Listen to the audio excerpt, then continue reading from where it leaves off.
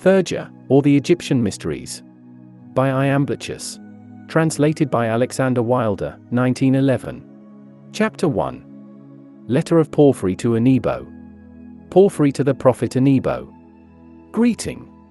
I will begin this friendly correspondence with thee with a view to learning what is believed in respect to the gods and good demons, and likewise the various philosophic speculations in regard to them. Very many things have been set forth concerning these subjects by the Grecian philosophers, but they for the most part have derived the substance of their belief from conjecture. 1. The gods and their peculiarities. In the first place, therefore, it is to be taken for granted that there are gods. I ask then, what are the peculiarities of the superior races, by which they are differentiated from each other? Are we to suppose the cause of the distinction to be their energies or their passive motions, or things consequent, or is it a classification established by difference of bodies? The gods being distinguished by ethereal bodies, the demons by aerial bodies, and souls by bodies pertaining to the earth? As the gods dwell in heaven only, I ask therefore, why are invocations at the theurgic rites directed to them as being of the earth and underworld? How is it that although possessing power unlimited, undivided, and unrestricted, some of them are mentioned as being of the water and of the atmosphere, and that others are allotted by definite limitations to different places and to distinct parts of bodies? If they are actually separated by circumscribed limitations of parts, and according to diversities of places and subject bodies, how will there be any union of them one to another? How can the theosophers consider them as impressionable? For it is said that on this account phallic images are set up and that immodest language is used at the rites. Certainly if they are impassive and unimpressionable, the invocations of the gods, announcing favorable inclinations, propitiations of their anger and expiatory sacrifices, and still further what are called necessities of the gods, will be utterly useless. For that which is impassive is not to be charmed or forced or constrained by necessity. Why, then, are many things performed to them in the sacred rites, as to impressionable beings? The invocations are made as to gods that are impressionable beings, so that it is implied that not the demons only are impressionable, but the gods likewise, as was declared in Homer, even the gods themselves are yielding. Suppose, then, we say, as certain individuals have affirmed, that the gods are pure mental essences and that the demons are psychic beings participating of mind.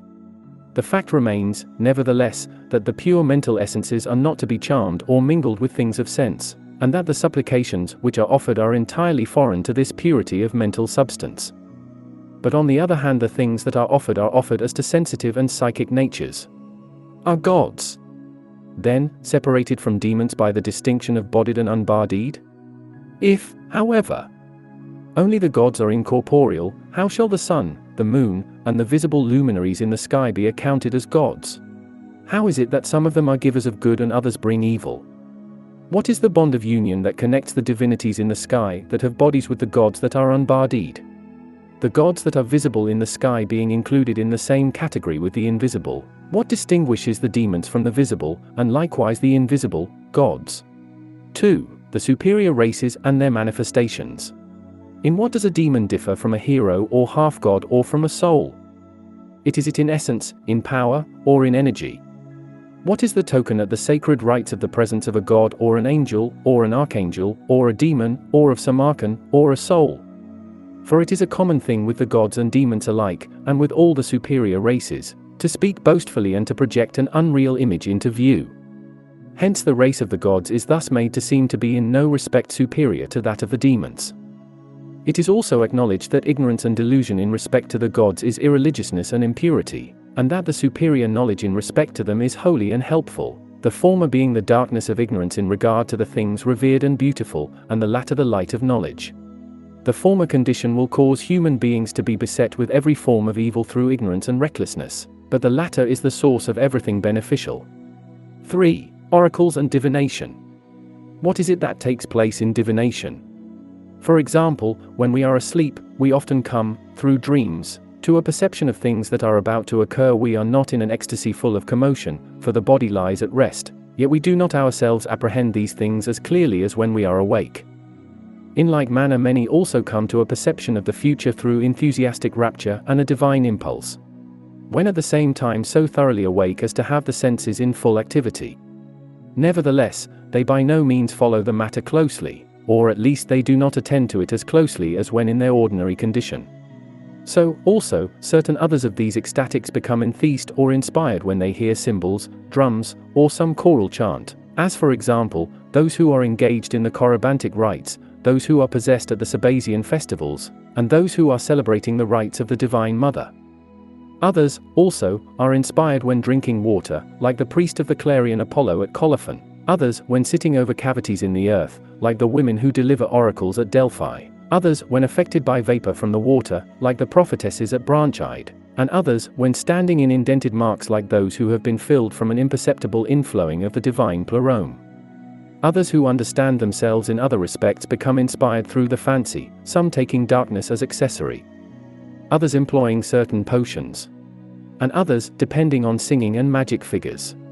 Some are affected by means of water, others by gazing on a wall, others by the hypaethral air, and others by the sun or in some other of the heavenly luminaries. Some have likewise established the technique of searching the future by means of entrails, birds, and stars. What, I ask, is the nature of divination, and what is its peculiar character? The diviners all say that they arrive at the foreknowledge of the future through gods or demons, and that it is not possible for others to have any inkling of it, only those who have command over the things to be. I dispute, therefore, whether the divine power is brought down to such subserviency to human beings as, for instance, not to hold aloof from any who are diviners with barley meal. In regard, however, to the origins of the oracular art, it is to be doubted whether a god, or angel, or demon, or some other such being, is present at the manifestations, or at the divinations, or at any other of the sacred performances, as having been drawn thither through you by the necessities created by the invocations. Some are of opinion that the soul itself both utters and imagines these things, and that there are similar conditions of it which have been produced from little sparks. Others, that there is a certain mingled form of substance produced from our own soul and from the divine in breathing. Others, that the soul, through such activities, generates from itself a faculty of imagination in regard to the future. Or else that the emanations from the realm of matter bring demons into existence through their inherent forces. Especially when the emanations are derived from animals. These conjectures are put forth for the following statements. 1. That during sleep, when we are not engaged with anything, we sometimes chance to obtain perception of the future. 2. That likewise, an evidence that a condition of the soul is a principal source of the art of divining is shown by the facts that the senses are held in check, fumes and invocations being employed for the purpose, and that by no means everybody, but only the more artless and young persons, are suitable for the purpose. 3. That likewise, ecstasy or alienation of mind is a chief origin of the divining art, also the mania which occurs in diseases, mental aberration, abstinence from wine, suffusions of the body. Fancies set in motion by morbid conditions or equivocal states of mind, such as may occur during abstinence and ecstasy, or apparitions got up by technical magic. 4. That both the realm of nature, art, and the feeling in things of common throughout the universe, as of the parts in one animal, contain foreshadowings of certain things with reference to others. Moreover, there are bodies so constituted as to be a forewarning from some to others. Examples of this kind are manifest by the things done, namely, that they who make the invocations at the rites carry stones and herbs, tie sacred knots and unloose them, open places that are locked, and change the purposes of individuals by whom they are entertained, so that from being paltry they are made worthy. They also who are able to reproduce the mystic figures are not to be held in low esteem.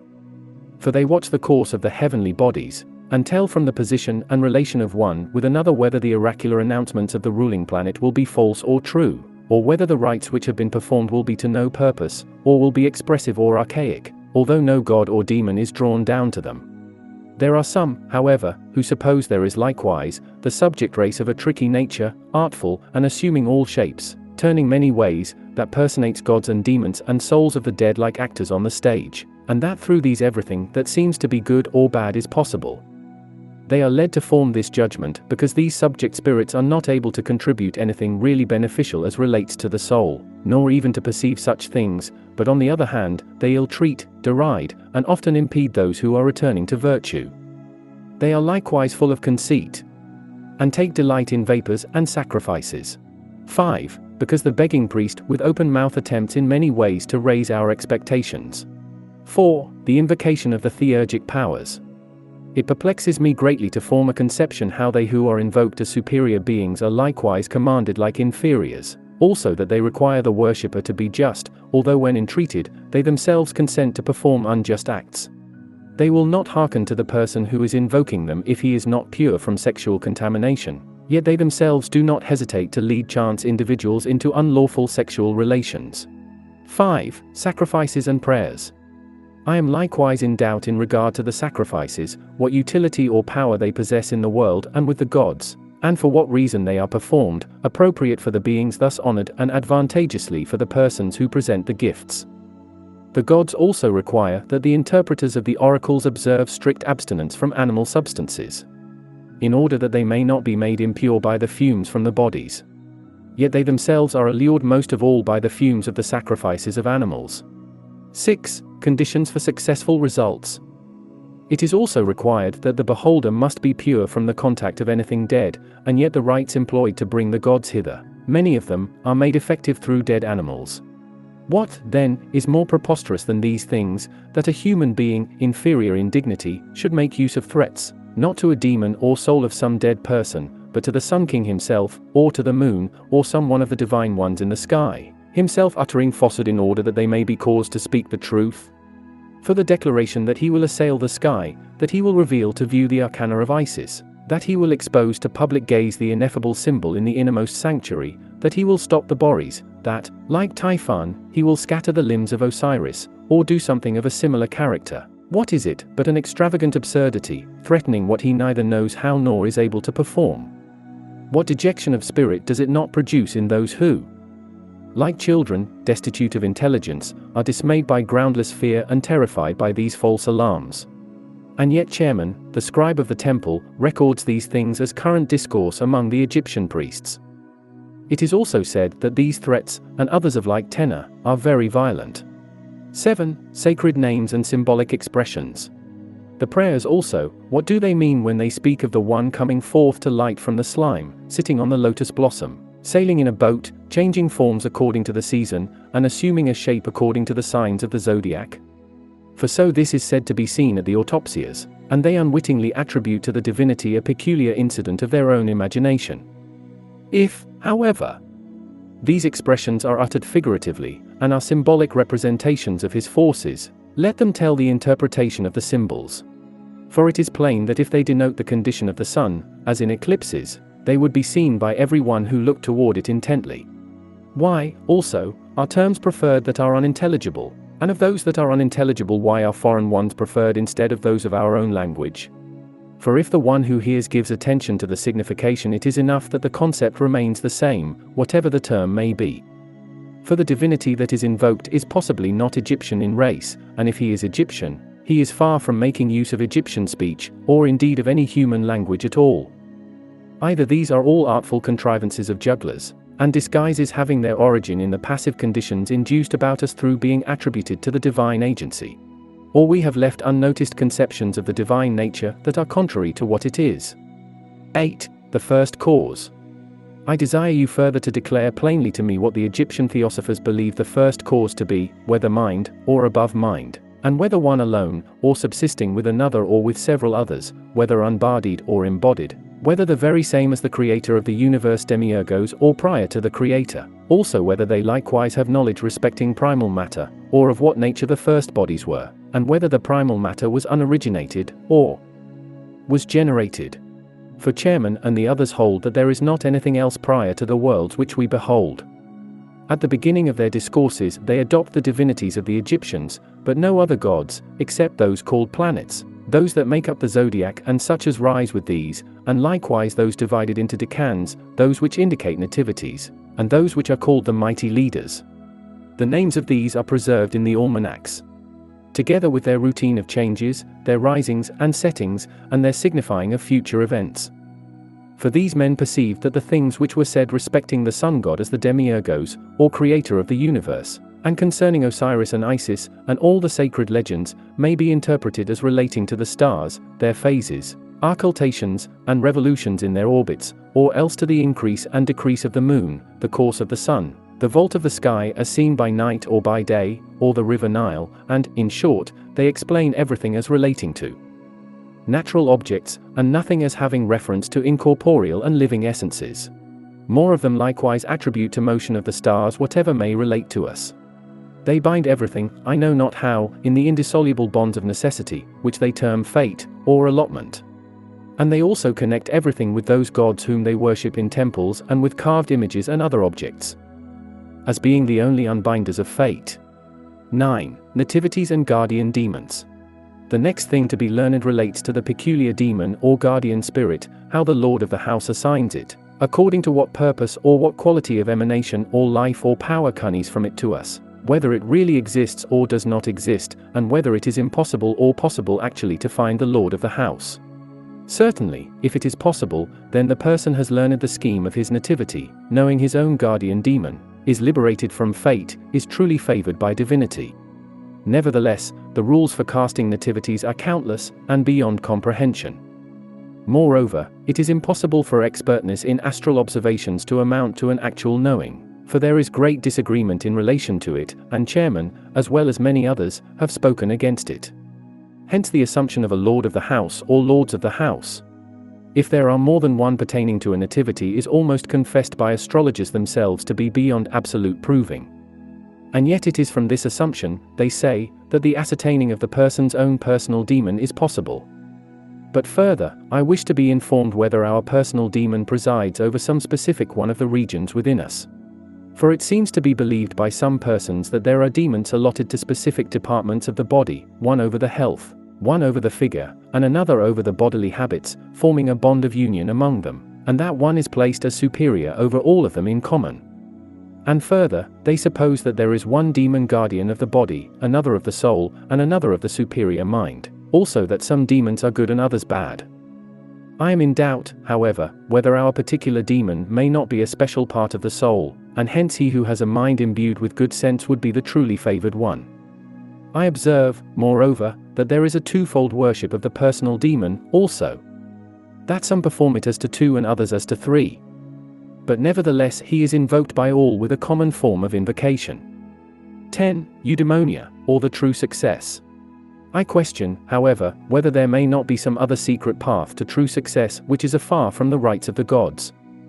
I doubt whether it is really necessary to pay any regard to the opinions of individuals in regard to the divine endowment of divination and theurgy, and whether the soul does not now and then form grand conceptions.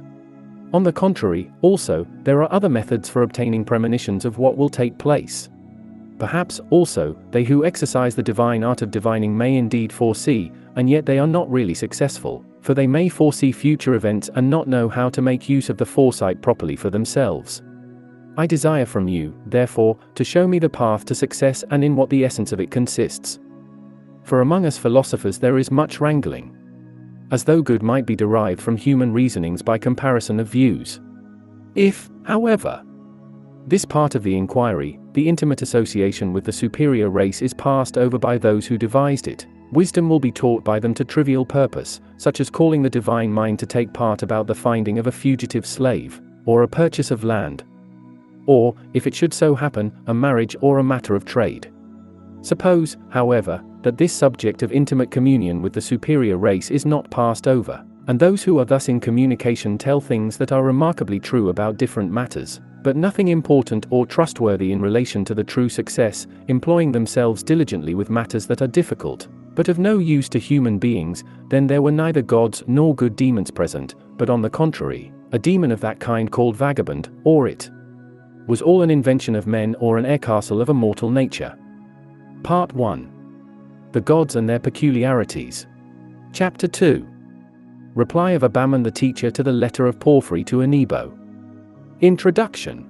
Hermes, the patron of literature, was rightly considered of old to be a god common to all the priests and the one presiding over the genuine learning relating to the gods, one and the same among all. Hence our predecessors were wont to ascribe to him their discoveries in wisdom and to name all their respective works books of Hermes. If, therefore, we participate in this God, of the measure which has fallen to us and become possible to us, thou dost well to propose these questions in regard to the divine sciences to the priests as to friends for an accurate solution. Having good reason therefore for considering the letter sent by thee to Anebo, my pupil, as having been written to myself, I will answer thee truly in regard to the matters about which thou hast inquired. For it would not be becoming that Pythagoras, Plato, Democritus, Eudoxus, and many others of the old Greeks, should have obtained competent instruction from the temple scribes of their own time, but that thou who art contemporary with us, and having the same disposition as they, should be turned away by those now living and recognized as public teachers.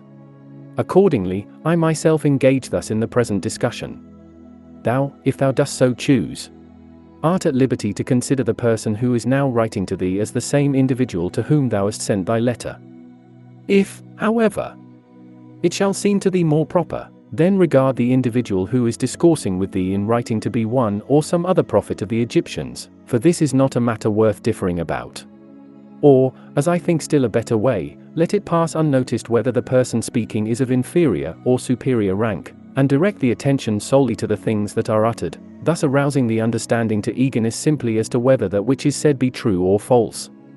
In the first place, let us take the subject separately in order to ascertain the scope and quality of the problems which are now proposed for discussion. Next, let us examine in detail the theories respecting divine matters from which thy doubts were conceived, and make a statement of them, as to the sources of knowledge by which they are to be investigated. Some which are badly jumbled together require to be taken apart, while others have relation to the divine cause through which everything exists, and so are readily apprehended. Others, which we might put forward according to a certain plan of exhibiting contradictory views, draw out the judgment in both directions, and there are likewise some which demand from us to explain the whole of the initiatory rites. Such being the facts, our answers are to be taken from many places and from different sources of knowledge.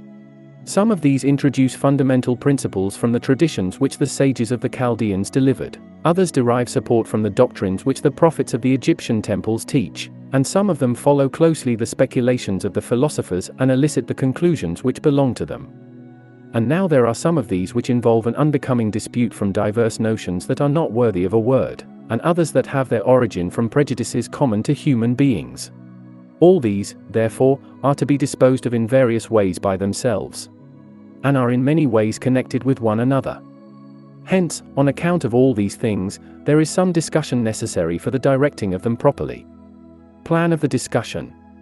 We will, therefore, set forth to thee the hereditary opinions of the Assyrian sages in regard to the true knowledge, and will show thee in plain terms our own. Some things in the Gnosis will be brought into the discussion from the innumerable arcane writings, and the rest will be from the works upon the entire range of divine matters, which the old compilers have collected into a book of limited dimensions.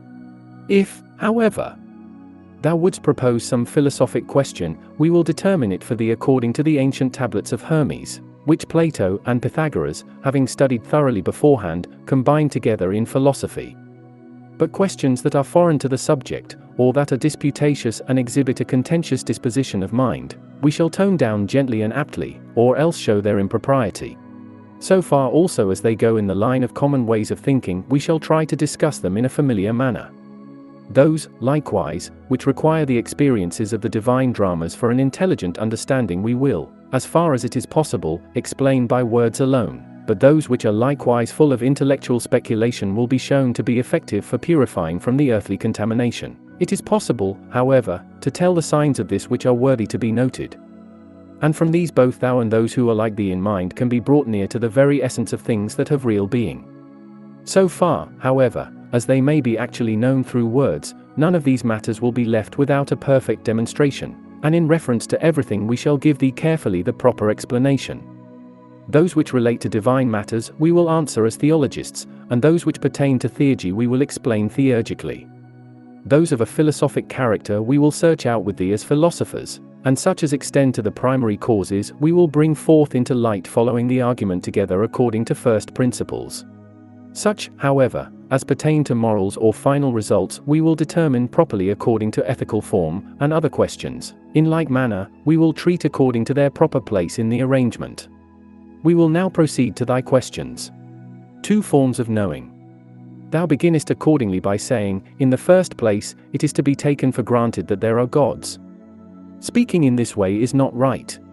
For the inborn knowledge in respect to the gods is coexistent with our very being, and is superior to all judging and deciding beforehand. Indeed, it is pre-existent both to argument and demonstration, and is united interiorly from the beginning to its own divine cause, and is coexistent with the inherent longing, and impulse of the soul to the good. If, however, We must speak truly, the conjoining to the divine nature is not knowing, for this is kept separate after a manner by an otherness. Prior to this knowing, however, which is as of one individual having knowledge of another, the intimate union as in a single concept is self-originated and indistinguishable. Hence we ought to concede the point as though possibly it might not be granted, not to assume it as a matter of uncertainty. For it always existed simply in energy. Nor is it proper to put it to proof in this way as though we had authority to judge and reject, for we are ourselves encompassed in it, or rather we are filled by it, and the very selfhood which we possess in this knowing of the gods. I have, moreover, the same thing to say to thee in regard to the superior races which come next in order after the gods. I mean the demons, heroes, and uncontaminate souls. For it is always necessary to bear in mind respecting these subordinate races that they have one defined form of essence, also that we put aside from our conception of them the indefiniteness and instability which are incident to the human constitution, and renounce the tendency to incline to the other side which arises from attempts to counterbalance the opposition of the arguments. For such a thing is foreign to the principles of reason and life, but is derived from secondary sources, such even as belong to the power and contrariness of the realm of generated existence. It is necessary, however, to treat of them as being of a uniform nature. Let it be admitted, then, that with the companions of the gods in the eternal region there is the innate perception of them. Therefore, even as they have their being always after the same manner, so also the human soul is conjoined to them by knowledge according to the same principles, never by any conjecture, opinion or reasoning which have their beginning in time pursuing the essence which is beyond all these, but by pure and faultless intuitions which it received out of eternity from the gods being conjoined with them in these principles. Nevertheless, thou seemest to consider the knowing of divine beings to be the same as the knowing of other matters, and likewise that a point may be taken for granted from opposing arguments, as is usual in debates. But there is no such similarity. For the perceiving of them is absolutely distinct from everything of antithetic character. It is not made valid by being now conceded or by coming into existence, but on the other hand it is a single concept, and coexisted with the soul from eternity. I say such things to thee, therefore, in regard to the first principle in us, at which it is necessary for those to begin who would both speak and hear anything whatever concerning the superior races or about ourselves. Peculiarities of the superior races. Then follows thy question, what are the peculiarities of the superior races by which they are differentiated from each other? If by peculiarities thou meanest differences as of species under the same genus, which are distinguished by opposite characteristics, as rational and irrational under the head of animal, we by no means admit the existence of such differences in beings that neither have one common essence, nor characteristics diverse from one another, nor have received an organization from a common source which is undefined and yet defines the peculiarity. If, however, thou supposest the peculiarity to be a certain simple condition limited in itself, as in primary and secondary races, which differ in their entire essence and in the whole genus, thy notion of the peculiarities is reasonable. For these peculiarities of beings that always exist will all be in some manner set apart, separate and simple. The questioning, however, is going forward to little purpose, for it behoves us, first of all, to ascertain what the peculiarities are in regard to essence, then in regard to power, and so, after that, what they are in regard to energy. But as thou hast now put the question in reference to certain peculiarities which distinguish them, thou speakest only of the peculiarities of energies. Hence thou askest the difference in them in respect to the last things as mentioned, but art passing over unnoticed, without questioning, the first, and, as relating to the elements of variableness, the most important of them. Moreover, there is something added in the same place in regard to active or passive motions. This is a classification not at all proper as relates to the superior races, for in none of them is there the contrast of active and passive, but certain of their energies are to be contemplated as unconditioned, unrestrained, and without relation to anything opposing. Hence we do not admit in regard to them that there are such motions as active and passive in respect to the soul. For we do not concede self-motion from moving and being set in motion, but we suppose that there is a certain unique self-originating motion which is its very own, and not an aptitude derived from an outside source taking from it action in itself and a passive condition by itself. Who, then, may admit in respect to the races superior to the soul that they are to be distinguished by the peculiarities of active and passive motions. Further, therefore, that expression which is added, or things consequent, is inconsistent with their nature.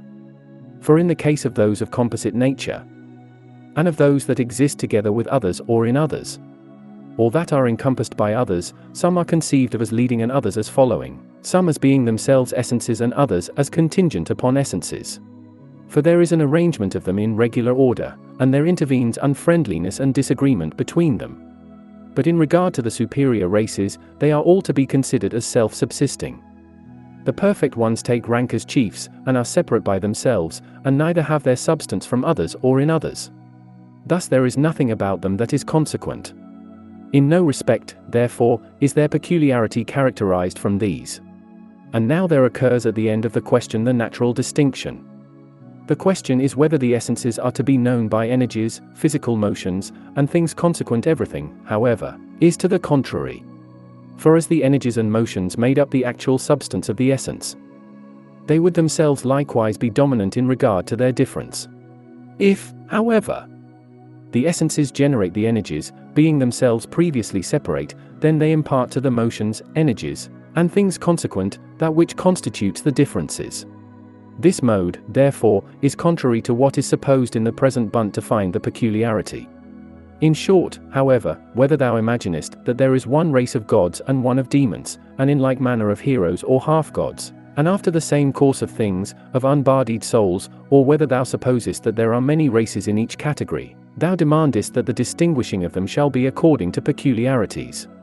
For if thou supposest each race to be a unit, the whole arrangement of divine orders according to the more perfect classification is overturned. However, they are defined by these according to race, as it may seem satisfactory. And there is not among them one common definition in relation to essence, except that those that are prior are distinguished from the inferior races. It is not possible to find out their common boundaries. And even though it should be possible, this very thing takes away their peculiarities. Hence the object which is sought is not to be found in this way. He, however, will be able to define their peculiarities who reasons upon the analogous sameness in the higher orders. As, for example, with the many races among the gods, and again with those among the demons and half-gods, and lastly with souls. Hence it has been demonstrated by us through this argument what is the right course of the present investigation, its limitation, and how it is possible for it to be made. Arrangement of the superior orders. Let us next proceed with the answers, one after another, to the questions which have been asked. There is then the good, both that which is beyond essence and that which exists through essence. I am speaking of that essence which is the most ancient and most to be revered, and which, as to is incorporeal. It is a special peculiarity of the gods, and is characteristic of all the races that are included with them, and hence, not being divided from this, but existing in like manner the same in them all, it preserves their peculiar distribution and arrangement. Souls. But with souls that are ruling over bodies, that are occupied with the care of them, and that are placed in order apart by themselves in the eternal regions, before the transition to generated existence, there is not present either the essence of the good, or the cause or supreme principle of the good which is prior to essence, but there comes from it a certain participation and habit of good, as we perceive that a sharing of beauty and virtue is very different from what we observe with human beings. For this is equivocal, and becomes manifest in complex natures as soul thing acquired. But the principle of goodness is established unchangeable and perpetual in the souls. It never at any time goes away from itself, nor is it taken away by anything else. Demons and heroes or half-gods. Such then being the case with the divine races, the first and the last the gods and souls, let us consider the two races intermediate between these two extremes, namely, 1, that of heroes or half-gods, which not only ranks higher than the order of souls in power and virtue, moral beauty and greatness, and excels it in every good quality which is incident in souls, but is also closely joined to them by the kindred relationship of a similar form of life. 2. The other, the race of demons, which is closely allied to the gods, yet is in a certain sense inferior to them, following as though it was not first in rank but accompanying in subservience to the good pleasure of the gods. This race causes the otherwise invisible goodness of the gods to become visible in operation, becoming itself both assimilated to it, and accomplishing perfect works that are like it. For then what was before unutterable in it is made capable of being uttered. What was without form is caused to shine forth in visible figures, whatever of it was beyond all reasoning is brought forth into plain words, and having already received the carnate participation of beautiful gifts it bestows the same ungrudgingly, and transfers them to the races that rank after itself. Thus these intermediate races complete the common bond of gods and souls and render the connection between them indissoluble. They not only bind these together in one continuous series, from those on high to the very last, but they make the union of them all incapable of being separated and to be a most perfect blending, and an equal intermingling of them all. They likewise, after a manner, cause an outgoing influence to go forth equally from the superior to the inferior races, and a reciprocal one from subordinate races to those ranking above them. They also establish order among the more imperfect races, and likewise due proportions of the gift coming down from the better ones and of the reception which takes place, and having themselves received from above from the gods the causes or motives of all these, they make everything agreeable and suited in every respect to all. Thou must not think, therefore, that this classification is a peculiarity of powers or of energies or of essence, nor art thou taking them separately, to inspect them one by one.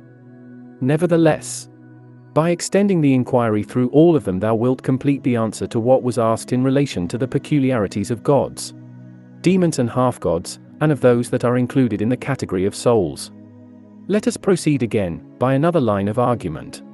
Everything, whatever it may be, and of whatever quality, that is united, that is firmly established in itself by unalterable law and is a cause among the indivisible essences, that is immovable, and so is to be considered as the cause of all motion, that is superior to all things and has nothing whatever in common with them, that is to be generally considered as wholly unmingled and separate, not only in being but in power and energy. Every such thing should be ascribed to the gods as being worthy of them. But that which is already divided into a great member, that which can give itself to other objects, that which both receives from others the limitation within itself, and is sufficient for the distribution among imperfect ones to make these complete, that nevertheless participates in the primary and life-giving motion and has communion with all things self-existent, and coming into existence, that receives a commingling of substances from them all and imparts a radiating influence from itself to all, and that extends these peculiar properties through all the powers, essences, and energies in itself. All this, speaking what is true, we shall ascribe to souls, as being implanted in them. The intermediate races. What shall we say, then, in regard to the intermediate races? I think from what has been said already that they are sufficiently manifest to every one, for they make complete the indivisible connection between the extreme races. Nevertheless, it is necessary to continue the explanation. I assume, accordingly, the race of demons to be a multitude in one, to be commingled in an unmingled manner, and to accept the lower races as associated with a distinct concept of the most excellent. But on the other hand, I describe the race of heroes or demigods as being placed over more common distribution and multitude, and likewise over action and commingling, and matters akin to these. It also receives gifts from above, transcendent, and as though concealed within, I mean union, purity of nature, stable condition, and undivided identity and superiority over others. For each of these intermediate races is next to one of the extreme races beyond, one to the first and the other to the last. It follows as a natural result that by a continued series of kindred relations the demonian race, beginning from the highest in rank, proceeds to the lower races, and that the other, having primarily a connection with the last of them all, should in some way have communication with those that are superior. Hence there may be perceived the complete joining together into one of the first and last races, the gods and souls, through the intermediates the demons and half-gods, and the entire sameness of nature, alike equally in substance, and also alike in power and energy. Whereas, therefore, we have made the classification of the four races in these two ways perfectly complete. We think it sufficient in regard to the others that for the sake of brevity, and because that which remains, the comprehending of the intermediate tribes, is in a measure already plain, we exhibit only the peculiarities of the extreme races. Hence we shall pass over the intermediate tribes as being already well known, and make a sketch of the others in some way in very few words. Chapter 3. The superior races. Peculiarities of the gods and souls. In regard to the extreme races the gods and souls, the former is chief, superior, and perfect, the other is inferior and imperfect. The former can do all things at once uniformly and now, but the other is neither able to do anything completely nor immediately, neither speedily nor individually.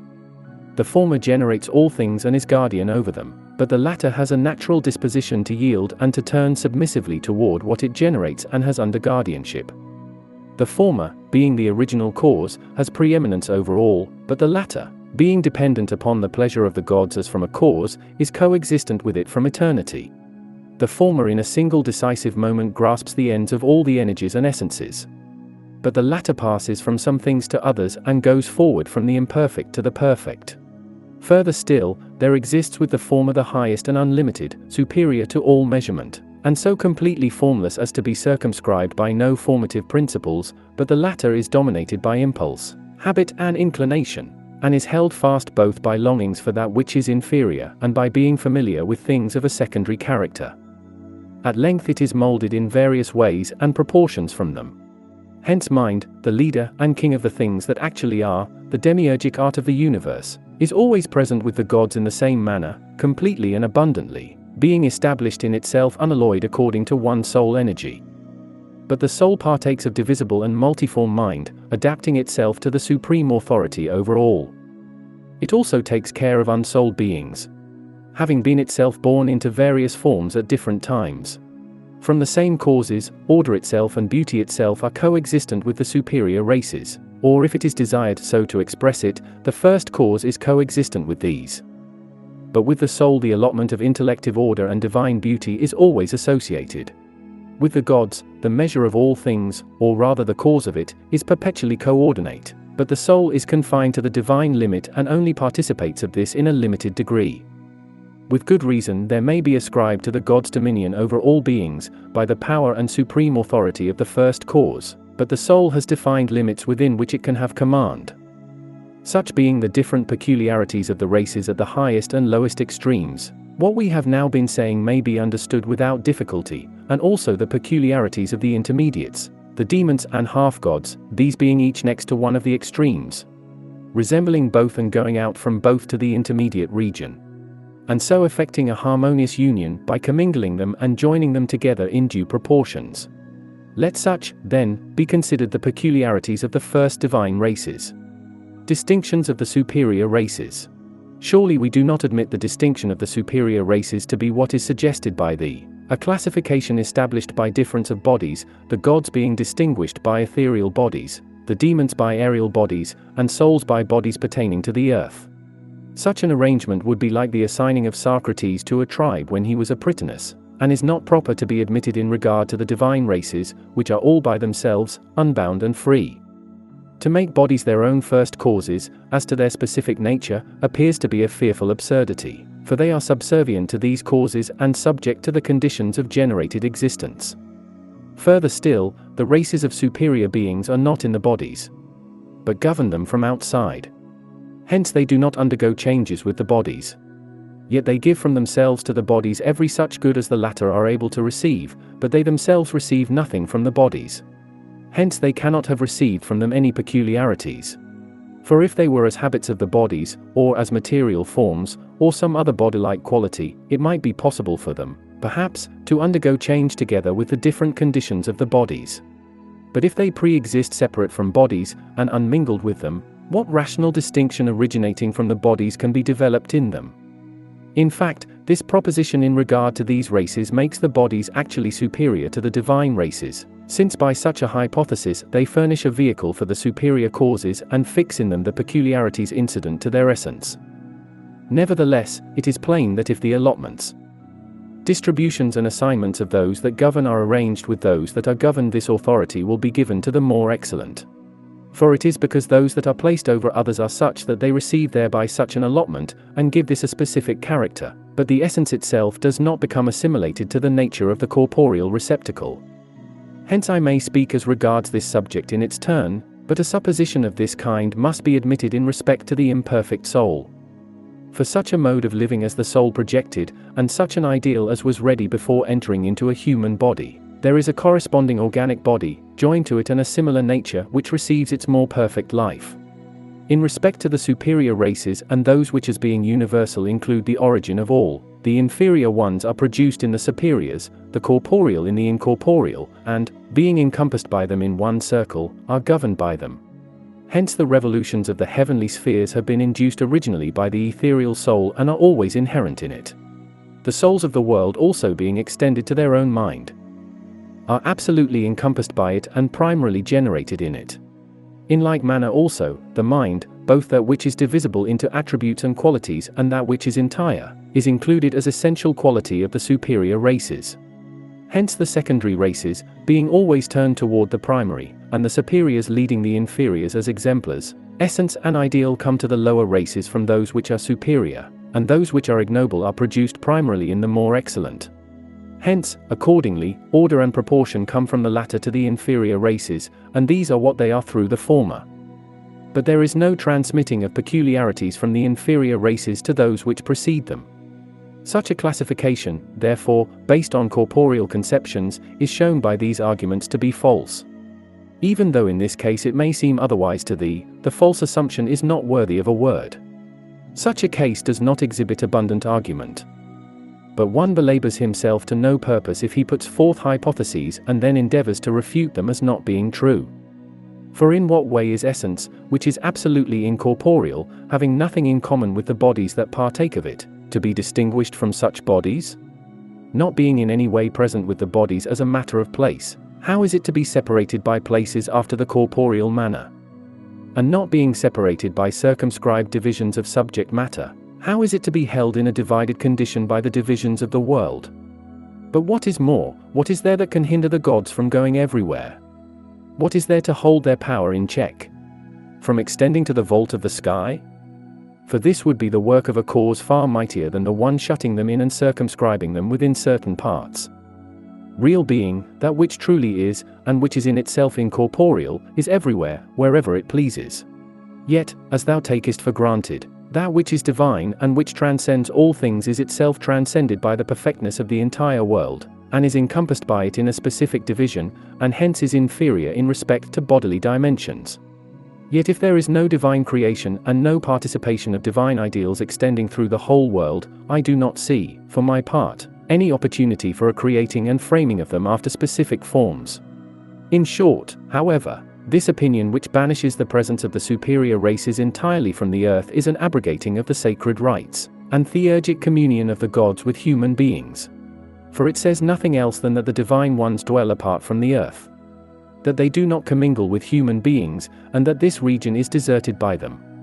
Consequently, according to this reasoning, we priests have never learned anything whatever from the gods, and since we differ in nothing from other men, thou hast not done right in questioning us as though we knew more than others. Not one of these statements of thine, however, is sound. For neither are the gods limited to parts of the earth, nor are the inferior races about the earth excluded from their presence. On the contrary, the superior races are characterized in this way, that they are encompassed by nothing and that they encompass all things in themselves. But those that belong to the earth have their being in the perfections pleromas of the gods, and when they become fit for the divine communion they at once, prior to their own essence, possess the gods that pre-existed in it. That this entire classification is false. That this plan of investigating peculiarities is irrational.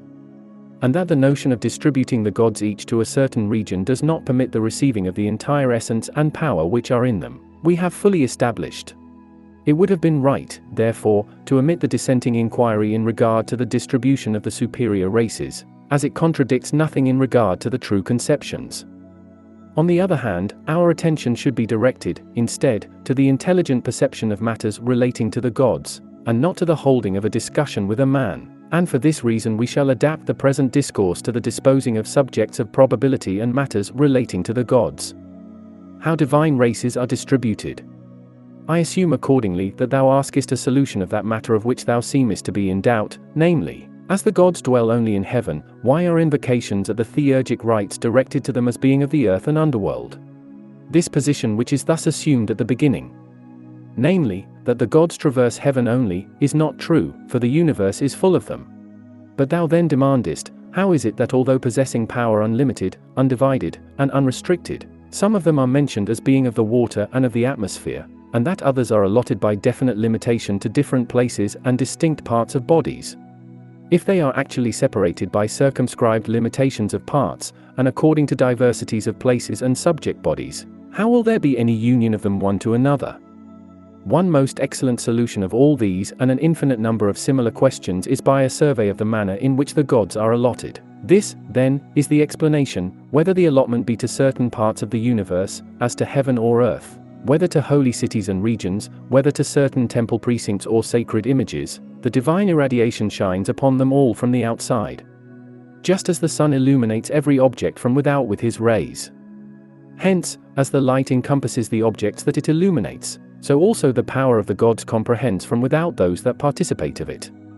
In like manner, also, as the light of the sun is present in the air without being combined with it, and it is evident that there is nothing left in the air when the illuminating agent is removed, although warmth is still present when the heating has entirely ceased, so also the light of the gods shines while entirely separate from the objects illuminated, and, being firmly established in itself, makes its way through all existing things. Still further, the light that is the object of perception is one, continuous, and everywhere the same entirety, so that it is not possible for a part of it to be cut off by itself, or to be enclosed in a circle, or at any time to remove itself from the source of illumination. According to the same principles, therefore, the whole universe, being susceptible of division, is distinguished with reference to the one and indivisible light of the gods. In short, this light is one and the same everywhere, and is not only present, undivided, with all things that are capable of participating of it, but it, likewise, by an absolute power and by an infinite superiority, fills all things, as a cause, joins them together in itself, unites them everywhere with itself, and combines the ends with the beginnings. The whole heaven, including with it the universe imitating this, goes around in a circular revolution, unites all to itself, and leads the elements whirling in a circle, and all things being in one another, and borne toward one another. It holds them together and defines their equal proportions, and guiding them to the remotest distances, makes the ends combine with the beginnings. As, for example, the earth with the sky, and effects a sole connection and accord of wholes with wholes. Who, then, that contemplates the visible image of the gods thus united as one will not have too much reverence for the gods, its causes, to entertain a different judgment and to introduce among them artificial divisions, arbitrary distinctions, and corporeal outlines? I, for one, do not think that anyone would be so disposed. For if there is neither any analogy, nor scheme of proportion, nor interblending in respect to power or simple energy of that which is set in order with that which sets in order, then I say that there is nothing existing in it, either of extension or in regard to distance, or of encompassing locally, or of division by due setting apart, or of any other such natural equalizing of qualities in the presence of the gods with beings inferior in their nature. For in natures that are homogeneous in essence and power, or that are in some manner of similar form or alike in race, there can be perceived an encompassing or holding fast. But in the case of those that are totally exempt from all these conditions, what opposing circumstance in respect to these things, or pathways through them all, or separate outline, or encompassing in some prescribed space, or anything of this kind, can be justly conceived? On the other hand, I think that they who are partakers of the gods are, every one, of such a nature as to partake of them according to their own intrinsic quality, some as of the other, others as of the atmosphere, and others as of the water, which the technique of the divine performances recognizes, and so makes use of the adaptations and invocations according to such a classification. So much may be stated in regard to the distribution of the superior races in the world. Superior beings not classified as passive and impassible. After these distinctions thou suggestest another classification on thy own account, and separatest the essences of the superior races by the differentiation of passive and impassible.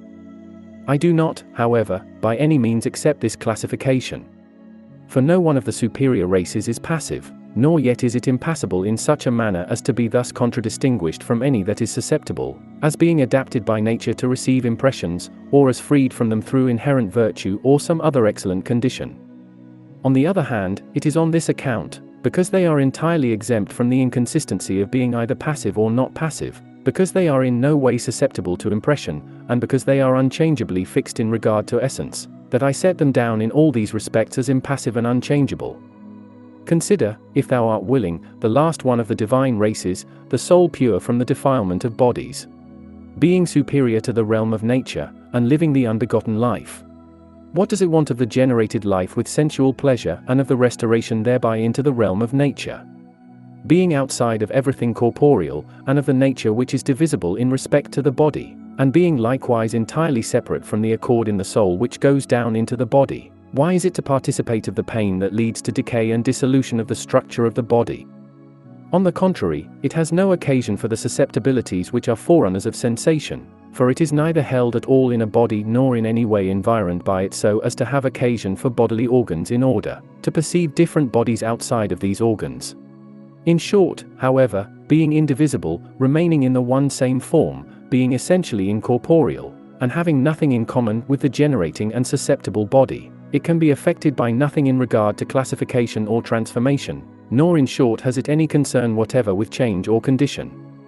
But on the other hand, whenever the soul comes into the body it is not itself, nor are the rational faculties which it imparts to the body susceptible to impression. For these are simple and single ideals, not admitting any disturbing element or entrancement, so far as relates to them. It is, therefore, the something that yet remains that is the cause of such experience to the composite nature. Nevertheless, the cause is not in any way the same as the effect. Hence, the soul being the first genesis and origin of the composite living beings that come into existence and pass to dissolution, is itself, so far as relates to itself, unbegotten and imperishable, so also those that participate of the soul are susceptible to impression and do not possess life and essence in their completeness, but are entangled in the indefiniteness and alien conditions of the realm of matter. Yet the soul, as relates to itself, is unchangeable, as being in its own essence superior to impression, and as neither being moved by any preference inclining in both directions passiveness and impassibility, nor as receiving an acquired versatility in the participating of habitude and power. Since, therefore, we have shown, in respect to the last race of the superior orders, namely, the soul, that it is impossible for it to participate in any passive or impressionable condition, how is it proper to attribute this participation to demons and half-gods who are sempiternal and follow the gods, and themselves according to their respective grades preserve, and likewise in their several places make the regular arrangement of the divine beings always complete, and do not leave any unoccupied space between the different orders? For this we know for certain, that the passive condition is not only undisciplined but also discordant and unstable, never being in any case its own master, but attached to that by which it is held fast and to which it is subservient in reference to the sphere of generated existence. This condition of passiveness, therefore, pertains to some other race rather than to one always existing and allied to the gods, not only maintaining the same arrangement but likewise going around the same circuit with them. Hence, therefore, the demons, and all who rank with them after the superior races, are impassible. Chapter 4. Rites, Symbols, and Offerings. Why then, are many ceremonies performed histrionically in the sacred rites, as though the gods were moved by passion? I think that this is said without an intelligent understanding in regard to the sacerdotal technique of the mysteries. For of the ceremonies performed from time to time in the sacred rites, some have an ineffable cause and a divine principle, others are consecrated to the superior beings from eternity as symbols are consecrated, others preserve some other image, just as nature, the supreme genetrix also from invisible concepts, molds visible semblances. Others are brought forward from some motive of veneration, or they are endeavors at figurative representation, or some concept of a family relationship. Some prepare us for something that is useful, or in some way purify and free our human passions, or turn away some of the evils that may be impending over us. Yet it may not be admitted that any part of the holy observance is performed to the gods or demons as to impressionable beings. For the essence which is subjectively everlasting and incorporeal is not of a nature to permit any change from the bodies offered at the rites. Not even though it be admitted that it has use especially of such a kind, would it ever need it from human beings in a religious service of this kind. It is supplied from itself, and from the nature or feminine principle of the world, and from the abundance which is in the genesis or generative energy, and if it is permissible to say this likewise, it receives a sufficiency before it can be in any want, through the unfailing complete supply of the world and its own ample abundance, and because all the superior races are fully supplied with the good things pertaining to them respectively. Let there be, therefore, this general encouragement for us in regard to the worship of the uncontaminate races, that they are likewise affiliated by kindred relationship to the beings that are otherwise superior to us. And on this account the pure are attracted to the pure, and the impassive to the impassive. Following every point in its turn, we remark that the planting of phallic images is a special representing of the procreative power by conventional symbols, and that we regard this practice as an invocation to the generative energy of the universe. On this account many of these images are consecrated in the spring, when all the world is receiving from the gods the prolific force of the whole creation. I think, however, that the immodest language to which you refer affords an illustration of the absence of moral virtues in the realm of matter, and the unseemly rudeness existing beforehand with the unformed elements that are to be organized. These, being utterly destitute of orderly arrangement, are passionately eager for it, so to speak, to such a degree as they are conscious of the unbecoming condition of things around themselves. Hence, again, perceiving from the speaking of vile utterances what is vile, they follow to the divine sources of the ideals and more beauties. They accordingly not only turn aside from evil action, but through the words, it is manifest in its forms and changes the impulse to a contrary direction. There is, however, still another reason of analogous character for these customs. The powers of the human passions that are in us, when they are barred on every side, become more vehement. But when they are brought into activity with moderation and reasonable measure, they are sufficiently delighted and satisfied, and becoming pure in consequence, are won over and set at rest. In the same way, likewise, in comedy and tragedy, when we behold the emotions of others, we repress our own, make them more moderate, and are purified from them. In the sacred rites, also, we are, by certain spectacles and relations of ugly things, delivered from the harm that is likely to befall through the events represented by them. Things of this character are brought into use, therefore, for the healing of the soul within us, the moderating of the evils which have become nature to it through the genesis or nativity, and likewise for the sake of its unloosing and deliverance from its bonds. On this account, probably, Heracleitos names them remedies as being cures for terrible maladies, and restoring the soul's sound from the experiences incident in the generated life. What the invocations accomplish. But the objection is also made, the invocations are made as to gods that are impressionable beings, so that it is implied that not the demons only are impressionable, but the gods likewise. This, however, is not as thou hast supposed. For the illumination which is present through the invocations is self-appearing and self-subsisting. It is also far removed from the being attracted downward, and goes forth into manifestation through the divine energy and perfection, and it excels voluntary choice and activity by so far as the divine purpose of the absolute goodness is superior to the deliberately chosen of life. By such a purpose, therefore, the gods being gracious and propitious, give forth light abundantly to the Theurgists, both calling their souls upward into themselves, providing for them union to themselves in the chorus, and accustoming them, while they are still in the body, to hold themselves aloof from corporeal things, and likewise to be led up to their own eternal and noutic first cause. From these performances it is plain, that what we are now discoursing about is the safe return of the soul, for while contemplating the blessed spectacles, the soul reciprocates another life, is linked with another energy, and rightly viewing the matter, it seems to be not even a human, for the most blessed energy of the gods. If, indeed, the upward way through the invocations effects for the priests a purifying of the passions, a release from the condition of generated life, and likewise a union to the divine first cause, why, indeed, does anyone impute to it any of the passion? For such invocation does not draw down beings that are impassive and pure, to that which is susceptible and impure. On the contrary, it makes us who had become impressionable through the generated life, pure and steadfast. On the other hand, even the favorable inclinations do not bring the priests into union with the gods through a passive condition, but they open the way for an indissoluble communion through the attraction which binds the universe together. It is by no means, as the term seems to imply, an inclining of the mind of the gods to human beings, but on the contrary, as the truth itself will teach, the adapting of the human intelligence to the participating of the gods, leading it upward to them, and bringing it into accord through persuasive harmonies. Hence, both the reverend names of the gods, and the other divine symbols, being of an elevating tendency, are able to connect the invocation with the gods. Proclus also declares that the gods are readily persuaded by invocations and enable the initiants to behold perfect, tranquil, and genuine spectacles. Propitiatory rites. What is more, the propitiations of anger will be plain enough if we learn thoroughly what the anger of the gods really is. It certainly is not, as some imagine, an inveterate and persistent rage.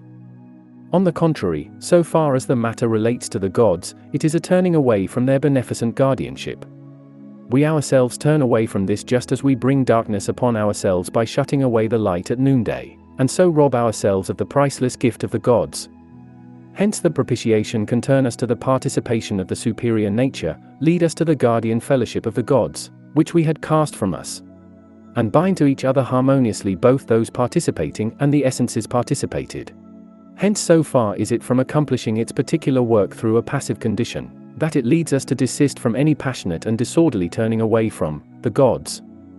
Nevertheless, because evil is present in the regions of the earth, the expiatory sacrifices act as a remedy and prepare us so that no change or any passive condition may occur with reference to us. Hence, whether it is through the gods or demons that a result of this kind takes place, it appeals to them as helpers, averters of evil, and as saviors, and through them turns away every harm that may be liable to follow from what has occurred. Let it be understood that those superior powers that turn away the blows incident to the realm of nativity and nature, are not preventing them in any way through passive conditions. Indeed, if anyone has imagined that the intercepting of the protecting influence may bring on some chance injury, the endeavor at persuading of the superior races through the expiatory sacrifices recalling them to their generosity, and taking away the sense of privation, may be in every respect pure and unchangeable. The necessities of the gods. Further still, we will consider what are called the necessities of the gods. The whole fact is this: the necessities are peculiarities of the gods, and exist as pertaining to gods, not indeed as from without, nor as from compulsion, but, on the contrary, as the goodness is of use from necessity. So also are they likewise in every particular, and they are not in any respect otherwise inclined. Such necessity is itself combined with a purpose ideally good, and is the beloved consort of love.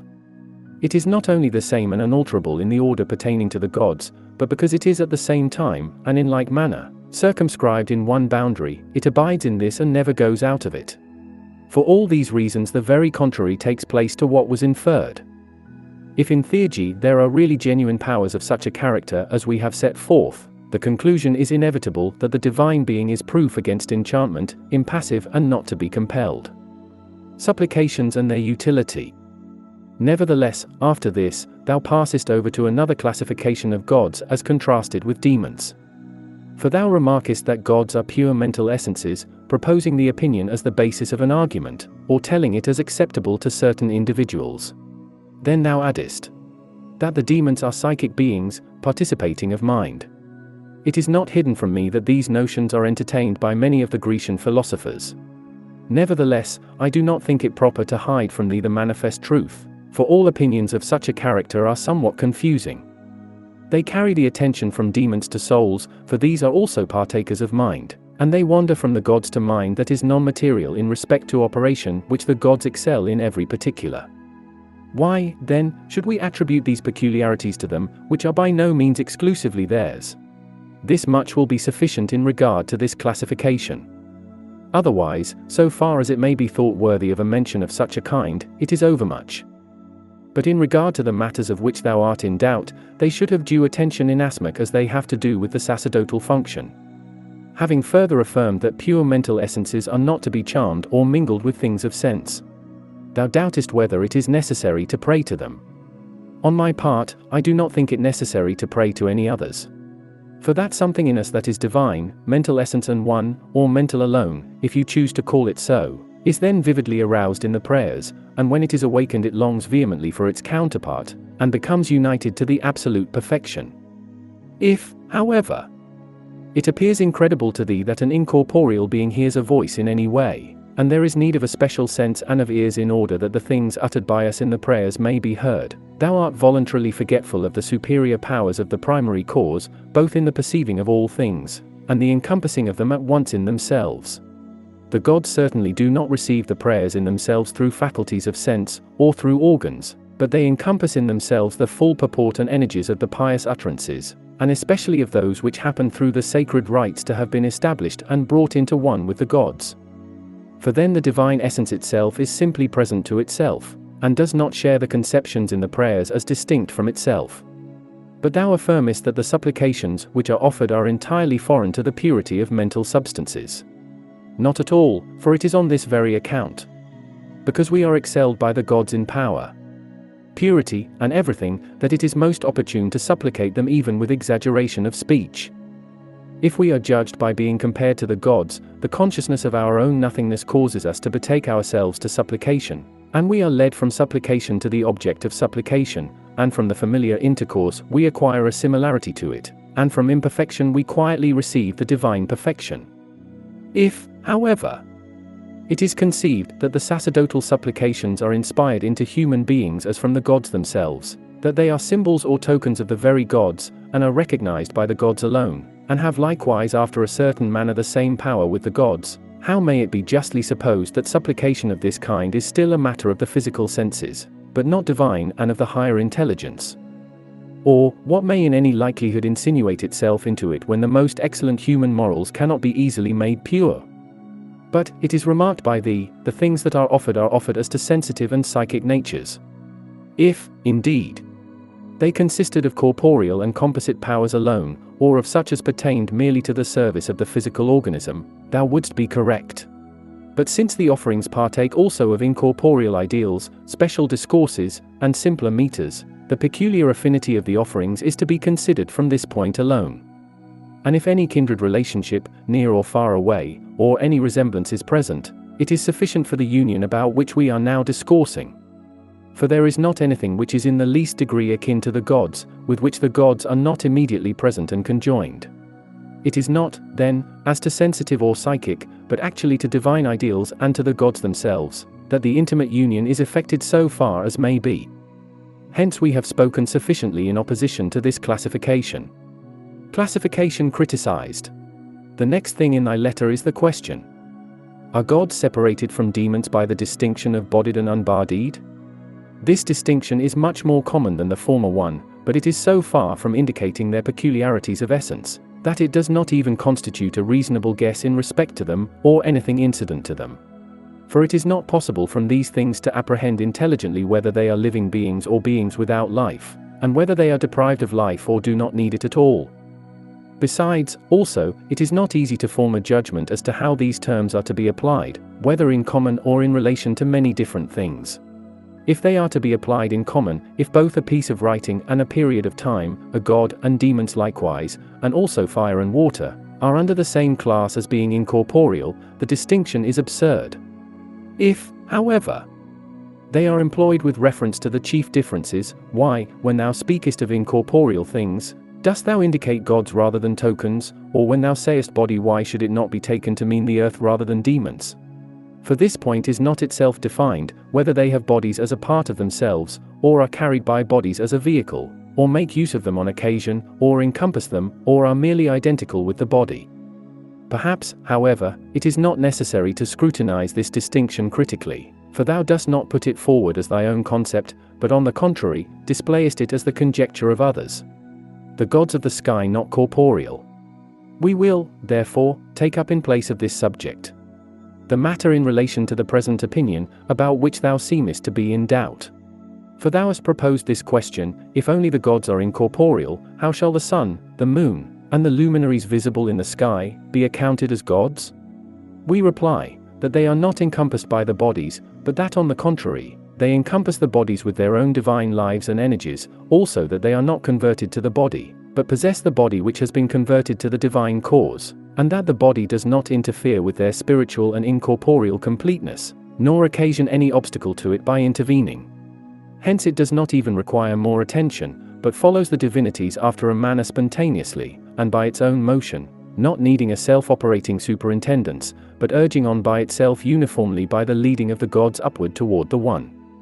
If, however, it is necessary, we will say this: the body of the divine guardian of the star in the sky is very closely akin to the incorporeal essence of the gods.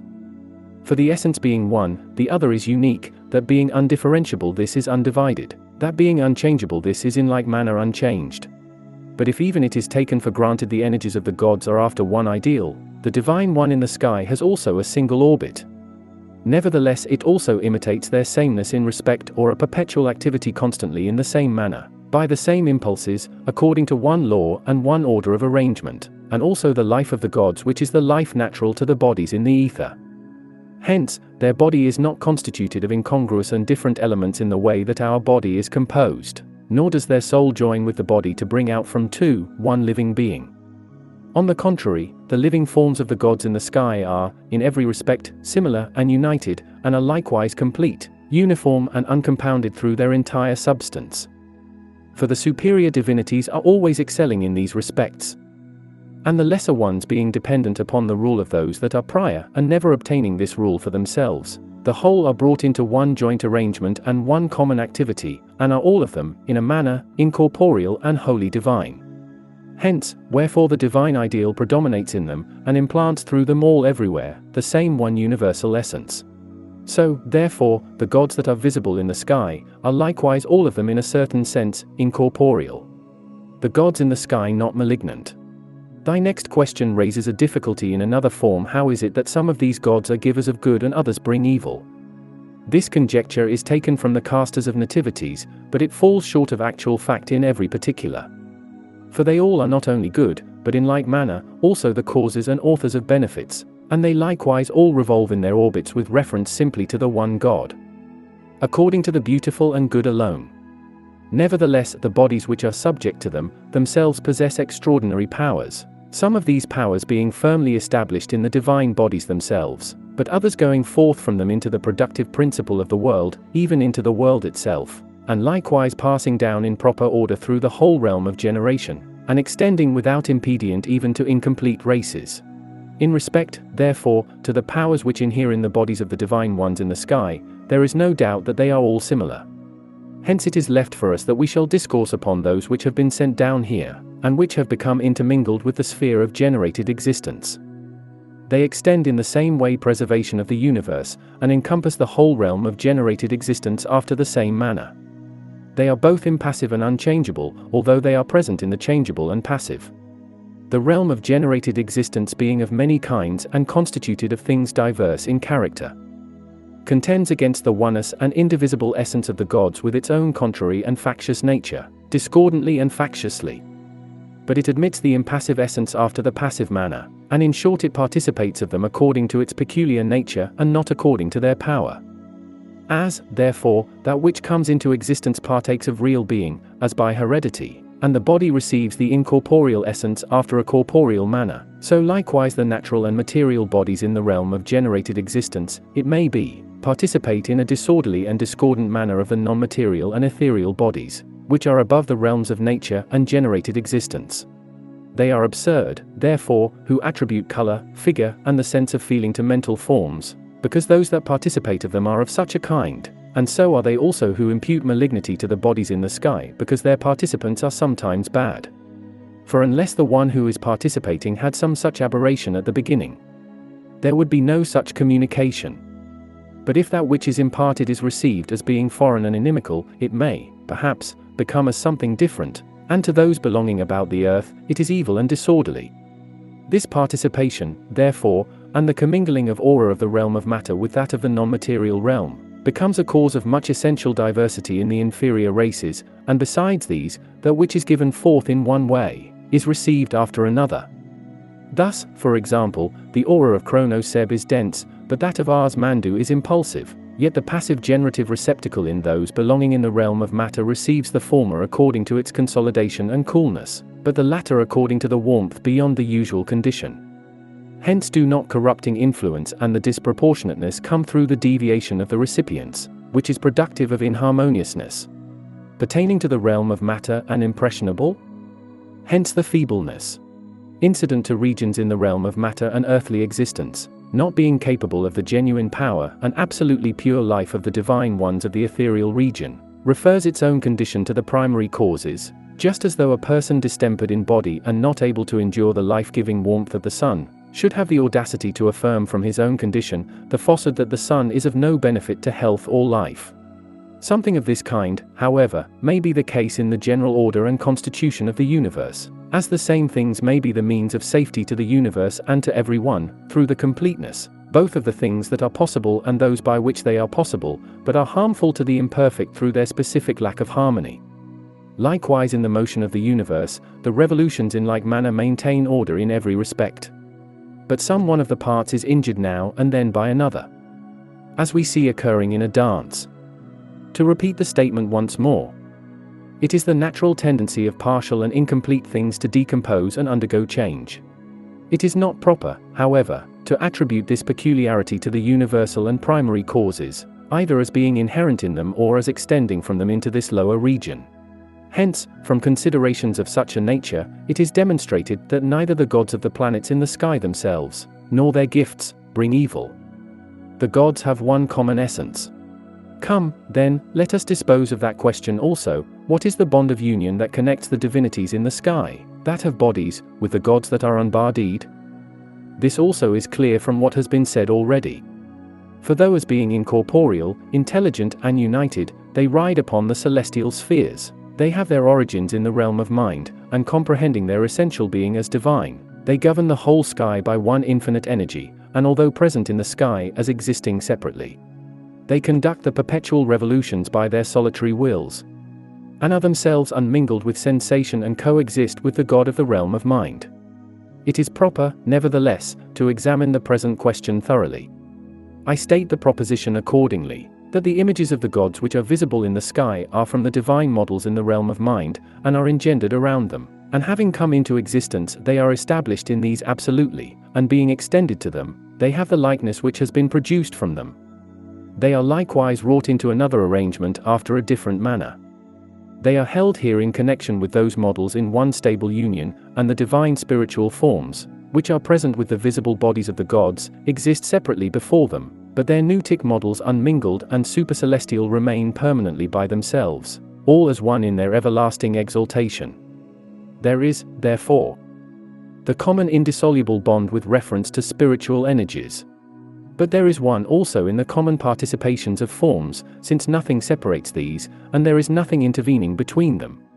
Besides, the non-material and incorporeal essence, being neither parted by spaces nor by subject bodies, nor marked off by delineations into separate parts, comes together at once, and coalesces into an absolute identity.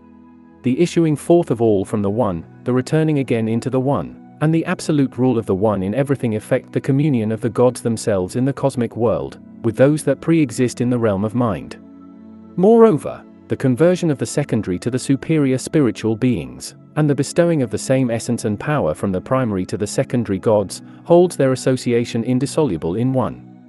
In regard to things of another quality, as for example, soul and body, and those of unlike kinds, such as material forms, and also of substances which are in some other way separated from each other, the natural union, which exists between them both, originates from the powers above and is cast off in consequence of the limited periods of time.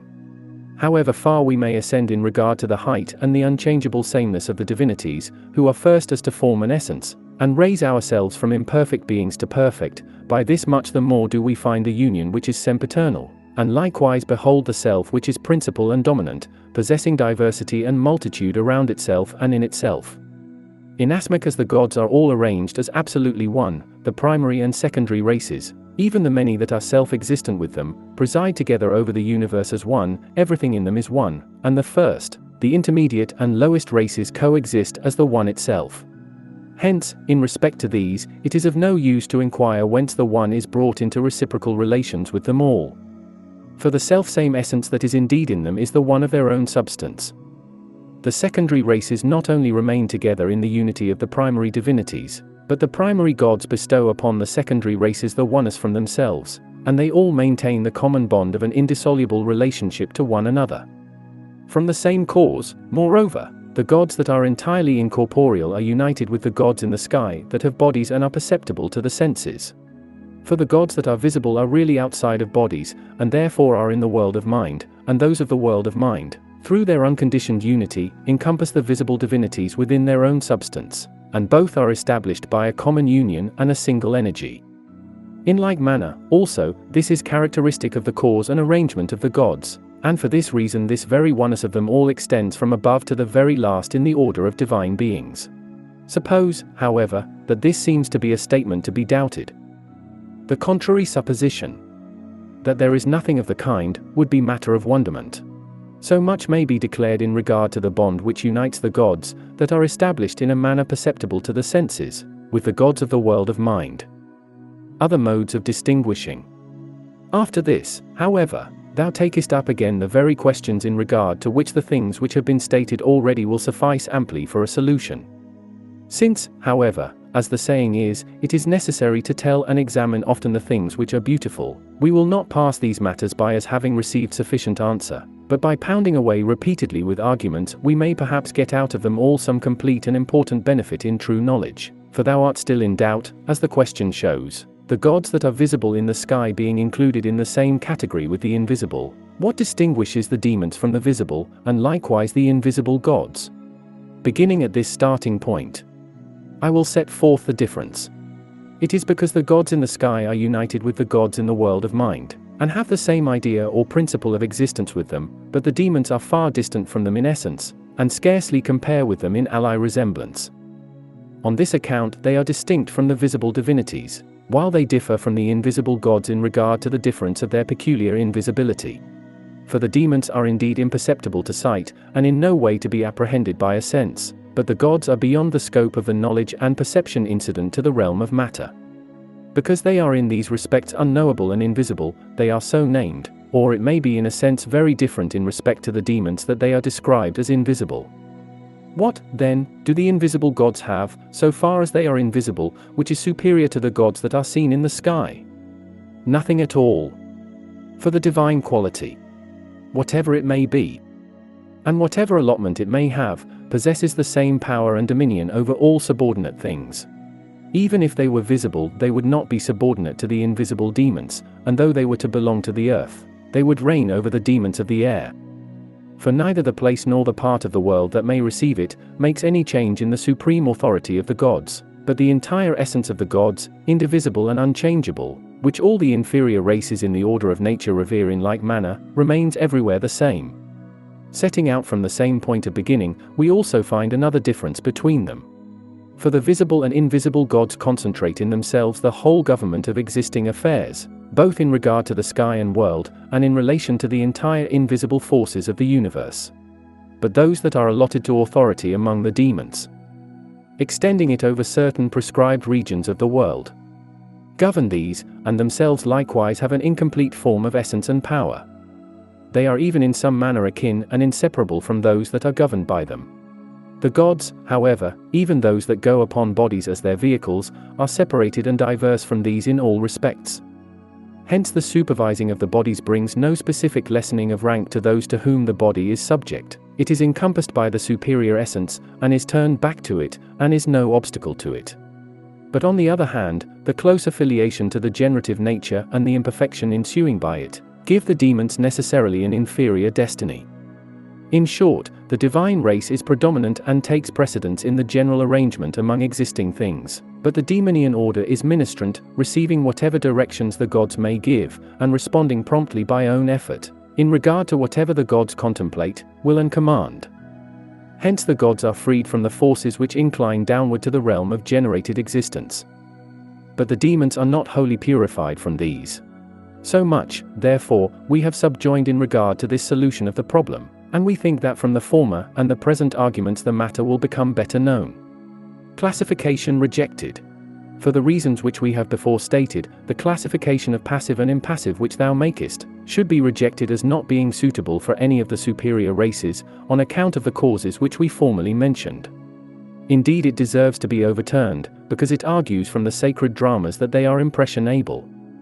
What holy rite, and what act of worship performed according to the sacerdotal regulations, is accomplished through a passive condition, or effects any satisfying of passive conditions? Was it not ordained from the beginning, according to the ordinances of the gods and likewise intelligently?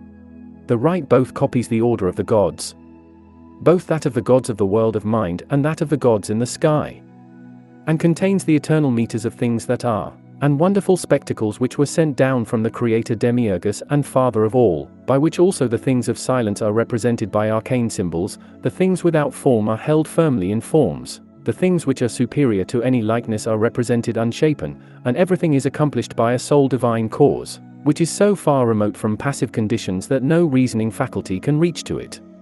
This fact, therefore, I suppose, becomes the cause why many turn away to the multitude of projects.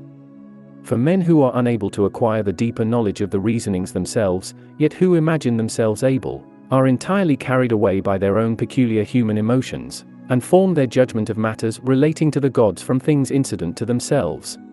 Hence they are in two ways, because they fail of the true concept of divine things, and because when they miss these, they drag their notions of these down to the level of human emotions themselves. Nevertheless, it ought not to be supposed that the things which are performed alike to gods and human beings, such as acts of homage, Salutations, offerings, firstfruits, are to be regarded as after the same plan of action in both cases, but that each is established apart from the other with regard to the distinction of being more honorable, the one venerated as being for the gods and the other held in low esteem as relating to human concerns. Thus is given a completeness to passive conditions, both of those doing homage and those to whom it is rendered, for they are human and of a corporeal nature, but honor is to be bestowed unstintingly upon the operation of the others, as being performed through unchanging admiration and a reverent condition of mind, because they are rendered to the gods. Part 2. Chapter 5. The superior races and their manifestations. Demons and half-gods diverse in essence. This it now becomes necessary to describe to thee, in what a demon differs from a hero or half-god and a soul, whether in essence, in power, or in energy. I say accordingly, that demons are produced by the generative and creative powers of the gods, in the furthest extreme of emanation and the last divisions, but that the heroes or half-gods have their origin by the forces of life in the gods, and that the superior and highest in rank of the souls are brought to completeness and distinguished from these forces. The nature of the demons and half-gods being thus derived from different sources, their essence is of necessity different. Thus that of the demons is effective of purposes, bringing to maturity the natures about the world, and exercising guardianship individually over those coming into existence. That of the heroes is life-sustaining, promotive of the reasoning faculty, and directive of souls. The powers likewise may be defined accordingly. Those of the demons pertain to coming into existence and also to the oversight of the souls and of the connection of the souls with the bodies. It is also proper to assign to the heroes powers life-imparting, directive of human beings, and setting free from the nativity. The energies. It follows now that their energies should be explained. Those of the demons may be described as being employed around the world and as extending generally among the things accomplished by themselves, but those of the heroes not only as not extending so far, but as being engaged with the distribution of the souls. So, therefore these being explained, the soul is next, and ranks as the end of the series of divine beings. Having received from these two races a specific allotment of powers, it both augments the apportionment by other more abundant additions from itself, and likewise projects from itself at one time various forms and principles of life which are entirely different, and at another time still others. Thus making use of different lives and ideals according to each region of the world, it is united with those that it likes, and draws away from those from which it may wish to be separate, becoming assimilated to all, and separated from them by otherness.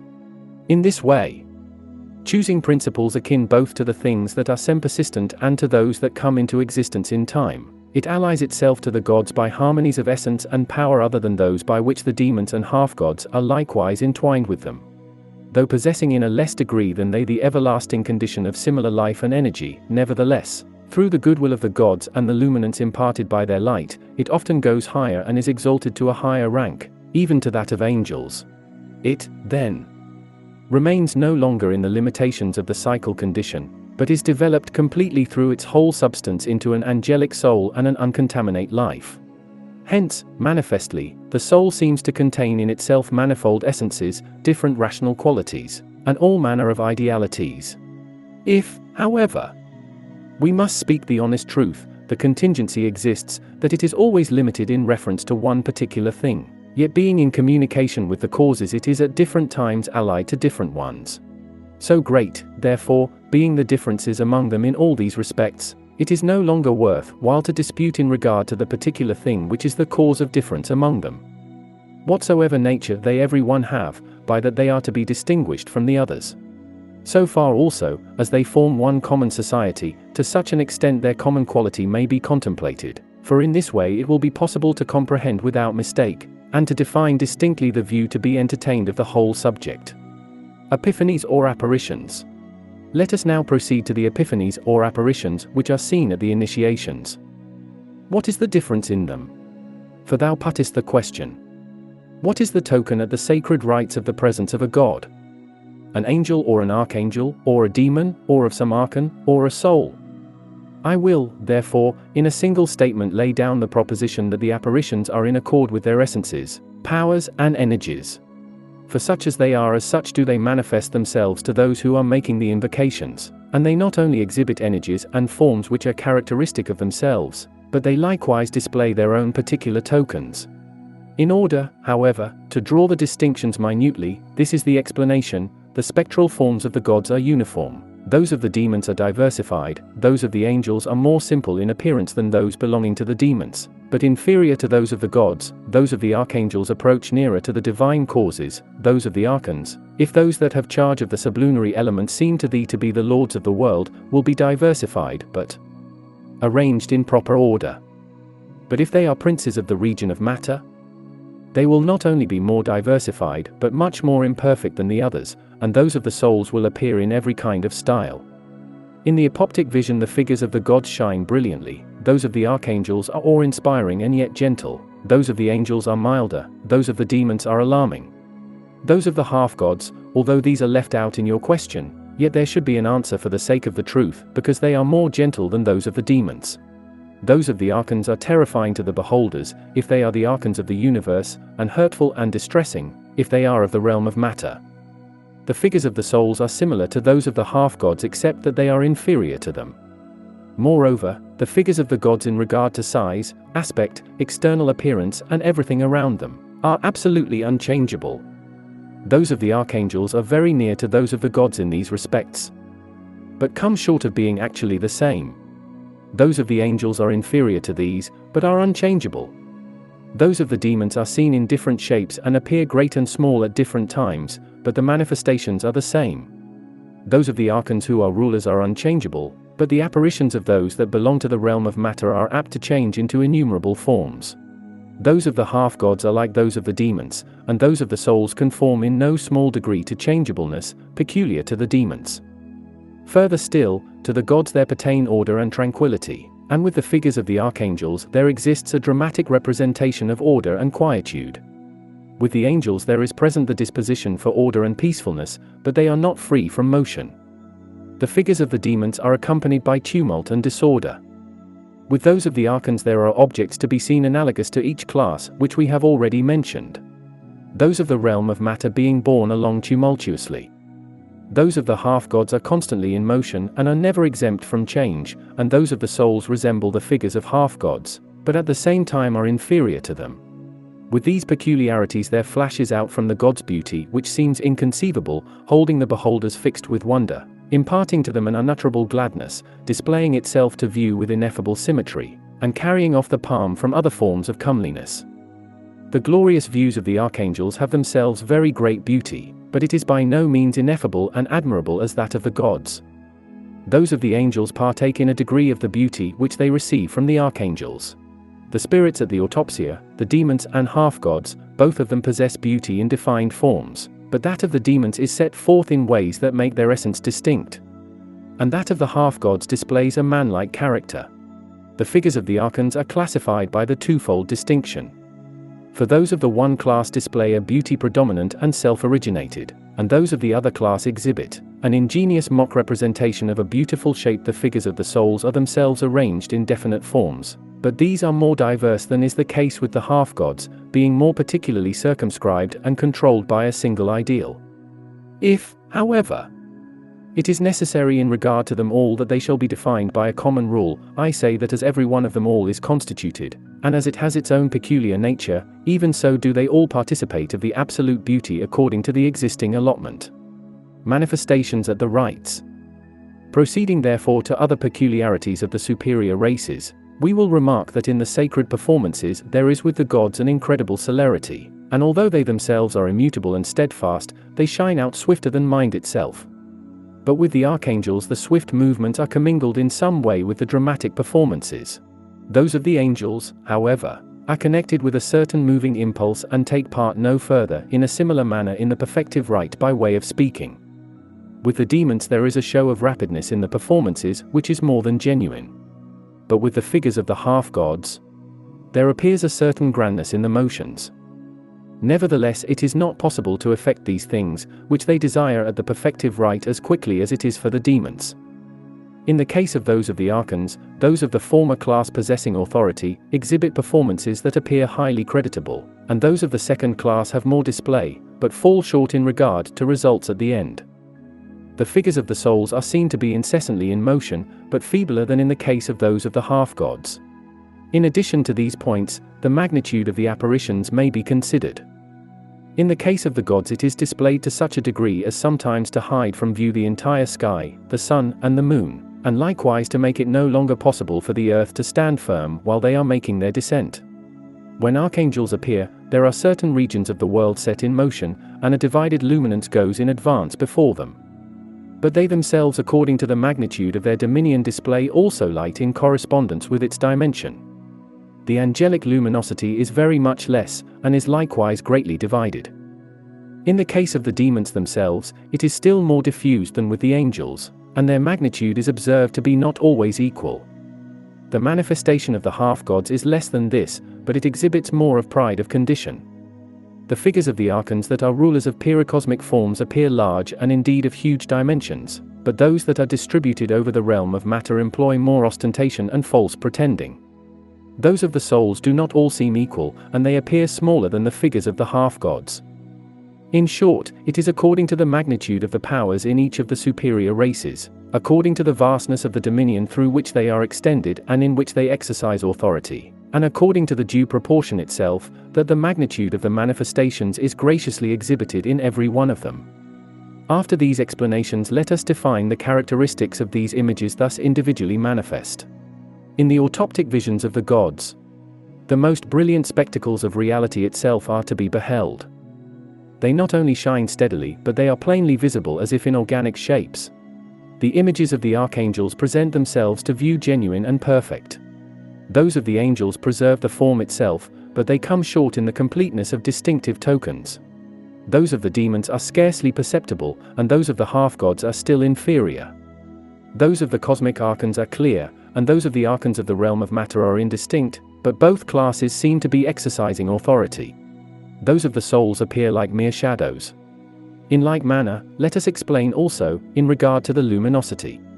The images of the gods glow with abundance of light, and those of the archangels are surpassingly luminous. Those of the angels are resplendent with light, but the demons present the appearance of smoldering fire, and the half-gods are commingling from many sources. The cosmic archons are relatively more pure from such admixture. But those of the realm of matter exhibit a mingling of dissimilar and incongruous elements.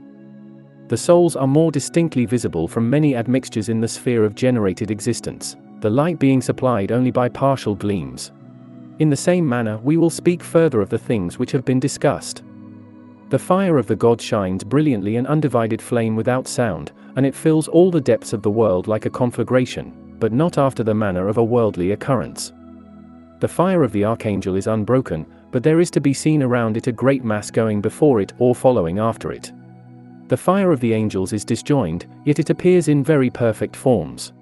That of the demons is not only circumscribed into still briefer dimensions, and may be explained in a word, but it is not worthy to be noticed by those who are contemplating spectacle of the superior beings. That of the half-gods contain after a manner the same peculiarities, but at the same time it falls short of an exact similarity to that of the demons. That of the archons of the higher class is observed to be more glowing, but in the case of those belonging to the realm of matter, it is darker. That of the souls themselves exhibits many divisions and various forms mingled together from many of the natures around the world. To repeat, the fire of the gods is always stable to the view. That of the archangels is mild, that of the angels is in constant motion, that of the demons is unstable, that of the heroes is for the most part in swift motion, that of the archons of the first class is mild, but that of those of the lower order is full of fluctuation. That of the souls changes with innumerable motions. The superior races and matter. Nevertheless, that which operates to purify the souls from impurity incident in the realm of generated existence is complete in the gods, but is simply of an exalting character in the archangels. The angels only loosen the bonds which fasten them to the sphere of matter. Demons draw them into the realm of nature, and the half-gods bring them down into the province of the operations of the senses. The archons either entrust them with the charge of things pertaining to the cosmic world, or with the dominion of those belonging to the realm of matter, as the case may be. Souls, when they appear to the beholders, attract in some manner downward to the sphere of generated existence. And, further, this fact is to be kept in view, that everything of the visible likeness that is pure and stable thou shouldst attribute to the superior races. Whatever of them is very brilliant and firmly fixed in itself, ascribe to the gods. Whatever is luminous and nevertheless exists as by something else than itself, impute to the archangels, and whatever remains in a different form assigned to the angels. Whatever is borne along as by a breeze and is not stably fixed, but is permeated by alien natures, all which is conformable to the inferior orders, is to be credited to some foreign source. This classification, however, may also be made according to the difference of the commingling. For with the demons emanations from the planetary worlds are mingled and are borne along unsteadily by the motion of the astral world. With the half-gods, groups of spirits belonging to the department of generated life are again mixed up around which they are also themselves constantly in motion. The cosmic archons likewise remain exhibiting the cosmic character which they possess, but those archons that belong to the realm of matter are filled with exhalations of the material region.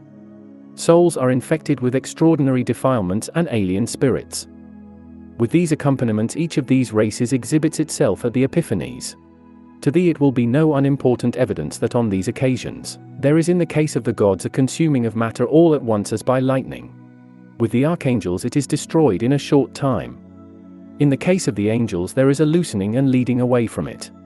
With the demons there is an arranging of it in an orderly manner. With the half-gods it is to be observed that they become adapted to it in due measures and give careful attention to it ingeniously. The archons that rule the planetary worlds are placed with it as though they were superior, and so shine forth as from themselves, but those of the realm of matter exhibit themselves as entirely filled up from matter. As for the souls, those also, that are pure manifest themselves outside of matter, but those of the opposite character are encompassed by it. Benefits derived from initiation. Moreover, the benefits acquired from the manifestations are neither all alike, nor do they have the same fruits. The advent of the god imparts to us health of body, virtue of soul, purity of mind, and indeed, to speak to the point, the leading of everything in us upward to its own first principles. It not only takes away the cold and destructive quality in us, but it augments the vital warmth and makes it more potent and predominant. It likewise brings everything into accord with the soul and mind.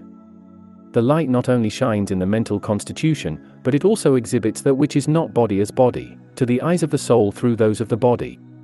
The coming of the archangels likewise brings the same benefits, but it does not give them at all times, nor to all persons, nor such as are sufficient, or complete, or that may not be taken away, nor does the light shine in a manner equal to what is beheld at the manifestations of the gods. The presence of the angels dispenses benefits as if making a distribution of them, and the energy through which it is manifested comes far short of including in itself a perfect light. That of the demons weighs down the body and chastens it with diseases, drags down the soul into the realm of nature, and also fails to remove from bodies the sensibility born with bodies, detains in this region those who were hastening toward the fire, and does not set free from the bonds of fate. The appearing of the half-gods is similar in various respects to that of the demons, but it differs in this respect, that it arouses the individual to noble and important deeds. The display of the cosmic archons at the autopsia imparts advantages of a general character and everything pertaining to the business of life, and that of the archons of the realm of matter extends benefits incident to the sphere of matter, and such works as pertain to the earth. Still further. Moreover, the vision of the souls that are uncontaminate and established in the order of angels is elevating in its influence, and salutary to the soul. It likewise imparts a sacred hope and bestows those benefits to which a sacred hope aspires. But the vision of souls of a different quality produces a tendency downward into the sphere of generated existence, corrupts the fruits of hope, and fills the beholders with perturbations that nail them fast to corporeal conditions. Chapter 6. The order exhibited at the rites. Besides, there takes place at the autopsies an exhibition of the order which those that are beheld carefully maintain, namely, that of the gods, having gods or angels around them. That of the archangels, having angels either that precede them, keep in line with them, or follow after, or else being accompanied by another company of angels acting as an escort. That of the angels exhibiting the peculiar operations of the order to which they have attained. That of the good demons presenting for contemplation their own works and the benefits which they bestow. That of the avenging demons displaying the forms of vengeance. That of other evil demons encompassed by hurtful, bloodsucking, and fierce wild beasts. That of the archons of the cosmos exhibiting along with themselves certain regions of the universe. That of the other class of archons attracting the disorder and discord of the realm of matter.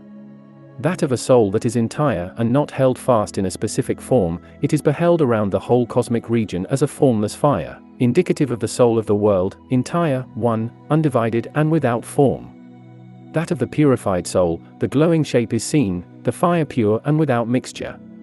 Then are seen its innermost luminance, and the form pure and steady, and it follows after the upward leading guide rejoicing with hearty goodwill and itself by its operations showing its proper rank.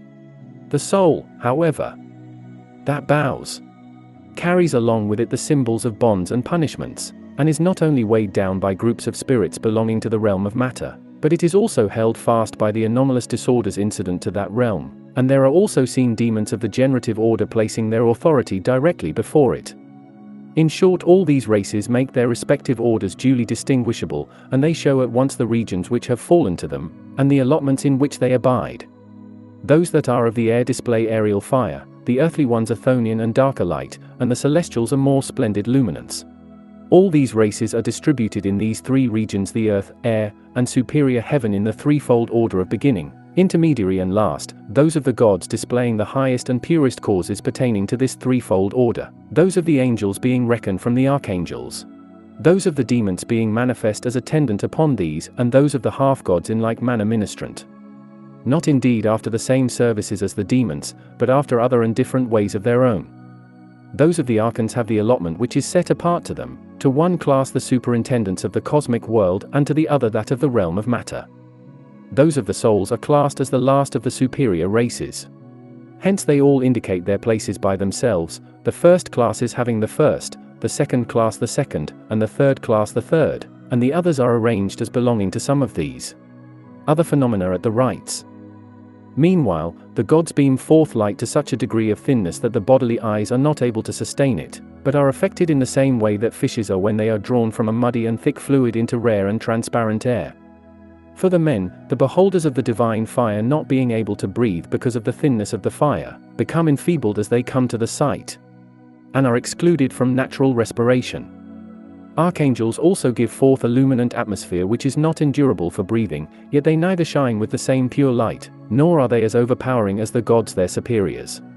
The presence of the angels makes the temperature of the air endurable, so that it is possible for the theurgic priests to approach them. In the case of the demons there is nothing to affect the air, and in consequence the atmosphere around them does not become more tenuous. A luminosity does not precede them, in which their form might become visible from being taken and fixed by the air, and there occurs no radiation around them. In the case of the half-gods, certain parts of the earth are moved as by an earthquake, and noises echo around, but the air does not become at all thinner, or unsuitable for the theurgic priests, so as to render it impossible for them to endure it. In regard to the archons, whether those of the cosmic worlds or those that belong to the realm of matter, an assemblage of many luminous apparitions, hard to endure, surrounds them, but there occurs no attenuation of the air, such as is incident to the supramundane region, or to the zodiacal signs on high.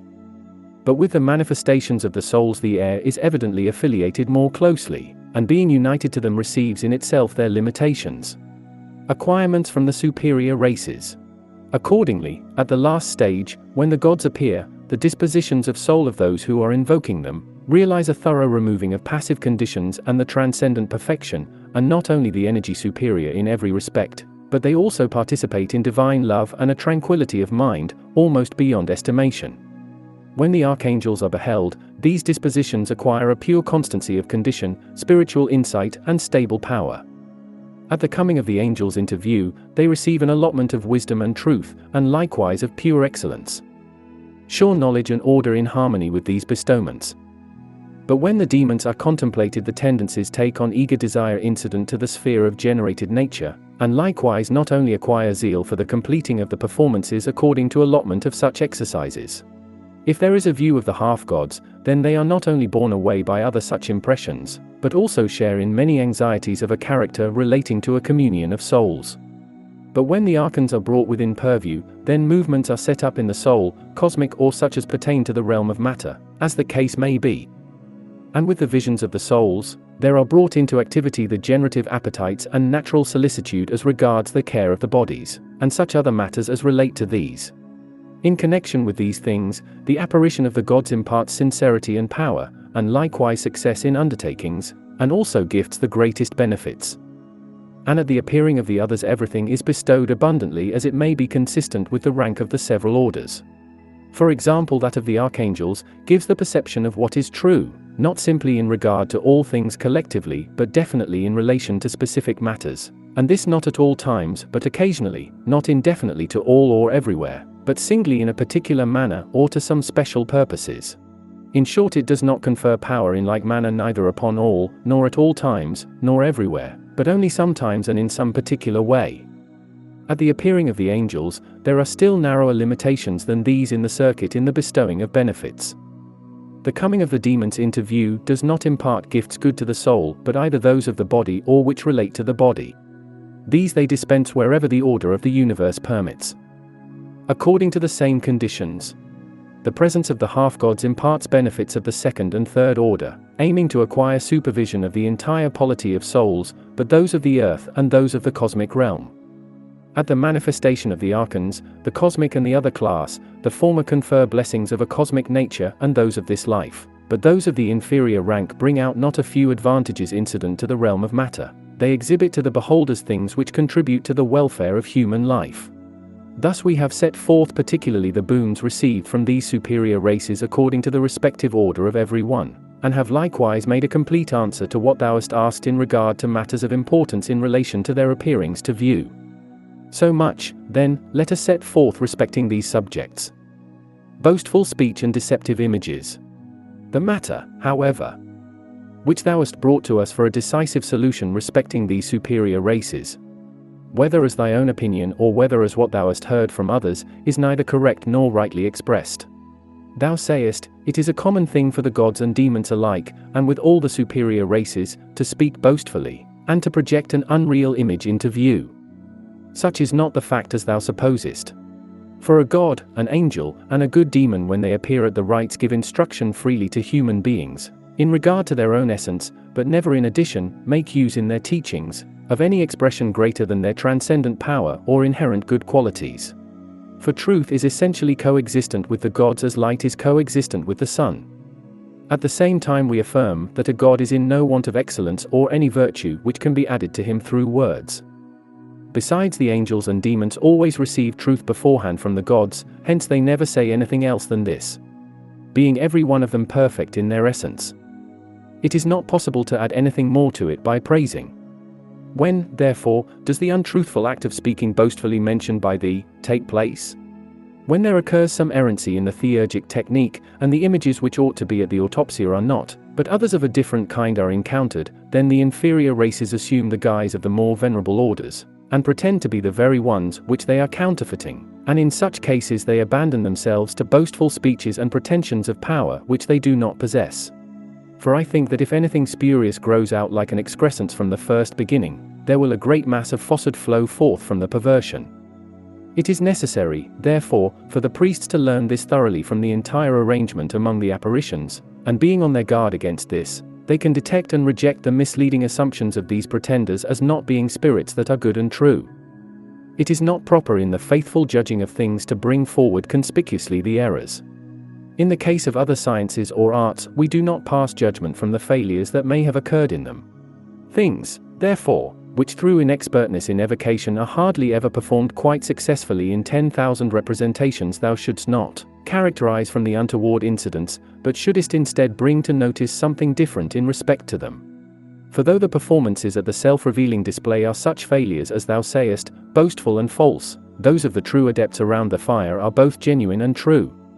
For as in regard to everything else, the ruling powers begin first by themselves and furnish to themselves that which they bestow to others, as for example, in essence, in life, in action, so also supplying the truth abundantly to all beings. They are true first of all in respect to themselves and at the very outset show their own essence to the beholders. Hence, likewise, they exhibit the autoptic fire to the theurgic priests. For it is not the operation of heat to freeze, nor of light to make dark or to hide anything from view, nor in anything else the function of which is to accomplish a particular thing, is there the power to perform some contrary operation at the same time. But on the other hand, those that are not of that nature and are contrary to them in essence are able to receive these contrary impulses, or are naturally disposed to fall into evil. We say the same things now in regard to phantasms, or apparitions. For if these are not themselves genuine, but others of the kind are so, that really exist, they certainly will not be among the self-revealing spirits, but are of the kind that display themselves ostentatiously as genuine. These participate in deception and falsehood after the manner of the forms that appear in mirrors, and they thus attract the understanding to no good purpose. In regard to matters which never will be true of the superior races, but will be among fraudulent deceptions. For the counterfeit of that which really is, and that also which resembles it faintly, as well as that which has become a source of deception, are characteristic of the races that are genuine and distinct to the view. On the other hand, the gods and those that come after the gods reveal true likenesses of themselves, but never project apparitions such as are formed in water or in mirrors. Why should they exhibit these phantasms? Would it be to bring evidence of their own essence and power? On the contrary, these things are not at all necessary. They become a source of error and deception to those who believe, and they draw away the beholders from the genuine knowledge of the gods. What useful thing do they bestow on those who are contemplating these things in the apoptic vision? What profit can be derived from that which is false? Yet unless divinity has this nature, will it project a phantasm from itself? How possibly can a race that is stable and firmly established in itself, and that is the source of essence and that which is genuine, create in an alien seat a deceptive counterfeit from itself? By no means, certainly, does a god either transform himself into phantasms or project them from himself into other things, but he causes to shine forth from himself true intuitions in the true moral nature of the souls. According to these facts, they also who accompany the gods are zealous in regard to the genuineness of the gods that appear at the autopsias. Next, however, thou affirmest that it is a common thing for the gods and demons and other races to make likenesses and speak boastfully of themselves. Such a mode of speaking confounds all the races of superior beings with each other, and leaves no difference between one and another. For in this view of the matter, all qualities will be common with them, and nothing that is choice will be conceded to the exalted ones. It is more just, therefore, to ask by way of denial, in what way, then, will the race of gods be superior to that of the demons? But the fact is that these races have no common plane, it is not imaginable, and it is not proper to argue from the last and lowest races and from the false steps among the last races, in regard to the first orders and the genuine impressions seen of them. Anyone thus thinking in regard to these matters will come close to what is right, and will become acceptable to the gods, becoming at one with deity. Thou also affirmest that ignorance and delusion in respect to the gods is irreligiousness and impiety, and submittest the true doctrine in relation to these things. In all this there is no conflict of sentiment, but it is confessed by all alike. For who will not agree that the superior knowledge which is possessed of real being is most closely affiliated to the gods, but that the condition of not knowing falls infinitely far away from the divine causes of true ideals, sinking down to non-being? As, however, there has not enough been said upon this matter, I will add what is wanting. And because thy statement is made in a philosophic and logical manner rather than according to the working technique of the priests, I think it necessary to say something of a more theurgic character in regard to these matters. Be it so that not knowing and delusion are discord and impiety. It does not follow on this account that the offerings and invocations which are made particularly to the gods, and also the divine performances, are thereby made fallacies. For it is not the concept that unites the theurgic priests to the gods, else what is there to hinder those who pursue philosophic speculation contemplatively from having the theurgic union to the gods? Now, however, in actual truth, this is not the case. On the other hand, it is the complete fulfilling of the arcane performances, the carrying of them through in a manner worthy of the gods and surpassing all conception, and likewise the power of the voiceless symbols which are perceived by the gods alone, that establish the theurgic union. Hence we do not effect these things by thinking. For thus the spiritual energy will be of these things, and imparted from ourselves, neither of which suppositions is true. For even when we are not revolving these things in mind, the sacred emblems themselves are accomplishing their own work, and the ineffable power of the gods to whom these emblems belong, recognizes of itself its own likenesses. This, however, is not from having been aroused by our intelligence. For it is not in the nature of things that those that encompass should be set in motion by those that are encompassed, nor things that are perfect by those that are imperfect, nor wholes by parts.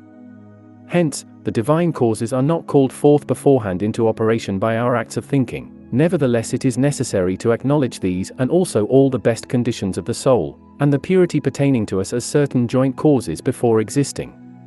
Yet the things which arouse the divine will as by authority are the divine countersigns themselves.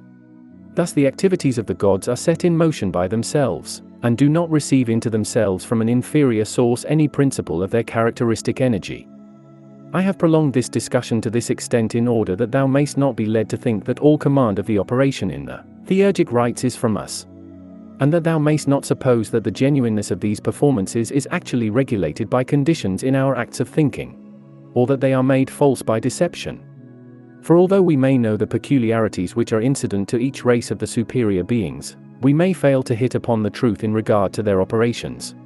Yet without this knowledge the mystic union never takes place. Nevertheless the union and the knowledge are by no means the same thing. So, the divine purity is in no sense by means of the right knowledge, as that of the body is not through health, but on the other hand it is more completely one and more pure than knowledge. Nothing, therefore, of such qualities in us, or anything whatever that is human, helps in ally way to the accomplishment of the divine exercises.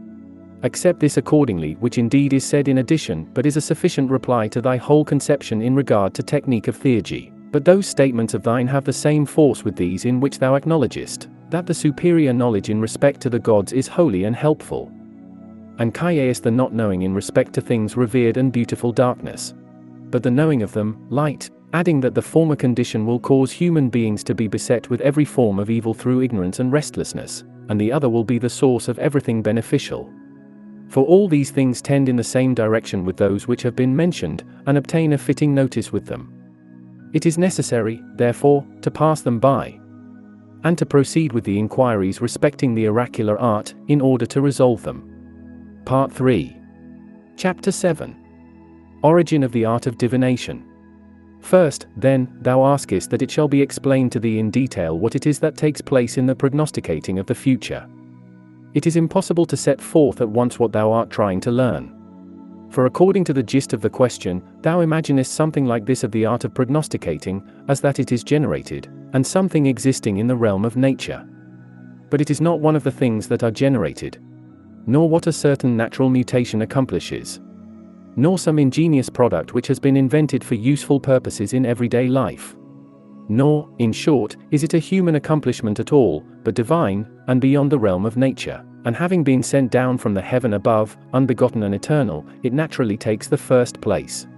The chief remedy for all doubts of such a kind is this, to know the origin of the divining art, that it is neither set in motion from bodies nor from the conditions incident to bodies, nor from a peculiar nature and the faculties incident to the nature, nor from human preparation or experience pertaining to it, but on the other hand, not from any skill acquired externally in relation to some part of which may be attempted in everyday life.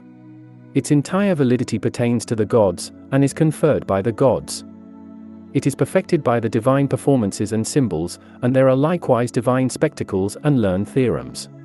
All other things are subject as instrumentalities for the gift of foreknowledge which has been transmitted from the gods.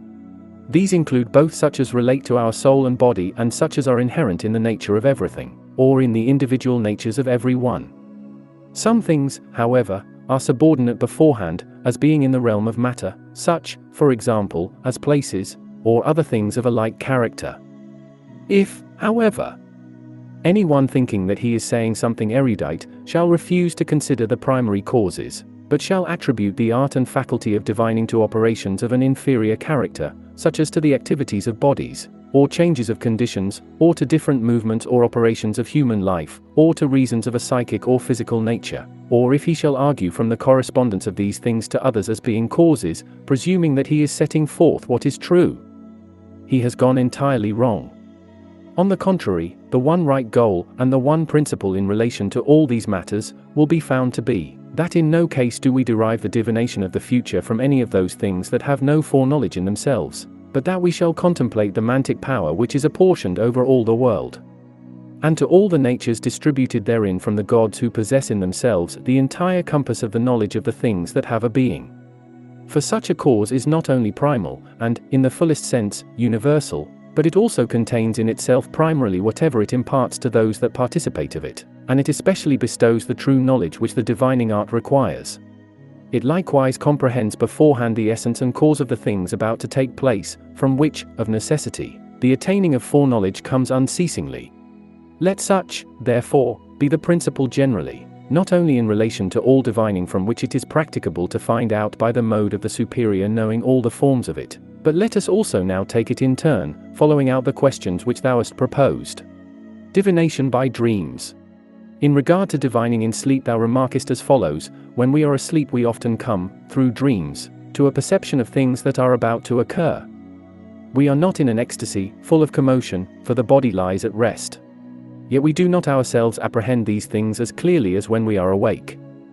These things of which thou speakest are likely to take place in human dreams and in those set in motion by the soul or by our own thoughts, or by discourse, or such things as arise from fantasies or daily cares.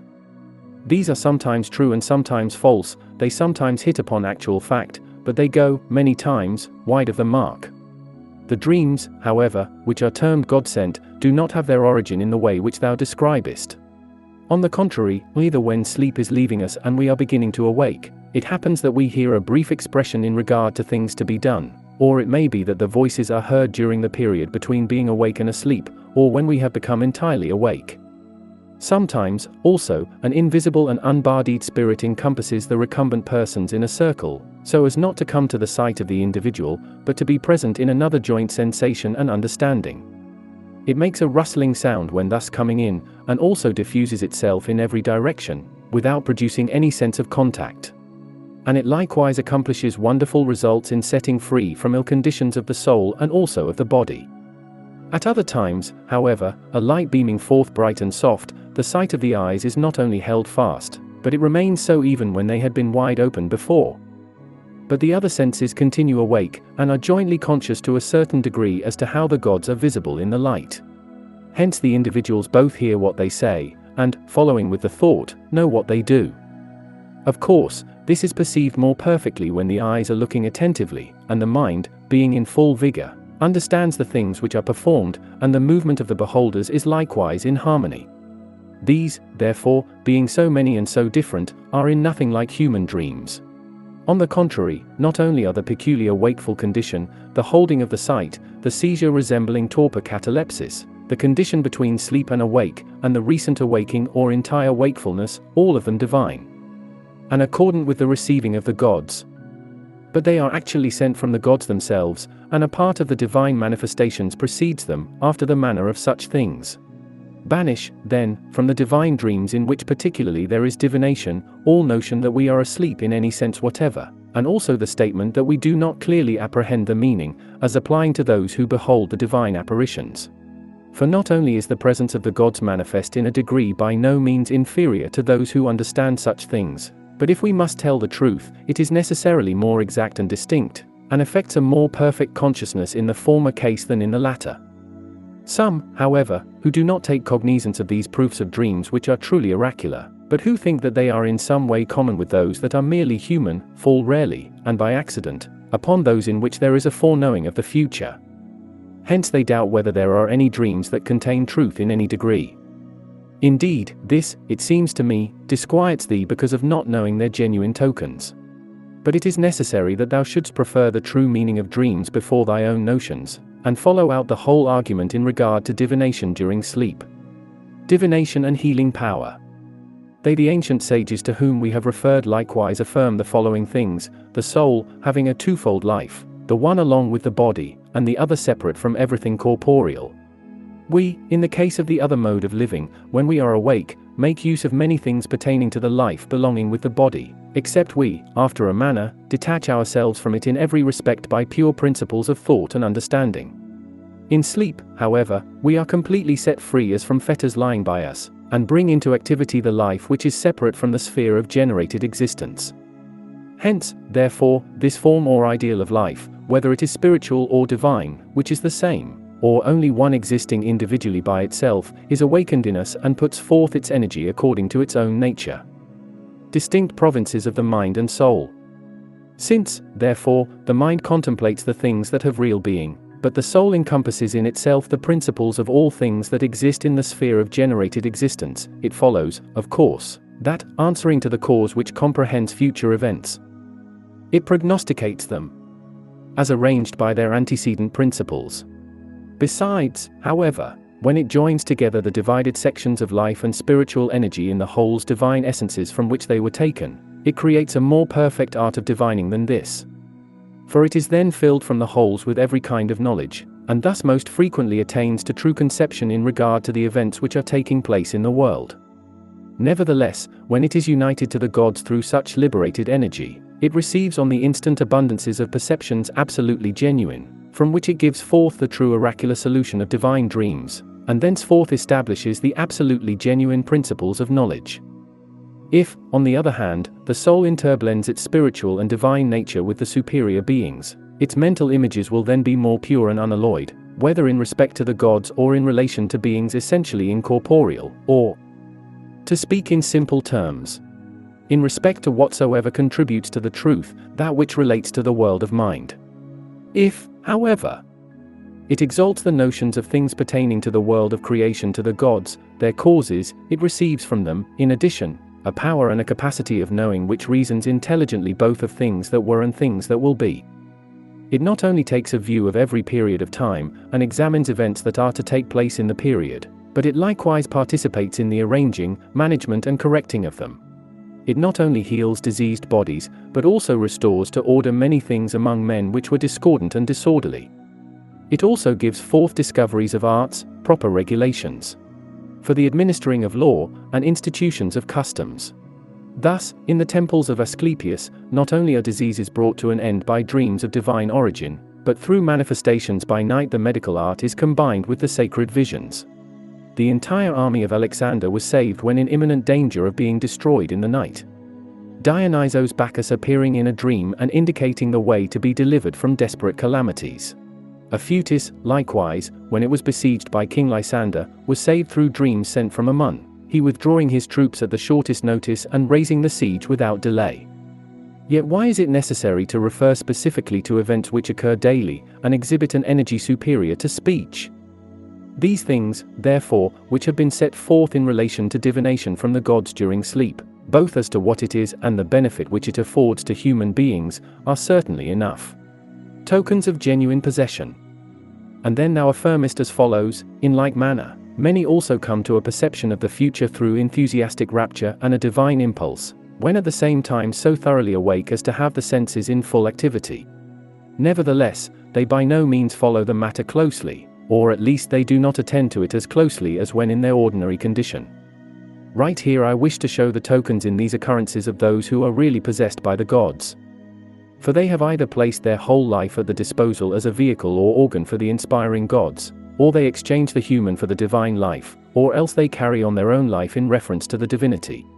They are not acting by sense, nor are they watchful as those whose senses are aroused to greater acuteness, nor do they attempt the study of the future, nor are they moved as those who are active from impulse. On the other hand, they do not understand themselves, either as they were formerly or in any other way, nor, in short, do they exercise their own intelligence for themselves, nor do they put forth any superior knowledge of their own. The chief token may be adduced as follows: many, through the divine affietus, are not burned when brought to the fire, nor when the fire touches them. Many, also, who are burned, do not perceive it, because in this case they are not living the life of an animal. Some, also, who are pierced with spits do not feel it. And others who have been struck on the shoulders with axes, and others still whose arms are cut with knives, do not mind it at all. Indeed, their performances are not at all usual with human beings. For to those who are divinely possessed inaccessible places become accessible, they are thrown into the fire, they go through fire, they pass through rivers like the holy maids in Castabalis. From these examples it is shown that they who are enthusiasts do not have any thought of themselves, and that they do not live a human or an animal life so far as relates to sense or natural impulse, but that they exchange it for another more divine life by which they are inspired and by which they are held fast. Other tokens, the body lifted into the air. There are truly many forms of divine possession, and the divine inbreathing is set in motion in many ways. Hence, accordingly, there are many different signs of it. For on the one hand the gods by whom we are inspired are different, and communicate a different inspiration, and on the other hand, the mode of the divine transports being changed, it occasions another form of divine impulse. For either the divinity possesses us, or we our entire selves become the God's own, or we are active in common with him. Sometimes we share the ultimate or last power of the divinity, at another time the intermediate, and sometimes the first. At one time there is a bare participation of these raptures, at another there is also communion, and sometimes, again, there is a complete union. Either the soul alone enjoys, or it has it with the body, or else the whole living individual shares it in common. From these diversities it follows that the distinctive signs denoting those who are inspired are of many kinds.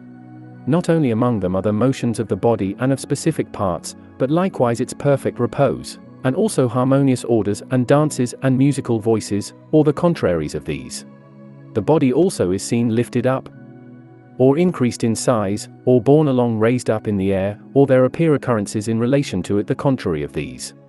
There is likewise to be observed an evenness of voice according to extent, or with many deviations with intervals of silence and irregularities. Again, sometimes, the sounds are augmented or relaxed after the rules of music, and sometimes after another manner. Descent of the divine spirit and fire. The principal thing in the evoking of a spirit is that the spirit is seen coming down and entering into an individual, also its importance and kind, and he is mystically persuaded and governed by it. The form of fire is seen by the recipient before the receiving of the spirit, and sometimes, either when the god is descending or when he is withdrawing himself, it becomes visible to all the beholders. From this manifestation the sign of the god which is the most genuine, the most potent, and most perfectly ordered, becomes known to a certainty. And it is not only proper to proclaim what is true in respect to certain matters, but also to exhibit the power, or to complete the rite with the adepts. But they who, without witnessing these holy spectacles at the sacred rites, effect the conjuring of the spirits in some invisible manner, grope their way as in the dark, and know nothing of what they are doing, except some very small signs which are manifested through the body of the person who is divinely inspired, and some other things which are plainly to be seen, and they are likewise ignorant of everything of divine inbreathing which is veiled in invisibility. But to come back from this digression. If the presence of the fire of the gods and an ineffable form of light from without shall permeate the individual who is under control, fill him completely, have absolute dominion over him, and encompass him on all sides so that he can put forth no energy of his own, what sense or mental effort or purpose of his own can he have who receives the divine fire? Or what impulse merely human can then insinuate itself? Or what human reception of passion or ecstasy or turning aside of imagination, or anything else of the kind, such as the many conceive of, may then take place? Let such as these then be the divine tokens of genuine inspiration from the gods, which any one, keeping in mind, will not swerve from the right knowledge in regard to it. Enthusiasm or divine inspiration. Nevertheless, it is not enough to learn these things alone, nor may anyone who knows only these things become perfect in divine overknowledge.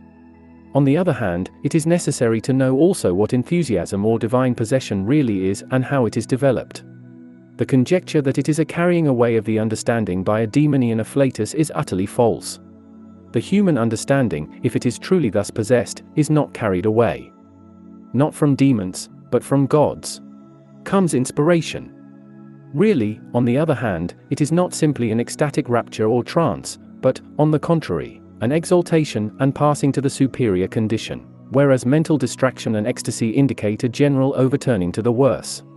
Hence, a person declaring this may speak of the results in respect to the entheist individuals, and yet give no instruction in regard to the principal matter.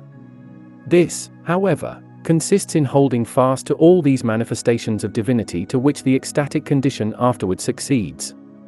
No one, therefore, may justly suppose that the entheist condition is of the soul and of faculties belonging to it, or of the mind or of the energies or of bodily infirmity, or that without this latter concomitant it may not thus occur and be, as a matter of course, the underlying cause.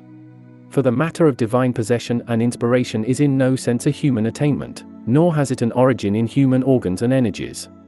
On the contrary, these are subordinate, and the divinity employs them as instruments. Neither the soul nor the body of the individual has the least agency in the matter, but he exercises the whole function of divination through himself, and being free, with no intermingling of anything extraneous, he works according to his own nature. Hence, the vaticinations being thus performed as I describe, they are of a certainty incapable of being untruthful. But when the soul begins beforehand or is disturbed in the meantime or takes part with the body, and interrupts the divine harmony, the divinations become tumultuous and false, and the inspiration is no longer true or genuine. Origin of the entheastic rapture.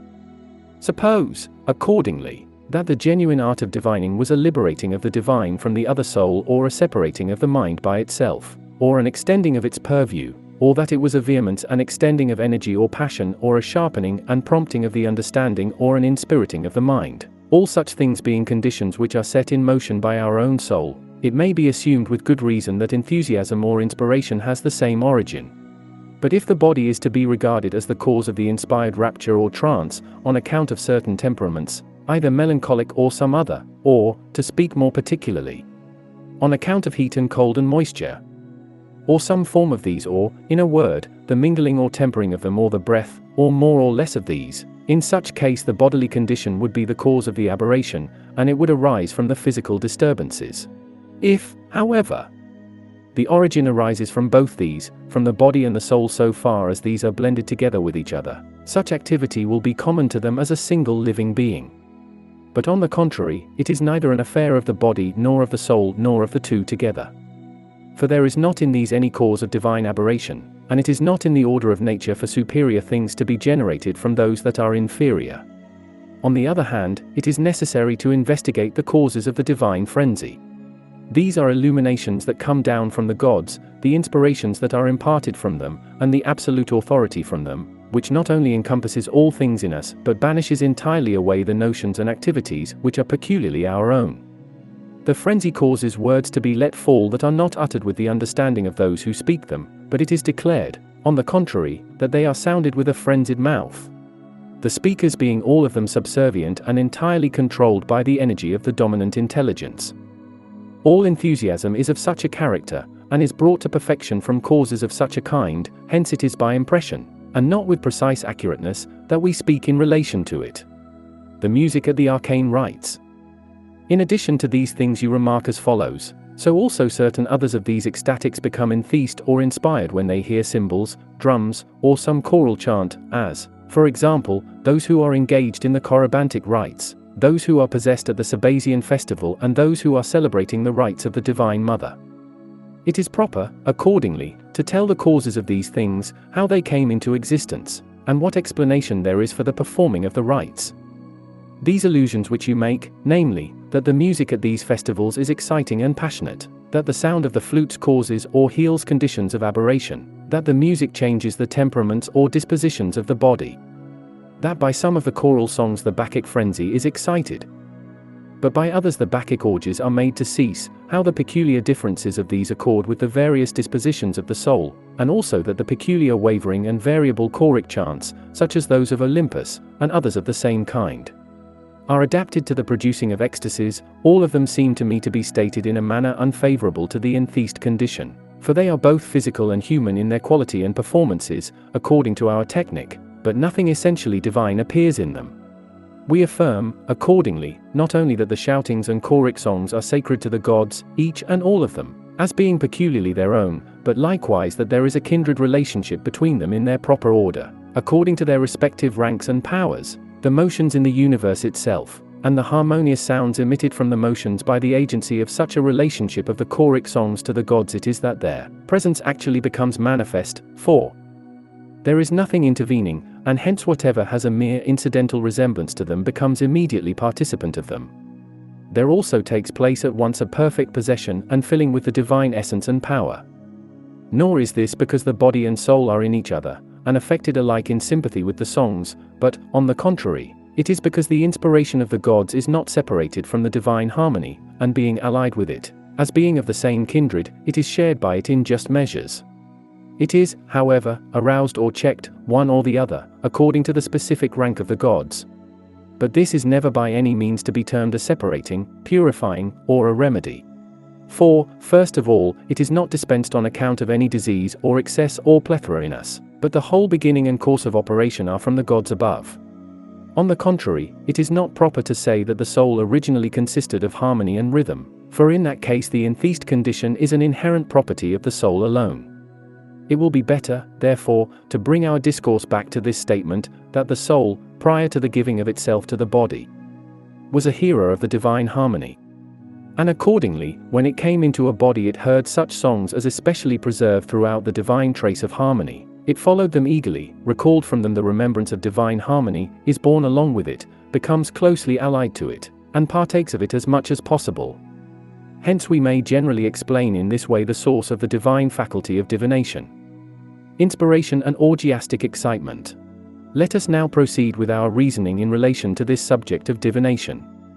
We may not affirm this at the outset, namely, that nature is leading everything to its own, for to be entheist is in no way a work of nature, nor may we say that the composition and quality of the air, and of the environment create a different condition in the bodies of those that are entheist, for the divine products of inspiration are never modified by bodily powers or components.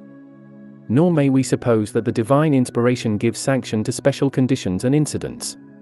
For the gift of the gods to human beings is the bestowing of their own energy, and is superior to everything of the sphere of generated existence. But since the power of the Corgantian divinities is, in a certain degree, of a guardian and perfecting character, and the peculiar usages of the Sabasian worship make ready for the Bacchic enthusiasm, the purifying of souls, and deliverances from old incriminations, their respective inspirations are, accordingly, different in every important particular.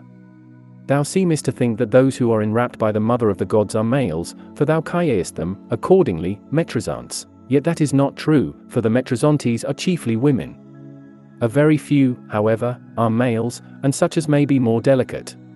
This enthusiasm has a power that is both life-engendering and perfective, in which respect it differs from every other form of frenzy.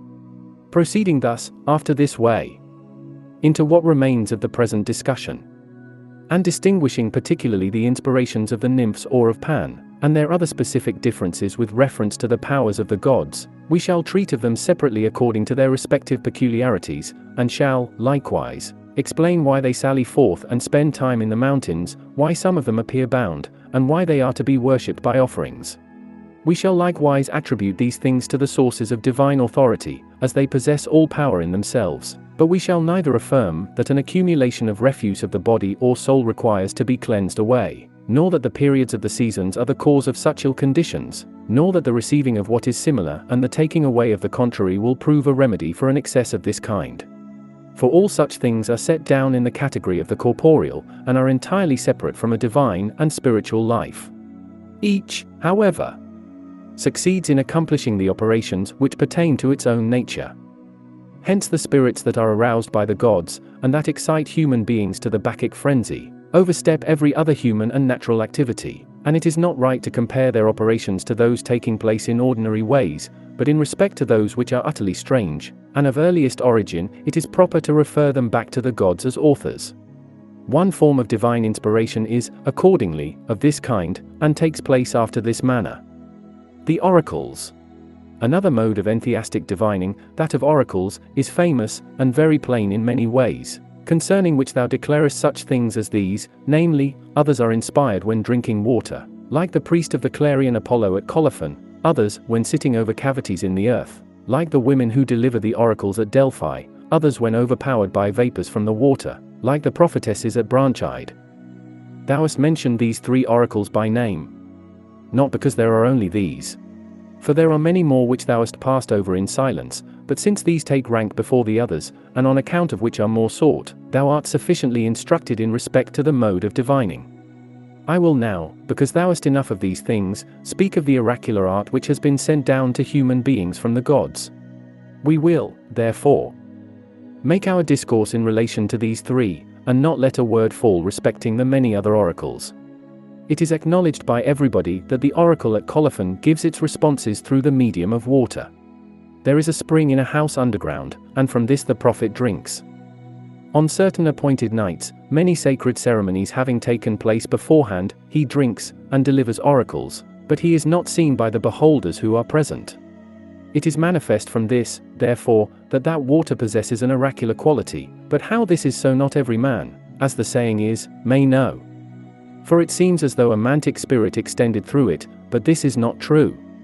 For the divine being does not go about among its participants, thus divided and apportioned, but, on the contrary, it shines upon the fountain as though giving of itself from without, and fills it with the mantic power from itself. The inspiration which the water imparts is by no means all of it from the god. but it causes an adaptedness alone and a purification of the light-like spirit in us, through which we become able to contain the divinity. But the presence of the God is different from this, and prior to it, and it flashes in from above like the lightning. Indeed, this presence forsakes no one of those who, through kindred nature, are in intimate union to it, but it is immediately present, and employs the prophet as an instrument, he neither being normally himself, nor aware of what he is saying or where on the earth he is. Hence, after giving the oracles, he recovers control of himself at a later moment with difficulty.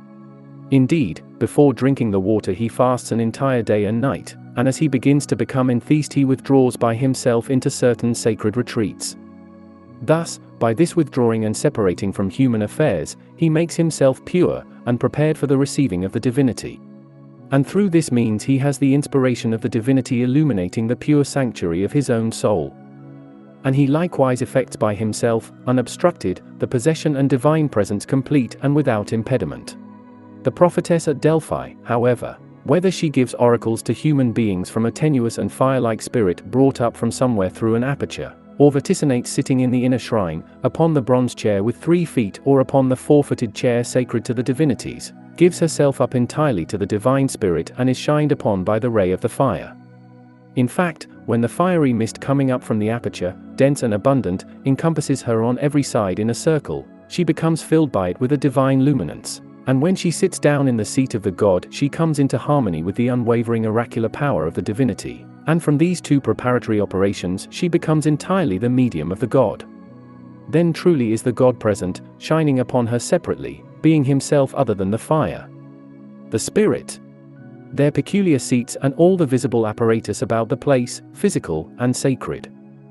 The woman also who delivers the oracles in verse at Brankidel, whether she is holding the staff which was first presented by a divinity and becomes filled with the divine luminance, or whether she sits upon a wheel and predicts what is to occur, or whether she dips her feet or the border of her robe in the water, or receives the God by inhaling vapor from the water, she becomes by all these ways prepared for the reception, and partakes of him from without.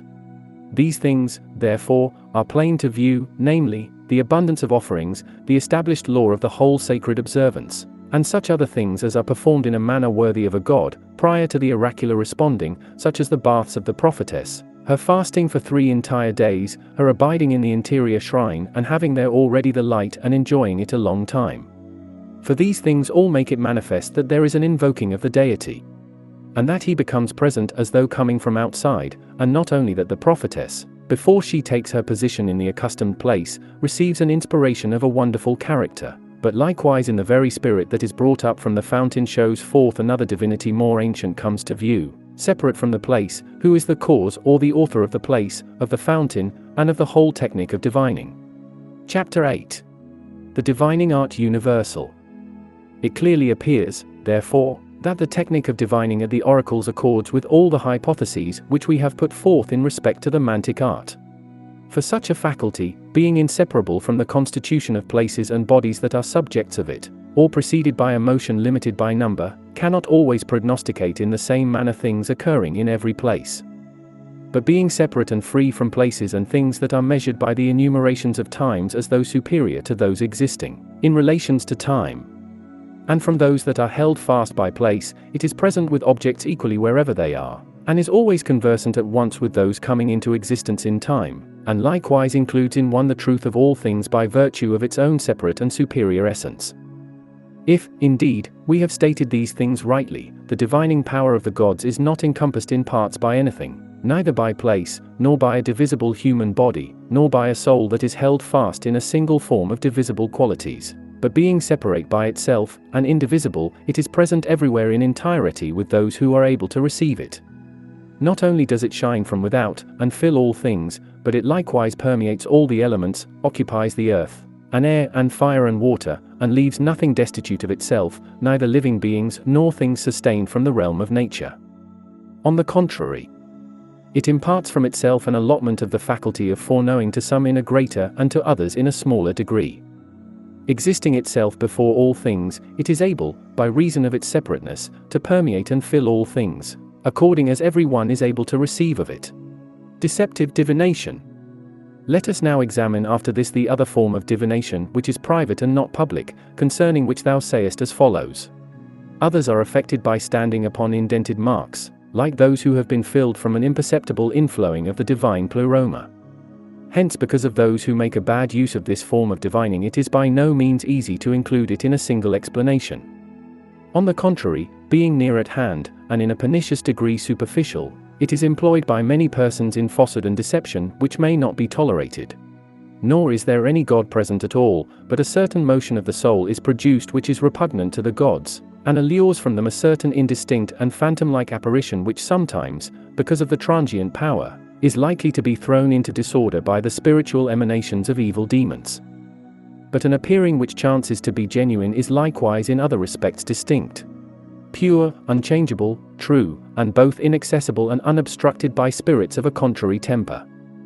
In like manner, the darkness, from its peculiar nature, is not able to remain under the glowing sunshine, but suddenly becomes totally invisible, goes completely away from where it was, and takes itself off. So also when the power of the gods shines forth in many directions, pervading everything with its benefits, the mob of evil spirits has no field of activity and is not able to manifest itself in any way, but, on the contrary, falls back as nothing into non-existence, having no nature for activity at all when superior beings are present, and not being able to throw them into disorder when they are giving forth light. Whereas, therefore, there is such a difference in each of these classes, I will make use of no other tokens to distinguish them than those which thou hast mentioned. For when thou affirmest that some are affected by standing on indented marks, thou seemest to signify nothing else than the cause of all the evils relating to these things. For there are some who overlook the whole matter of the perfective vision, not only in regard to the one making the invocation, and also the beholder, but they likewise hold in contempt the arrangement of religious worship and the most sacred ordeal of encountering prolonged penances, and also reject the sacred laws and ordinances and other holy rites. They consider the standing upon indented marks to be enough, and imagine that by doing this for a single hour there is a certain spirit introduced. Yet how may anything worthy or perfective take place from these things? Or how is the eternal and real essence of the gods to be combined in sacred operations with temporary performances? Hence, through things of this character, such silly men go entirely astray, and are not worthy to be numbered with diviners. Other modes of entrancement. In regard to another kind of divination thou makest this statement, namely, others who understand themselves in other respects become divinely inspired through the fancy. Some taking darkness as accessory, others employing certain potions, and others depending on singing and magic figures. Some are affected by means of water, others by gazing on a wall, others by the high petrol air, and others by the sun or some other of the heavenly luminaries. All this kind of divination which thou describest as being of numerous species may be comprehended in a single faculty, which may be denominated the bringing of light. This evidently shines, however, with a divine luminance upon the ether-like and brilliant vehicle which surrounds the soul, from which vehicle the divine imaginations, being set in motion by the will of the gods, take possession of the faculty of imagination in us. For the whole life of the soul and all the faculties in it being subject to the gods, are set in motion in whatever manner the leaders may desire. This takes place in one of two ways, from the gods being present in the soul, or from the shining into it of a light coming beforehand from them. In either case the divine presence and the illumination are entirely separate. The attention and the reasoning faculty of the soul are therefore conscious of the events, because the divine light does not extend to these. The fancy, however, is divinely affected. As it varies entirely from the habits of human beings, it is not excited from itself to the modes of imagination, but from the gods. Since, however, the contrary principle, through a change throughout an absence from itself, is capable of receiving its contrary, or that which is akin or homogeneous through similarity may receive its like, the light-bringers likewise take the darkness as an auxiliary, and likewise employ the light of the sun or of the moon, or, in short, the open air, for illuminating. Sometimes, however, they also make use of established conditions such as are familiar to the gods that are about to be brought thither, or chants or dramatic compositions. These having been suitably prepared for the order of reception. The coming and appearing of the gods. Sometimes, again, they conduct the light through water, since this medium, being transparent, is well adapted for the receiving of light. But at other times they cause it to shine upon a wall, having beforehand made ready in the best manner a place in the wall for the reception of the light, by sacred delineations of engraved figures, and at the same time fixing it firmly in a solid place so that it may not be too much diffused. There are also many other ways for bringing the light, but they may all be reduced to one, namely, to its illumination in whatever way and through whatever instrumentalities the gods may choose to shine forth. Since not only the light is from without, and alone possesses everything subject to the will and intelligence of the gods, but, what is more important, it has a sacred irradiation derived not only under the ether on high, but also from the air or from the moon or the sun, or some other celestial sphere. It is manifest from all these things that such a mode of divination is unlimited, primary in operation, and worthy of the gods. Divining by augury. Come, then, let us pass on to the mode of divining which is carried into operation through a human technic, and involves much guessing and expecting. In regard to this thou speakest as follows: some have likewise established the technique of searching the future by means of entrails, birds, and stars. There are also many other such techniques, but these are sufficient for the exhibiting of every form of the art of divining. So, then, to tell the whole story, this method makes use of many signs or symbols which have in various ways been made efficacious by the gods. From the divine tokens, according to the relationship of things to the signs that have been exhibited, the technique in some way arrives at conclusions, and guesses at the augury, inferring it from certain probabilities. The gods, then, create the signs either through the agency of nature, which is itself subservient to the generation of everything both general and particular, or else through the demons that operate in the generative sphere, who, taking control of the component parts of the universe, and of partible bodies, and likewise of all living things in the world, bring out with facility the phenomena which are pleasing to the gods. They make known beforehand, symbolically, the purpose of the divinity that is about to come, as explained by Heracleitos, neither telling nor concealing, but indicating by signs.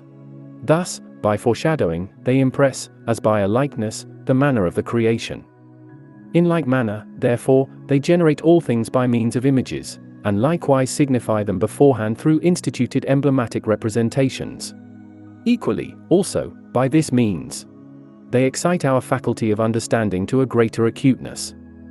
Let these things, therefore, be determined in common by us in regard to all technique of this kind that men have devised. In particular, however, the soul of living animals, the demon that is set over them, the atmosphere, and likewise the motion of the atmosphere, and the revolution of the surrounding sky, transform the entrails in various ways as may please the gods. A sign of this is that they are often found without a heart, or in some way dismembered of some of the principal parts, of which, when they are deprived, it is not at all possible that the life should remain in the animals. Not only, however, the impulse of their own soul moves the birds, but the guardian demon of the animals also sets them in motion. Likewise, the circulation of the atmosphere, and the potential force which passes down from the sky into the air, making everything in harmony with the divine purposes, lead them in conformity to what the gods arrange originally. The most important sign of this is that of the birds themselves tearing, and many times actually destroying, themselves, for this is a thing not natural for anything to do. But this art of divining is a thing of a superior nature, so that it is a something else accomplishing these things through the birds. Moreover, the circuits of the stars come near to the perpetual revolutions of the sky, not only in space, but also in powers and in the radiations of light. But they are moved in whatever way the gods in the sky impel them. For the most absolutely pure and supreme principle of the atmosphere being closely affiliated to fire, they, as the gods make the sign, are also lighted up immediately. If, however, anyone thinks that certain auras of the divinities of the sky are given off into the atmosphere, he will not have conjectured anything foreign to what is often performed in the divine art of divination. The oneness, and also the sympathy, of everything, and likewise the simultaneous motion of the parts that are farthest away as though they were nearby and parts of one animate being, cause the sending of these signs from the gods to human beings, first through the sky and then through the atmosphere appearing to men, especially brilliant. This, then, becomes manifest through the statements that have been made, namely, that the gods, making use of many intermediate instrumentalities, send forth signs to human beings, employing not only the services of demons, but also of souls and the whole realm of nature, they likewise leading all these, their followers, from the first beginning throughout the cosmic universe, and transmitting the impulse which goes forth from them whither they please.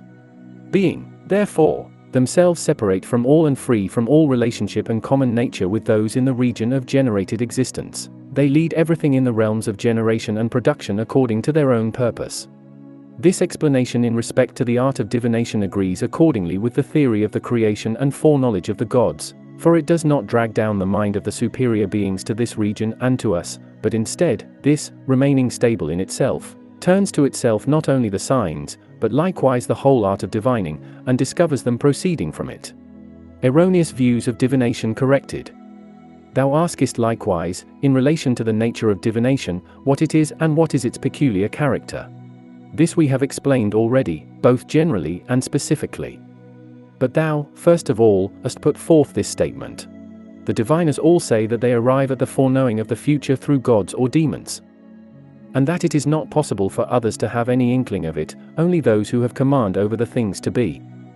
Thou then remarkest, as if hesitating, I dispute whether the divine power is brought down to such subserviency to human beings, as, for instance, not to hold aloof from any who are diviners with barley meal.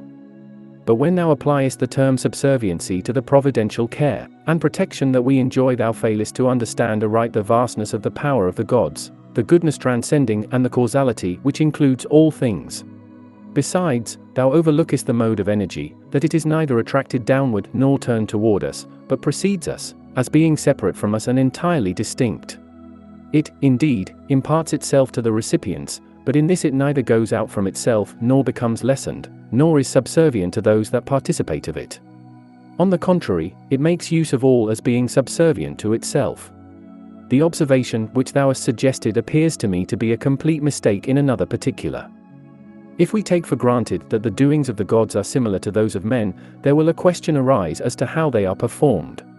For in supposing that because we ourselves undergo changes, and are sometimes affected by the conditions of various affairs to which we are attending, on this very account thou dost, in the concept that the power of the gods is at all subservient to those that are governed by it, conjecture wrongly. Neither in the making of worlds, nor in the foresight of the realm of generated existence, nor in the divining in respect to it, is the divine power ever attracted from its sphere to those that participate of the outflow. But, on the other hand, it shares its benefits with all, and makes all to be like itself. It not only serves those abundantly that belong to its circle, but the more it remains by itself, so much the more it is filled from its own stores. It does not itself become of the quality of those that participate of it, but it renders its partakers similar to itself. It preserves them in every way, but remains complete in itself. It includes them within its own sphere, but at the same time is neither mastered nor encompassed by any one of them. In vain, therefore, does an undermeaning of such a kind cause annoyance to individuals, for the god is not divided and portioned out as a commodity among the different modes of divining, but without such division it produces them all. Nor does he bring different matters to completion separately in regard to time, and in different ways, but operates them all together at once and according to one design. Nor is he held fast in respect to signs, as being encompassed by them or parcelled out by them. On the other hand, he arranges signs in himself in a single order, and likewise includes them in one concept, and issues them forth from himself according to a single purpose. If, however, the power of the gods in this matter of prognostication extends to objects without soul, such as little pebbles, rods, certain trees, stones, wheat, or barley meal, this is itself a most wonderful form of predicting by divine vaticination, because it is an imparting of soul to things that are without soul, and motion to objects that of themselves are incapable of moving, and makes everything clear and knowable, participant of the reasoning faculty, and definable according to the measures of intelligence, and yet having nothing of rationality by themselves. Another thing which the god brings to notice in the displays appears to me to be nothing less than a superhuman wonder. For as he sometimes makes a man of moderate attainments and understanding utter apothegms full of wisdom, through which it is made plain that the occurrence is not a human, but a divine performance, so through agencies destitute of knowledge he reveals perceptions which were prior to any knowing. At the same time the god makes it manifest to individuals that the signs and tokens which are exhibited are worthy of belief, and that he is superior to the realm of nature, and exalted above it. Thus the things in the realm of nature which were unknown he makes known, and those which are unknowable he makes knowable. Not only does he, through these, implant sagacity in us, but he also, through everything that is in the universe, sets our mind in motion toward the knowledge of the truth, of the things that are, of the things that are coming into existence, and the things that will be, the past, present and future. From these considerations it is evident, I think, that the mode of divination is absolutely contrary to those ways which thou dost mistrust and suppose, for it is authoritative, and first in operation, and likewise self-governing and transcendent, encompassing all things in itself, but not itself encompassed by any, or enclosed in limited conditions by its participants. On the other hand, it takes its place above, and exercises authority over all as a single assemblage, without distinctions, but ruling over the whole with unlimited power, and giving forth signs and portents collectively. Thou wilt, therefore, from these premises, easily resolve those doubts which are personal and annoying to many individuals, and duly raise thyself to the perception of the spiritual, divine and undeceptive foretokens of the gods that are manifested from all sources. We contend, therefore, that the divine power is not brought down into the signs and symbols of the art of divination. The divinities present at the rites. Another controversy now awaits us, not less in significance than the one which has just been finished. Thou introducest it at once in regard to the divinities that are the causative powers in the art of divination, by questioning whether a god or angel or demon, or some other such being, is present at the manifestations epiphanies or at the divinations or at any of the sacred performances. The simple reply, which we make to this is that it is not possible for the divine performances to be carried on in a manner befitting sacred matters, without some one of the superior races being present, beholding and making the sacred performances complete. Accordingly, when the procedures are perfect, sufficient of themselves, and without defect, gods are their directors. But when they are only suitable for the intermediary races as angels and demons, and fall somewhat short of what is due to the highest beings, then they have angels to make them complete and make the exhibitions. But those which are classed as lowest and last are assigned to the demons to be performed. The successful accomplishment of the divine services is always confided to some one of the superior orders. Since it is not permissible, without the gods, even to prattle a word in respect to the gods, it may be taken for granted that godlike achievements, and all forms of prognostication are not conducted successfully except with the gods present. For the human tribe is weak and of little account, it sees but little and possesses nothing by nature. But for the inherent tendency in it for wandering, disorder and unstable changing, the one remedy is whether it may participate, so far as it is able, of some portion of the divine light. But whoever seeks to exclude this does the same thing as those who attempt to develop a soul from objects that are without soul, or generate mind from those destitute of mind. For he proposes without the agency of a divine cause to create divine works from materials that are not divine. Let it be conceded, then, that a god or demon or angel is bringing the superior rites to completeness. We do not grant in the least what thou throwest out as an acknowledged fact, namely, that the superior beings bring these things to pass, as having been drawn thither, through us, by the necessities created by the invocation. For the god, and the entire chorus of superior beings connected with him, are superior to necessity. Not alone from the necessity which is induced by human beings, but also that necessity which holds the world in its grasp. Hence, it is not the province of the nature which is non-material, and not receptive of any acquired order, to be subservient to any necessity coming in from elsewhere. Then, again, the invocation and the rites performed by the adept in superior knowledge bring them to the superior races, and attach them together by becoming assimilated and of the same household, but they never bring their operations to completion by compulsory endeavor. Hence, the occurrences are not observed. In the persons entranced, as thou thinkest, the theurgic adept being in a passive condition, nor is divining effected through a necessity, a passive condition being dominant in the delivering of the oracle. For these conditions are foreign to the essence of the superior beings, and in other respects unsuitable. Divination purely a divine operation. On the contrary, neither is the cause of these manifestations of the superior beings like an intermediate instrumentality.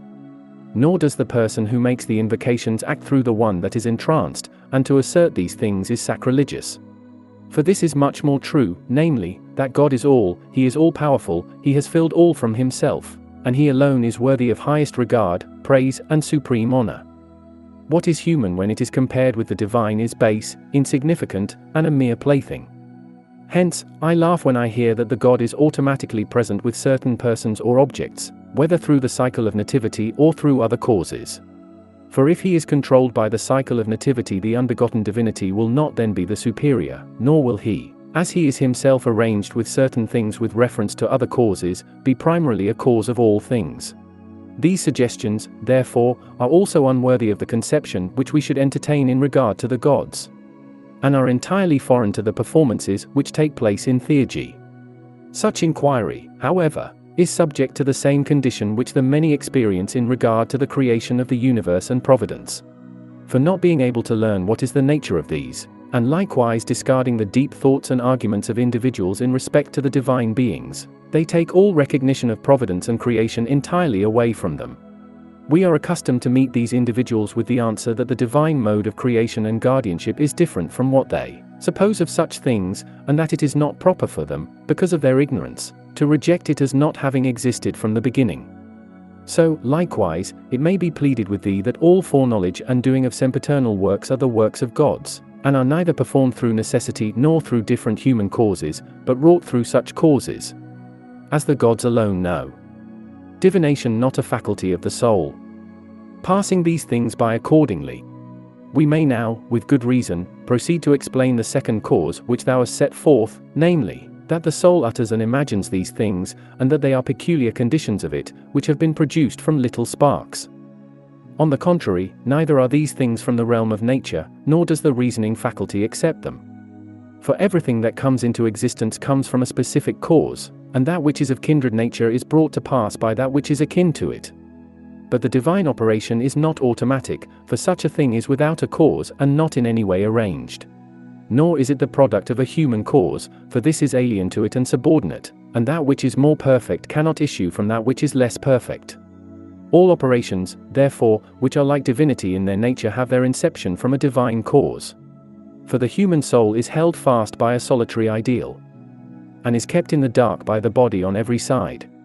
Whether this condition is termed the river Amalete or water of Lethe or ignorance and insanity, or bondage through passive conditions or deficiency of vital force, or some other evil thing, it will not be a name sufficiently expressive to denote its badness. The soul being held by such restraint, how may it become sufficient for such an operation? It is by no means reasonable to suppose such a thing.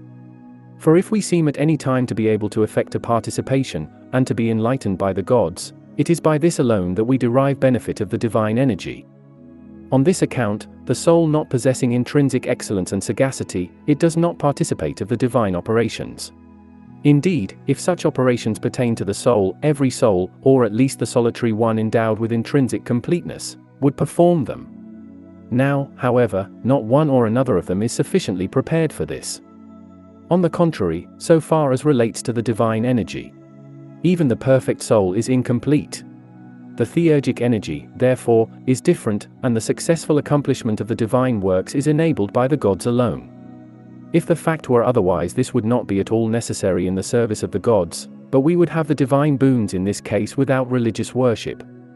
If these opinions are like madness, and without sense, it is proper to discard such undermeanings as furnishing a cause worthy of mention for the fulfilling of divine operations. Divination not of twofold origin. Thirdly, thou subjoinest the following statement, namely, that there is a mingled form of substance produced from our own soul and from the divine inbreathings from without. Is it any more true than the others? Look at this more critically, lest from being entangled by its apparent plausibility, we pass it by without noticing. For if any one thing is, perchance, brought into existence from two, it is generally alike in form, alike in nature, and alike in essence. So the elements coming together into the same association produce one specific element out of many, and many souls are joined together into one entire soul. Certainly, however, anything which is completely taken away cannot ever become one with that which is going forth from itself, neither may the soul be constituted of one form of substance with the divine inbreathing. For if the divine nature is unmingled, the soul is not commingled with it, and if it subsists unchangeable, it will not be changed through any combination from its simple essence into any community of elements with anything else.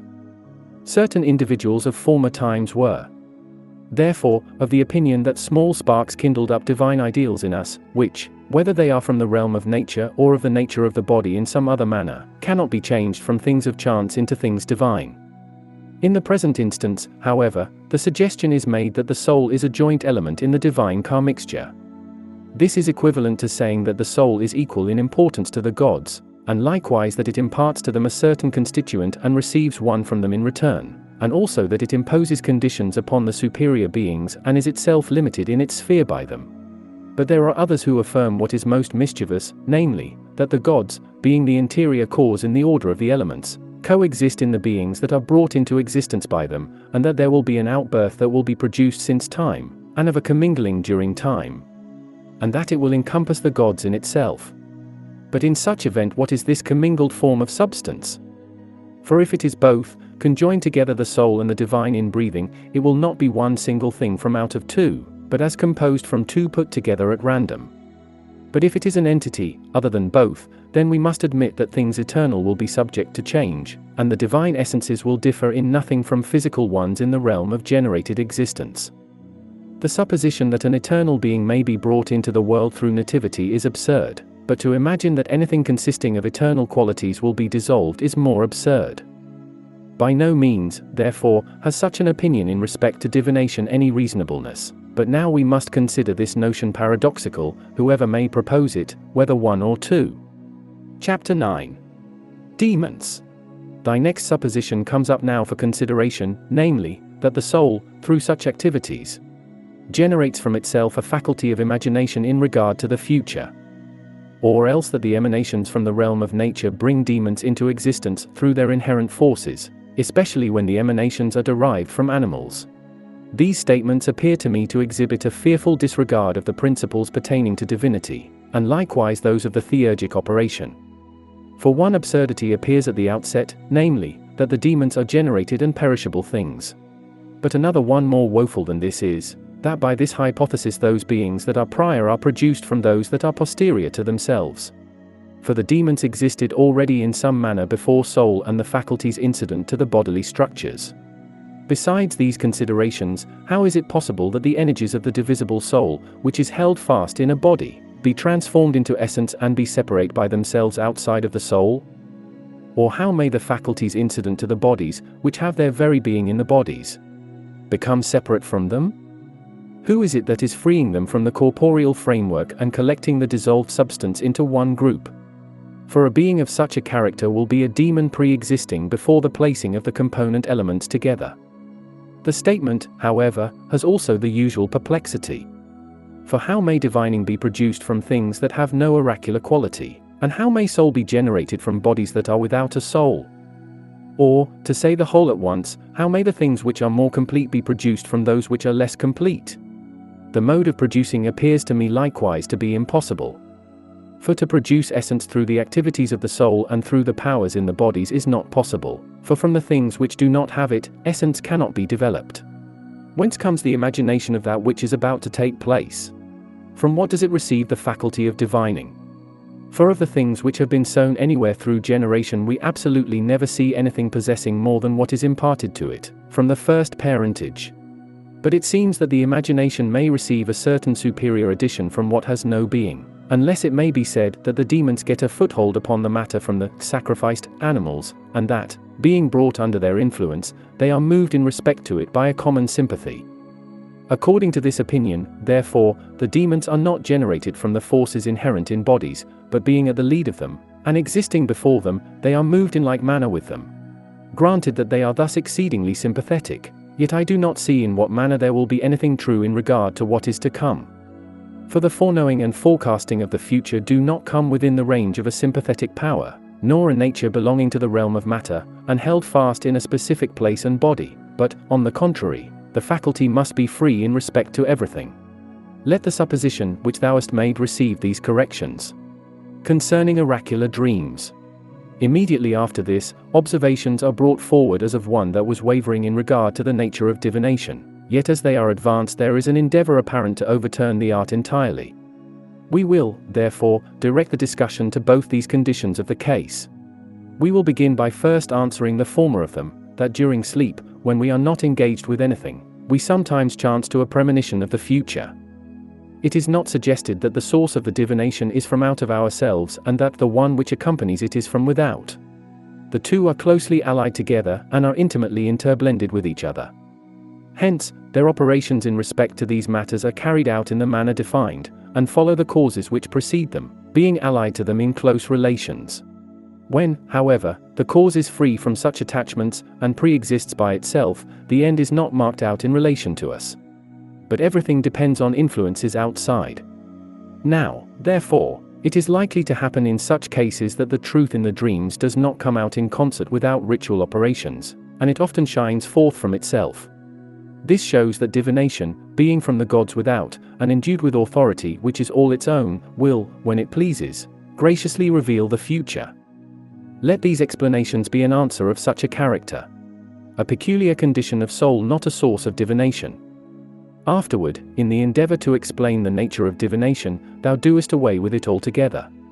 For if, as thou affirmest, a condition of the soul constitutes the source of divination, what person of sense will accord to a thing so palpably unstable and capricious foreknowledge that is normal and stable? Or, how can the soul that is discreet and constant as to the better faculties, those of the mind and understanding, be ignorant of what is to be, when the individual that is receptive as to disorderly and turbulent impressions throws the future wide open? For what in the world is peculiar in the passive condition to qualify it for the beholding of the things that possess real being? Why is not this condition a hindrance rather than an aid to the more genuine perception? Further, also, if the things in the world were placed together by means of passive conditions, the similitude of the passive conditions would be in close proximity to them. But if they are established through principles and through ideas, there will be a different nature of foreknowledge, which will be quit of everything like passive condition. Then, again, the passive condition is conscious only of what is going on and what is now in existence, but foreknowledge extends also to those things which as yet do not have being. Hence, foreknowledge is far different from a passive or susceptible condition. Let us, however, consider thy arguments for such an opinion as thou hast put forward. Thy statement that the senses are held in check tends to the contrary of what thou hast before declared, for it is an evidence that no human phantasm is active at the particular time. But the fumes which are introduced are in close relationship to the god, but not to the soul of the beholder. The invocations do not induce an inbreathing into the reasoning faculty or passive conditions of body in the worshipper, for they are perfectly unknowable and arcane, but they are uttered intelligibly to the god alone whom they are invoking. But what thou remarkest, that by no means everybody, but only the more artless and young are suitable for the procedures, demonstrates that such as these are more in condition as a receptacle for a spirit that enters from without and holds the subject entranced. From these things, however, thou dost not conjecture rightly that the enthusiastic rapture is a passive condition. For the evidence follows likewise from these signs and tokens that it flows in from without, as an inbreathing. Let these things, therefore, so be with us. Disease not a factor in divination. After these conjectures there follows another, a descent from the entheist aberration to ecstasy or alienation of mind on toward a worse condition. It is declared, most irrationally, that the origin of the divining art is the mania that occurs in diseases. For it sets forth enthusiasm or divine inspiration as due to melancholia or the redundancy of black bile, the perverted conditions of drunkenness, and the fury incident to rabid dogs. It is necessary from the beginning, therefore, to make the distinction of two species of ecstasy or entrancement, of which one causes degeneration to an inferior condition, and fills with imbecility and insanity, but the other imparts benefits that are more precious than intelligence. The former species wanders to a disorderly, discordant, and worldly activity. But the latter gives itself to the supreme cause which directs the orderly arrangement of things in the world. The former, being destitute of real knowledge, is led aside from good sense, but the latter is united with those superior sources of wisdom that transcend all the sagacity in us. The former is constantly changing, but the latter is unchangeable. The former is contrary to nature, but the latter is superior to nature. The former brings down the soul into lower conditions, but the latter leads it upward. The former places the subject entirely outside of the divine apportionment, but the latter joins, unites him to it. Why, then, does thy discourse lead off so much from the proposed hypothesis as to be turned from the things superior and beneficial to the worst evils of mania? For in what does the enthusiastic inspiration resemble melancholy or drunkenness, or any other form of alienation originating from morbid conditions of the body? What oracle can ever be produced from distempers of the body? Is not a product of such a kind wholly a destruction, but divine possession a perfecting and deliverance of the soul? Does not the worthless trance happen at the same time with debility, but the superior enthusiastic rapture with complete reign? In short, to speak plainly, the latter, being in a tranquil condition as relates to its own life and intelligence, gives itself to be used by another, but the former, operating with its peculiar species, renders them utterly wicked and turbulent. This difference is therefore the most palpable of all, as all operations by divine beings differ from others. For as the superior orders are completely apart from all the others, their operations are accordingly not like those of any other beings. When, therefore, thou speakest of the aberration of a divine being, let thy conception of it be free from all human aberrations. And if thou imputest to them abstinence similar to that of the priests, do not look upon human abstinence any more as being similar to it. But of all things, do not compare diseases of the body, such as suffusions and fancies set in motion by morbid conditions, with the divine visions. For what have they in common with each other? Neither art thou at liberty to contrast equivocal states of mind, such as may occur during abstinence and ecstasy, with the sacred visions of the gods, which are defined by a single energy.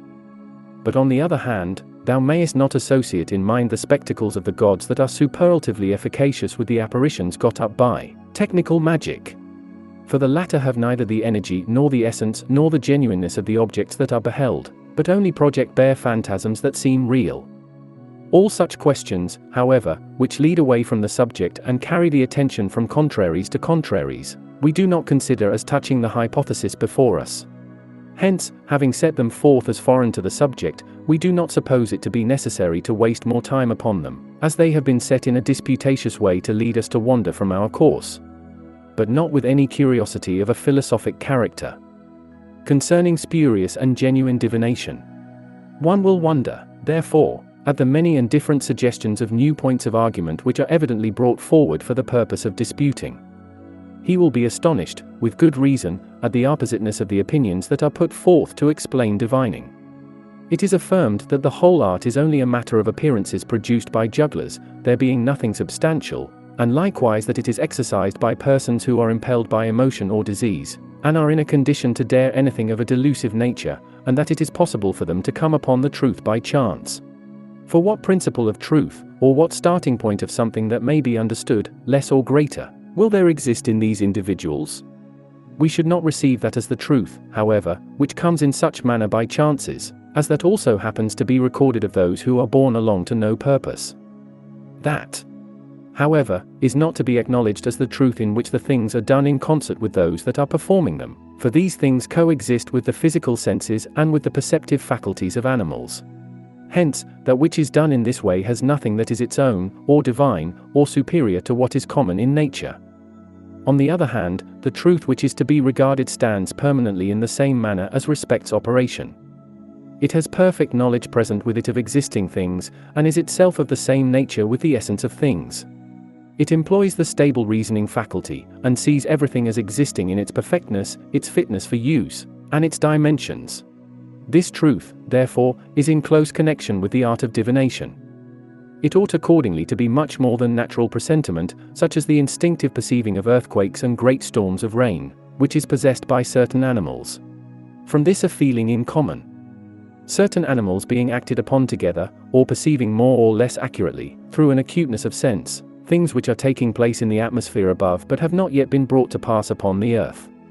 If, then, these things which we are saying are true, although we may have received from nature a power to ascertain things, although we feel what is going to take place, that we shall accept this kind of impression as oracular foreknowledge, yet it is similar to divining, except that in divination there is nothing wanting in certainty and truth, while the other is a matter of chance for the most part, but not always, perceiving correctly in regard to certain things, but not in relation to all. Hence, if there is any instruction in the arts, as, for example, in pilotage or in medicine, which gives power to forecast the future, it does not pertain in any respect to the divine foreknowledge.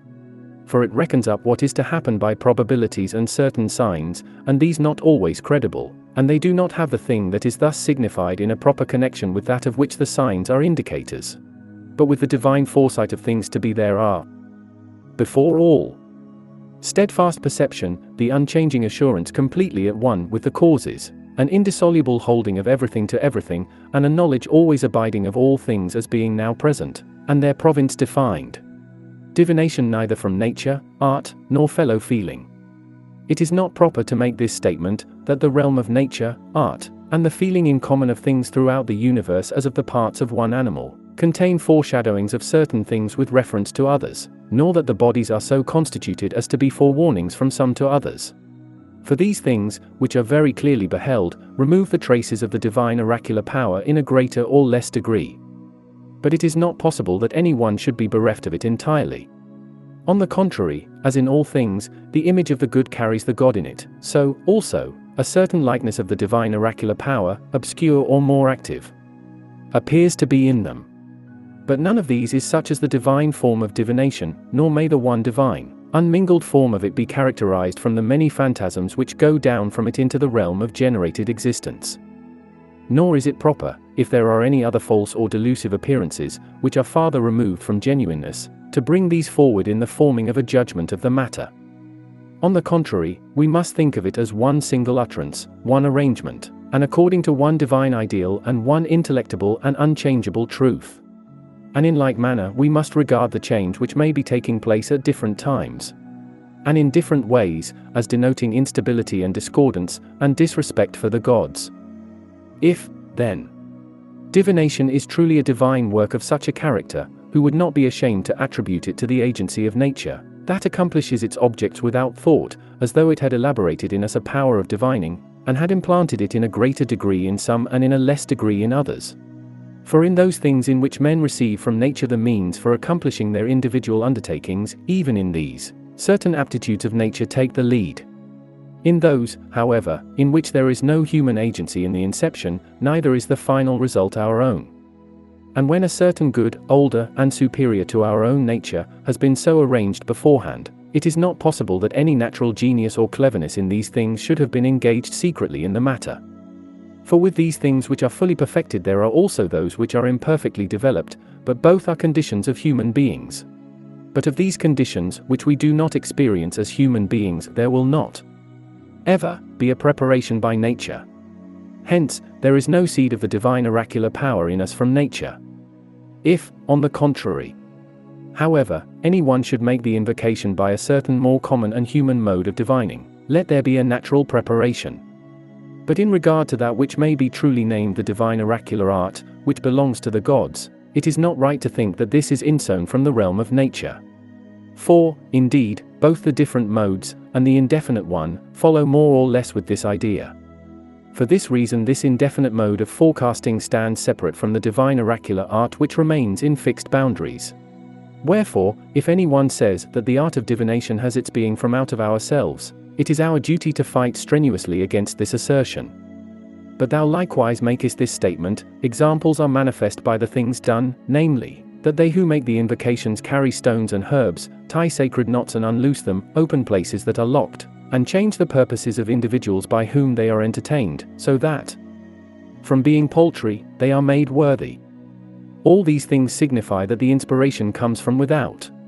It is necessary, however, not only to accept this beforehand, but also to define thoroughly what a specific inspiration is, which comes from duty, and produces the God-given art of divination. Otherwise, we shall not be fit beforehand to give judgment on this subject, unless by applying its own peculiar sign to it and fit its own token to it as a seal. Concerning spectral figures and materialization, thou also puttest forth this declaration: those who are able to reproduce the mystic figures idola are not to be held in low esteem. I shall wonder if any one of the theurgic priests who behold the genuine ideal forms of the gods should consent to allow them at all. For why should anybody consent to take idola or spectral figures in exchange for those that have real being, and be carried from the very first to the last and lowest? Do we not know that as all things which are brought into view by such a mode of shadowing are but imperfectly discernible, they are really phantoms of what is genuine, and that they appear good to the seeming, but never are really so? Other things are in like manner brought in, being carried along in the course of events, but nothing is rendered that is genuine or complete or distinct. But the mode of producing them is plain, for not God, but man, is the maker of them. Nor are they produced from single and intellectual essences, but from matter taken for the purpose.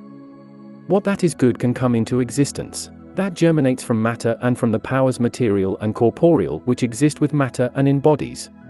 Is not the thing which owes existence to human art more impotent and of less importance than the persons themselves who gave it existence?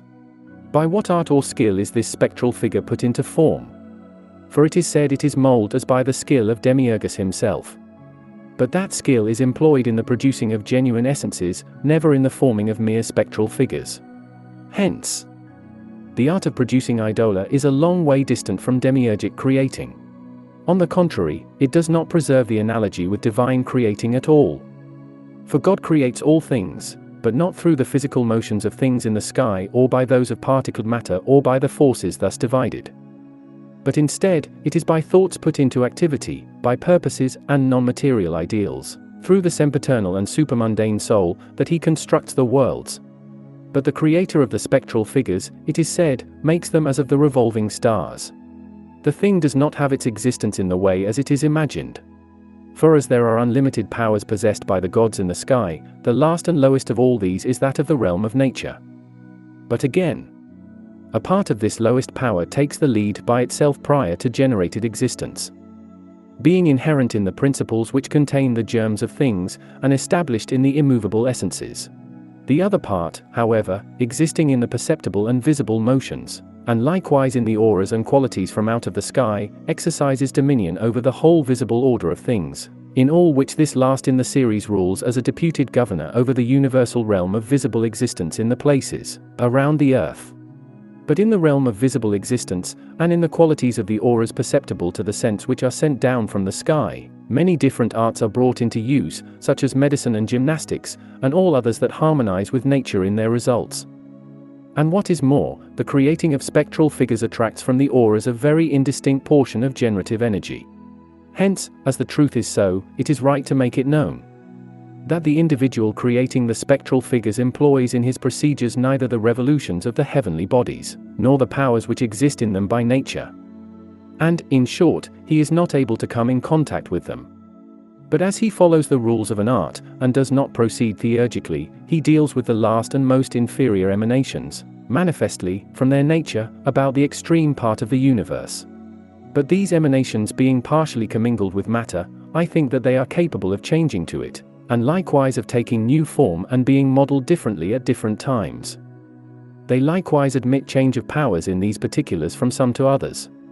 But such a diversity of energies, and the combination of so many powers pertaining to the realm of matter, are separated not only from everything of divine creation, but also from everything of natural production. For nature performs its own works after one plan, and, at once, by simple and uncomplicated operations. The fact remains, accordingly, that such a manner of producing spectral figures by a commingling about the lowest and a manifest celestial inflow, the things being yielded by the celestial nature, is by art. Spectral figures unstable. Why, then, it may be asked, does the projector of spectral figures, the man who creates these things, why does he disregard himself, when he is superior, and descended from superior beings? He appears, instead, to be trusting in specters destitute of soul, only animated with the outward appearance of life, holding together externally a framework of diversified complexion and absolutely ephemeral in duration. Does anything genuine and true exist in them? On the contrary, nothing of the things fashioned by the ingenuity of man is unalloyed and pure. But do simplicity and uniformity of operation of the entire structure predominate in them? They are wanting in all. In regard to their visible composition, they are brought together from out of manifold and incompatible substances. But is there a pure and complete power manifest in them? By no means. When any such multitude of auras, accumulated from many sources, has been mingled together, it is shown to be feeble and fleeting. Yet, except these things are as described, is there the stability in the apparitions which they affirm? There ought to be much, but they vanish more quickly than the idols that are seen in mirrors. For when the incense is placed upon the altar, the figure is immediately formed from the vapor as it is carried upward, but when the vapor becomes mingled and dispersed into the whole atmosphere, the idol in itself is immediately dissolved, and not a trace of it remains.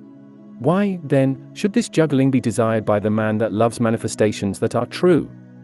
I regard it as worthy of no consideration. If they who make these spectral figures know that these things about which they are engaged are structures formed of passive material, the evil would be a simple matter.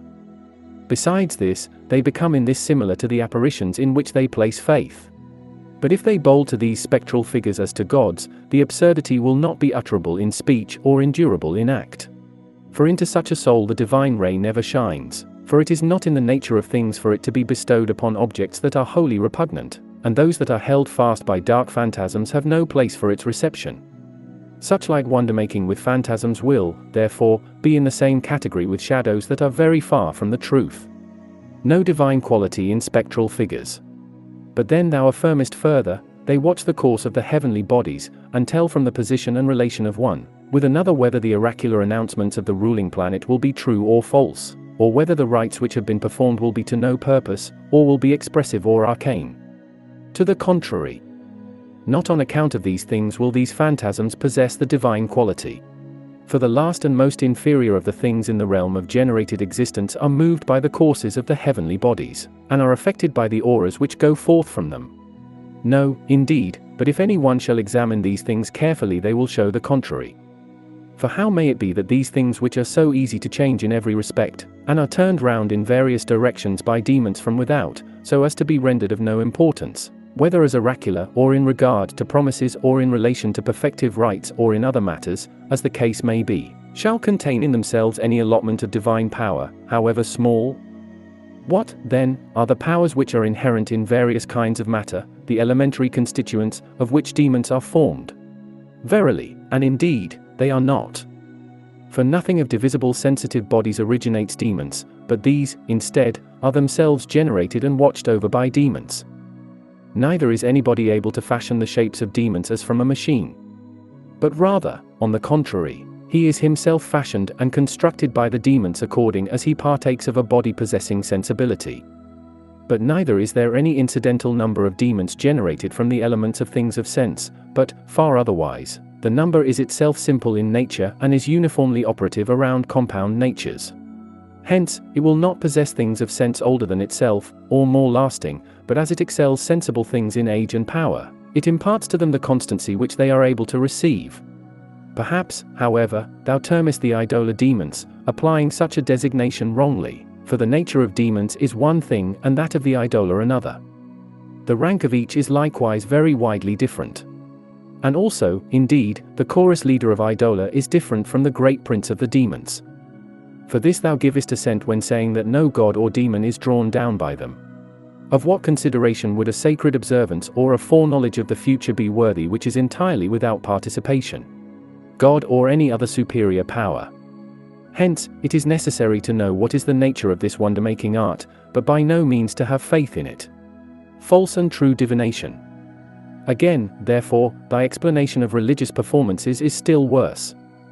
It describes a race of a tricky nature assuming all shapes, artful, and turning many ways, that personates gods and demons, and souls of the dead, like actors on the stage. In reply to these imputations I will relate to thee what I once heard from the prophets of the Chaldeans. The gods of truth, whoever they may be, are alone the bestowers of all things good. They consort with only good men, they are in intimate union with those who have been purified by the sacred discipline, and extirpate from them every bad quality and disorderly passion. When they shine upon these, then what is evil and demonian gives way, and disappears from the presence of the superior beings as darkness vanishes before the light. Nor does the light by any chance cause any annoyance to the theurgic priests. And they receive from it every excellent quality of mind, are made perfect as worthy and decorous, are set free from disorderly passions, and purified from all irregular impulse. And likewise from godless and profane habitudes. But those who are themselves impious wrongdoers, and who assail divine matters in lawless and disorderly ways, are not able, because of defective individual energy and lack of inherent power, to obtain intimate association with the gods. If, by reason of any contaminations, they are debarred from being with immaculate spirits, they become allied with wicked spirits, and are filled by them with the most pernicious inspiration. They become evil and profane, full of unbridled desires after pleasure, replete with badness, and likewise eager admirers of modes of life that are foreign to the nature of the gods, and, to speak briefly, they become like the evil demons with whom they are now joined in their nature. These, then, being full of disorderly passion and badness, through their common nature attract the evil spirits to themselves and are themselves incited by them to every kind of wickedness. They grow together like beings of the same birth, as in a circle, joining the beginning with the end and returning in the other direction in like manner. These things are sacrilegious misdeeds, full of impiety. They have been brought into the sacred rites irregularly, and their observance attempted in a disorderly manner by those who have come later. At one time, as it seems, one god would be caused to be present instead of another at the komos, or mystic revel, and at another they would introduce evil demons instead of gods, calling them rival gods. Never, when discoursing about sacerdotal divination, set forth these things as examples. For goodness is certainly more opposed to intrinsic badness than those to that which is simply not good. As, therefore, the profaners of temples fight against the religious service of the gods most of all, so also those who have to do with demons that lead astray and are causes of excess undoubtedly take the lead in fighting against theurgists themselves, for not only is every evil spirit driven away by them, and is utterly overthrown, but every species of badness and every disorderly passion made an end of altogether. On the other hand, there is a free participation of benefits among the pure, they are filled from above from the fire of truth, and they have no impediment or hindrance to the good things of the soul from bad spirits. Nor does there any arrogance or adulation or enjoyment of exhalations or force of violence greatly annoy them. On the contrary, all these, as though struck by a bolt of lightning, give way, and fall back without touching, not able even to approach them. This kind of divination is immaculate and sacerdotal, and is likewise truly divine. It does not, as thou remarkest, require an umpire, whether me or some one else, in order that I may distinguish it out of many. On the contrary, it is itself distinct from them all, superior above them, sempiternal, pre-existent, not admitting any parallel nor the arranging of any superiority in many respects, but is free by itself, and takes the lead in a single form over all. To this it is necessary that thou, and every one that is a genuine lover of the gods, should give himself wholly, for by such means, truth, which gives a good foothold, is obtained at once in divinations, and perfect excellence in souls, and with both these the way upward will be granted to the theurgists to the intellectual fire, which is placed before as the end of all knowledge and of every theurgic transaction. To no purpose, therefore, thou bringest forward the notion which some entertain, that divination is the work of an evil demon. For the notion is not worthy to be remembered in the speculations respecting the gods. At the same time, also, these individuals are ignorant of the difference between truth and falsehood, because they have been reared in darkness from the beginning, and likewise are not able to discern the principles from which these things are derived. With these conclusions, therefore, let us bring to a close these explanations in respect to the nature of divination. Part 4. The invocation of the theurgic rites. Chapter 10. Concerning the powers invoked.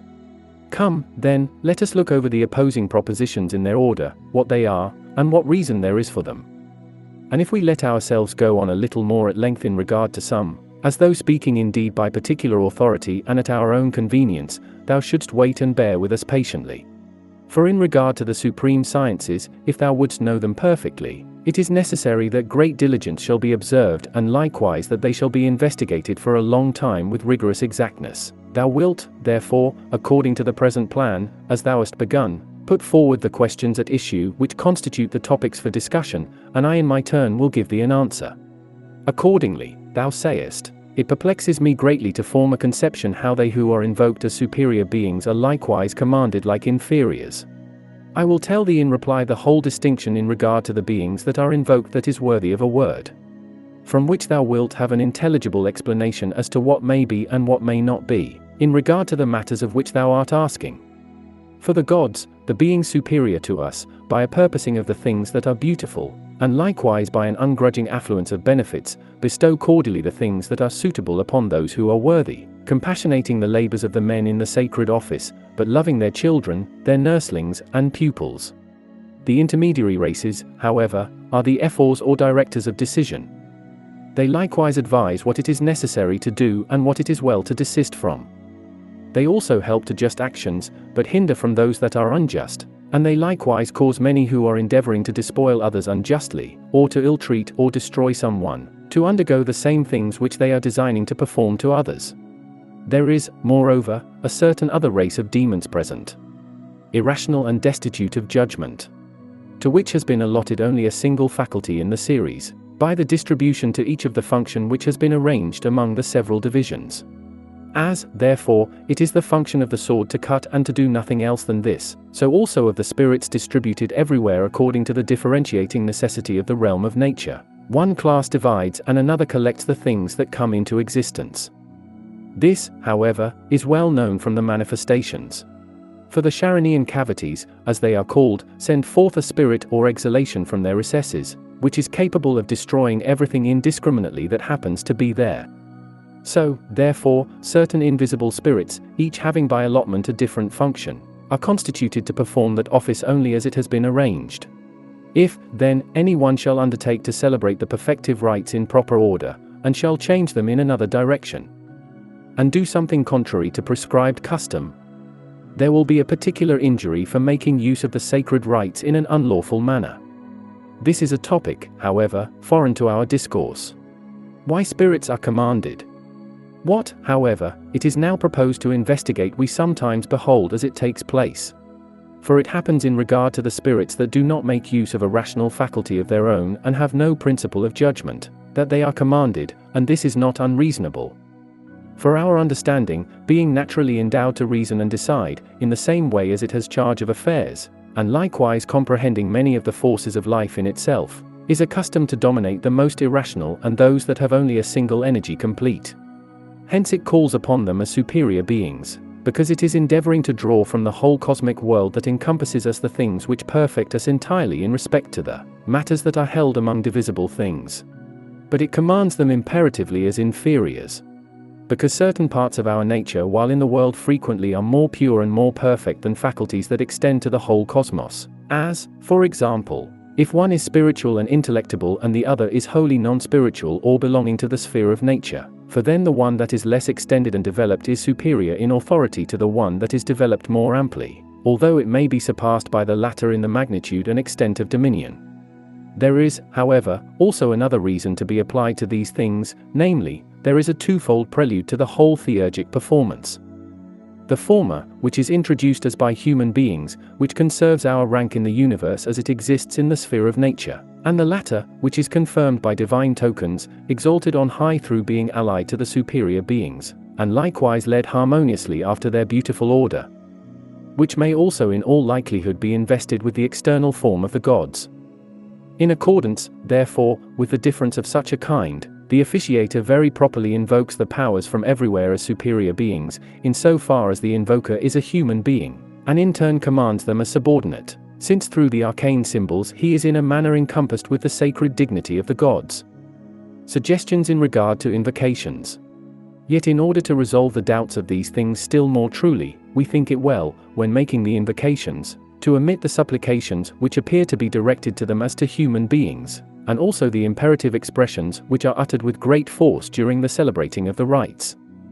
For if the communion of a harmonious friendship and an indissoluble combining together as being only one comprise the sacred work, nothing of achievements called human joins with it, to the end that it shall be truly of the gods and superior to human beings. Nor should the invocation be in such a manner as when we endeavor to bring distant objects to us, nor the supplication of the form addressed to beings separate and apart in such a manner as we pass something from one to another. But energy of the divine fire itself shines forth spontaneously in all directions, and being both self-called and self-operating, is active in like manner through all things, those alike that impart and those that can receive it. The explanation which is now made is far superior, which does not assume that divine operations are accomplished by means of contrary or different natures, as things of nature are wont to be effected, but, instead, that every work is rightly accomplished through sameness, oneness and conformity of nature.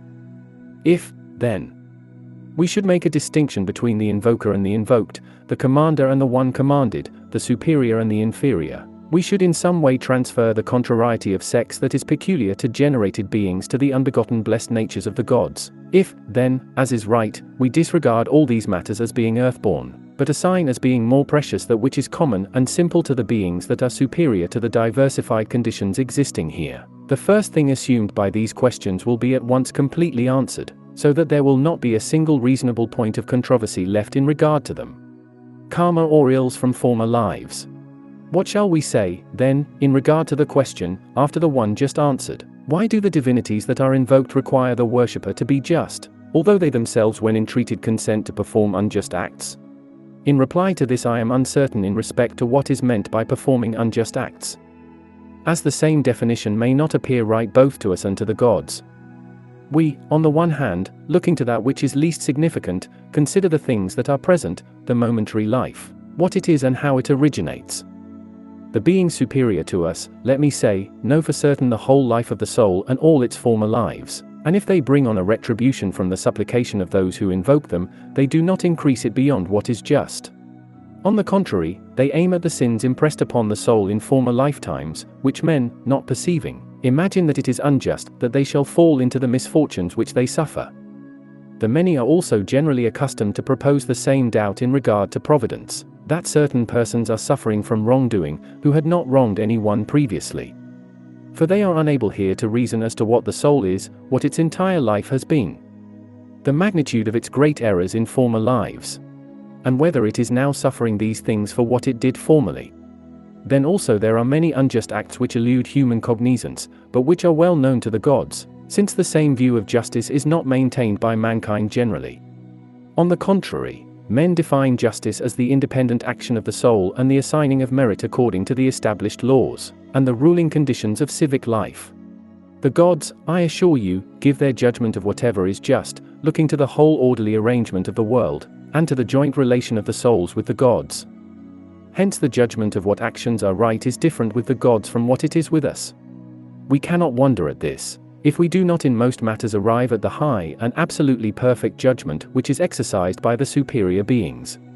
But what hinders justice to every one individually and with the whole family of souls? Especially in a much superior manner from being as would be approved of the gods. For if a sharing of the same nature by souls when they are in bodies and when they are apart from bodies affects an intimate alliance to the common life and order of the world, it is also necessary that the payment of the requirements of justice shall be demanded to the uttermost, and especially when the magnitude of the wrongs done by the one soul in former terms of existence exceeds the fullest extent of the single punishment following upon the offenses. If, however, anyone should add other explanations, by which he seeks to make plain in a different way the maintaining of justice by the gods, or as it is determined by us, there may result from them a way for us in regard to the matters under consideration. But for me the rules alone which have been already laid down are sufficient for the purpose of manifesting generally the race of superior beings, and including everything in relation to the healing influence in the punishments. Good only is from the gods.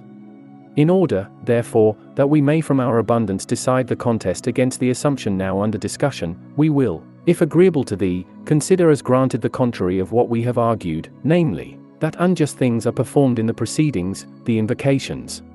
It is evident at once, therefore, that the gods are not to be accused of these things. For they who are good are causes and authors of good things, and the gods are good in their very essence. They accordingly do nothing unjust, hence it is necessary to seek for other causes of the things which occur discordantly. But even though we are not able to find these, we ought not to throw away the true concept in relation to the gods that they are the causes only of what is just. Nor should we, because of controversy as to whether things occur and how they occur, reject notions in regard to the gods that are really clear. For it is much better to confess the feebleness of our powers that are unable to understand how unjust acts are perpetuated, than to concede an impossible falsehood in respect to the gods, concerning which all the Greek philosophers, and likewise the foreign peoples, rightly entertain the contrary opinion. So, then, this is the truth. Evil demons at the initiations. Nevertheless, it is necessary to add also the causes by which evils sometimes come into existence, and likewise how numerous and of what kind they are. For their form is not simple, and being diversified it takes the lead in the bringing of a variety of evils into existence. For if we spoke truly just now in regard to the mystic figures and the evil demons, that after the manner of actors in a play assumed to be present in the character of gods and good demons, there appears in some manner a malignant tribe rushing in a numerous body. And with these the discrepancy which thou hast described usually happens. For the demons require the worshipper to be just, because they themselves as actors in the drama are assuming to be, as if of the race of the gods, whereas they are servants to injustice, because they are in their nature evil. Let there be, therefore, the same statement in regard to false and true, and of good and evil. In the divinations we attribute truth to the gods only, and when falsehood is detected impute it to another race as the cause, that of the demons. So also in regard to matters just and unjust, that what is beautiful and right is to be ascribed only to the gods and good demons, while the demons who are evil by nature do the things that are unjust and dishonorable. That which is in all respects in harmony with itself, and is always in the same manner in itself and with itself, pertains to the superior beings, but that which is contradictory, discordant and never the same, is the peculiarity of the dissensions of the demons. Hence it is no matter of wonder in regard to them if violent conflicts exist. Indeed, it would be more wonderful if this should not be the case. Cooperation of parts in the universe. Hurrying out from another line of argument, we assume that the several parts of the body of the universe are not inert or destitute of power. On the contrary, so far as they excel our conditions in perfection, beauty and magnitude by so much we insist that the greater power is present with them. They are themselves capable of different things individually by themselves, and they employ diverse energies, but they can accomplish much more in a certain degree acting with one another. Indeed, there is a certain creative activity of various kinds extending from the whole universe into the parts either from sympathy through similarity of powers, or from the adaptation of the active to the passive principle. If, therefore, there happen by corporeal necessities any mischievous and destructive results to parts, yet they are salutary and beneficial as regards the whole and the entire framework. But they bring on a necessary decay to the parts, either from not being able to conduct the operations of the whole, or secondly, from a commingling and combining of the infirmities existing from themselves, or thirdly, from the want of harmony of the parts with one another. Many things originate spontaneously. Next in course after the body of the universe, there are many things coming into existence from its productive principle. For the harmonious union of the things that are of like nature, and the repulsion of those that are unlike, produce not a few. Moreover, the joining of the many is one, the living principle of the universe, and the forces in the world, however many and of whatever kind they may be, bring to perfection, to speak in plain terms, one thing in respect to the whole, but another in respect to the parts, owing to the relative feebleness of the parts when they are separate, just as attraction, love, and repulsion, which are present in the universe as energy, become passive conditions in those that participate individually. Taking the lead in ideals and pure principles in the nature of wholes, they share in a certain deficiency and unshapeliness which are incident to matter in regard to things of a divisible quality. In respect to wholes, they are united, but in regard to parts they are at variance. Thus do differentiated natures that participate in these imperfections in conjunction with matter deteriorate in regard to everything that is good, perfect, and universal. Sometimes they decay in parts in order that the entire natures which are compacted firmly together may be preserved.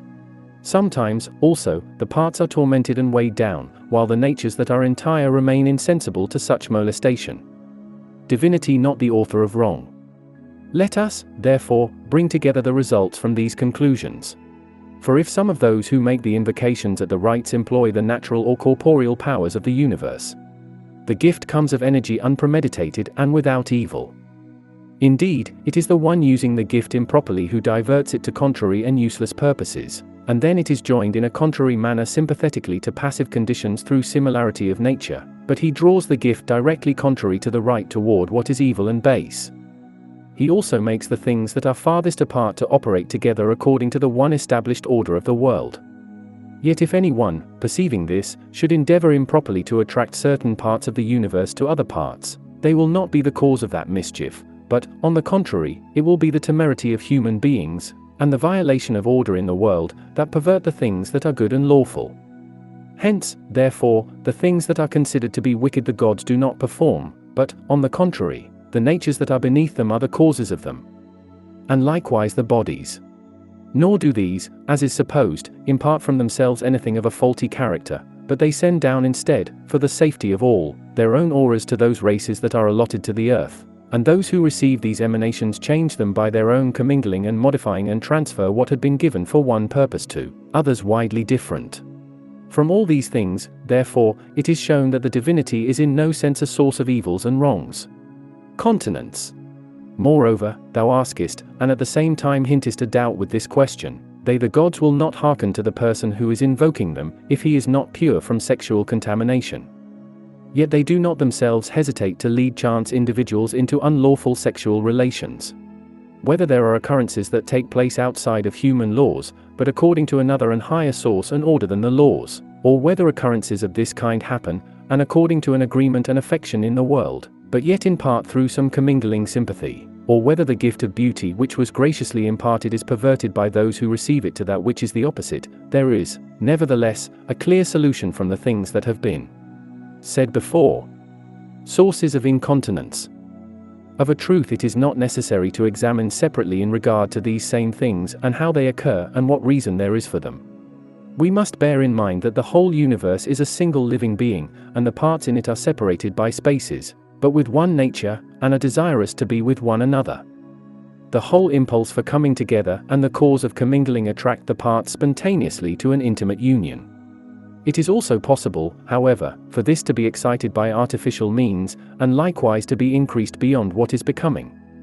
The cause itself, therefore, considered by itself alone, extending from itself about the whole world, is both good and a source of completeness, and also of communion, conjunction and harmonious adaptation, and with the union it also introduces the indissoluble principle of love, which retains and preserves both the things that are and the things that come into existence. But in the parts the incomplete natures it occurs that by reason of their separateness from each other and from the perfect natures, and likewise because they are incomplete, deficient and weak in their own nature, there is a connection effected through the passive condition.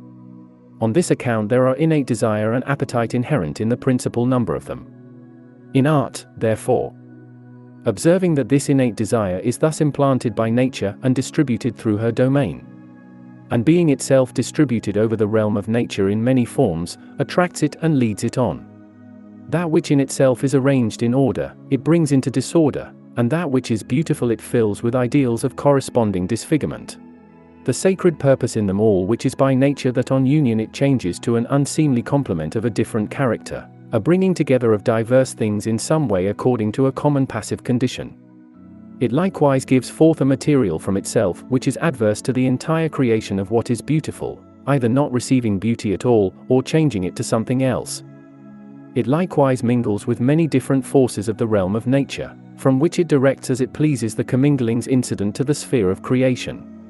We show, therefore, from every side that such argument for sexual connections comes from a technique or art of human origin, but is never from any necessity demonian or divine. Incontinence prompted from evil demons. Consider, therefore, a class of causes of a different kind, that somehow a stone or plant has frequently a destroying quality derived from them, or one that collects together those which are productive. For it is not by any means in respect to these things alone, but also in respect to greater natures or in greater things that this natural superiority exists, which they who are unable to examine, reflect upon and determine, may easily attribute to the superior operations of nature. Already, moreover, it may be conceded that in the realm of generated existence, in respect to human affairs and in matters generally about the earth, the tribe of evil demons is able to hold superior dominion. What wonder is it, then, if such a race performs such works? For every man may not be able to discriminate which is the good and which the evil selfhood, or by what tokens they may be distinguished from one another. Indeed, those who are not able to perceive the distinction come to conclusions absurdly concerning the inquiry in regard to the cause of these agencies, and refer it to the races superior to the realm of nature and to the order of demons. But even though powers of the particled soul are comprehended in respect to these things as to their accomplishment, both while it holds to the body and when it has left the oyster-like and earthly corporeality, but yet wanders below around the places of creation in a disturbed and melting spirit, nevertheless the same opinion would be true, but it places the cause far away from the superior beings. By no means, therefore, does the divine nature nor a good demon minister to the unlawful desires of human beings in regard to sexual matters, since there are many other causes of these. Part 5. Sacrifices and Prayers. Chapter 11. The question stated. The subject, therefore, concerning which thou makest thy next inquiry, is a common theme of discussion with everybody, both those who are proficient in the sacred learning and those less skilled in such matters. Speaking in regard to sacrifices, what utility or power they possess in the world and with the gods, and for what reason they are performed appropriate for the beings thus honored, and advantageously for the persons who present the gifts. There is also added in the same connection another opposing remark. The gods also require that interpreters of the oracles observe strict abstinence from animal substances, in order that they may not be made impure by the fumes from the bodies, yet they themselves are allured most of all by the fumes of the sacrifices of animals. No actual conflict as suggested. It is easy enough, therefore, for anyone to dispose of the conflict which thou suggestest. He has simply to point out the excellence of wholes as compared to the incomplete natures, and to call attention to the absolute superiority of the gods to human beings. What I now affirm is the following theorem. that for the universal soul to preside over the world body of the universe and for the gods of the sky to take the celestial body, or sphere for a vehicle, is neither injurious as a receptacle of passions nor an impediment to the conceptions of mind. But that for the imperfect soul to be in partnership with a body is unprofitable in both these respects. Suppose, then, this being perceived, some difficult problem is suggested, like this, for example, that if the body is a fetter to our soul, it will also be a fetter to the soul of the universe. And if the imperfect soul is turned to the body with reference to generation, so also the world soul will be affected in like manner. Anyone may reply to this by declaring that such an objection does not regard the superiority of the higher races to human beings, and of the wholes to parts. As, therefore, the converse propositions relate to matters diverse from each other, they do not in any way constitute matters for dispute. In regard to sacrificed animals, here, therefore, the same reasoning is enough. With us the enjoyment incident to bodies conjoined with the soul imparts dullness of mind and actual defilement, and likewise engenders voluptuousness and produces many different maladies of the soul.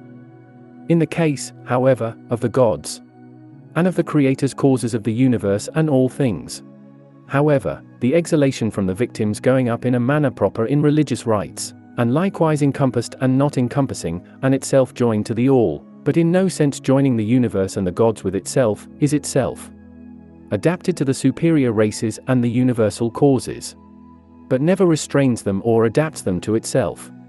Divinities of the sky not affected by exhalations.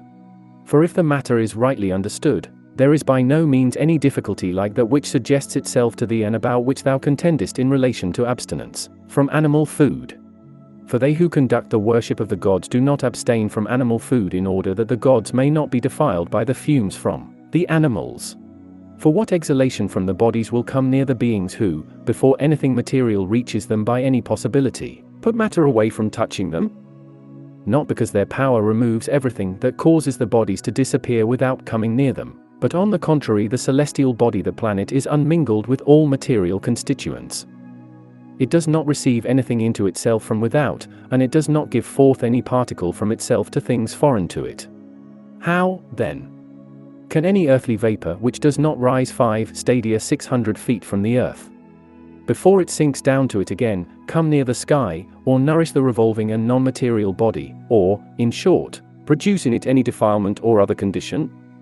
For it is acknowledged that the ethereal body is outside of every contrary influence, and likewise that it is free from all change, that it is entirely pure from every possibility of being transformed into something else, and, besides this, is utterly without any impulse toward the center or from the center. Hence it is stationary in one place, or it revolves in an orbit. There is not, therefore, any common nature, or power, or exhalation of the bodies which consist of different forces and motions, that are variously modified, moving upward or downward, which may become mingled with the bodies in the sky. Because, therefore, these essences are entirely separate and diverse from them, they affect nothing in regard to them. These, being unbegotten, cannot undergo any change in themselves from those that are generated and subject to change. How, then, may the essence of the divine beings be defiled from such fumes when, as we may say, they put quickly away at a single impulse the vapors from all matter and bodies composed of matter? It is not proper, therefore, to conjecture this, but rather to reflect that things which are distributed into parts can have a certain relation to each other, actively or passively, the material to the non-material, and, in short, like natures to like natures. Those, however, that are of another essence, and such as are entirely superior, and which likewise are endowed with other natures and faculties, are not capable of such things as acting upon others or receiving anything from others. The defilement proceeds, therefore, from material objects to those that are held by a material body. It is necessary, accordingly, for those to be purified from these things who are likely to be contaminated from matter. They, however, who are completely free from a divisible nature, who are entirely without the power of receiving conditions from matter into themselves, how can they become contaminated by material things? How can the divine nature, which is pre-existent and superior to human infirmity, and has nothing in common with us, be affected from my emotions or those of any other human being? Neither of these, accordingly, makes any difference to the gods. No matter is it that we are endowed with bodies from the sphere of matter, for there is nothing, in short, of this with them, and, as they are entirely pure and unmingled essences, they are not deified from our stains, nor is it of any consequence if material exhalations of bodies are given off around the earth, for these are the farthest remote from their essence and powers.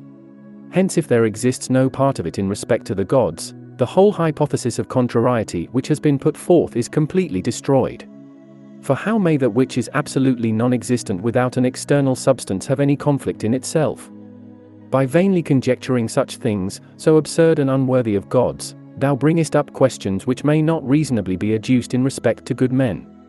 For no man possessing intelligence and undisturbed by passion, much less one of the superior races, would ever be allured by the exhalations of vapors from a sacrifice.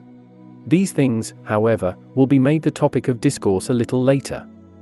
But for the present the notion of contrariety of nature, having been controverted by many refutations, we will leave off reasoning in respect to the first topic of discussion, concerning the sacrifices. But the question is more important, and relates to things of greater consequence. How will I be able to answer thee briefly and fully what is difficult and requires a long explanation? I will attempt to reply, nevertheless, and will not be backward in zeal for promptness. I will also endeavor to follow the points which thou hast concisely indicated and go onward to some of special significance.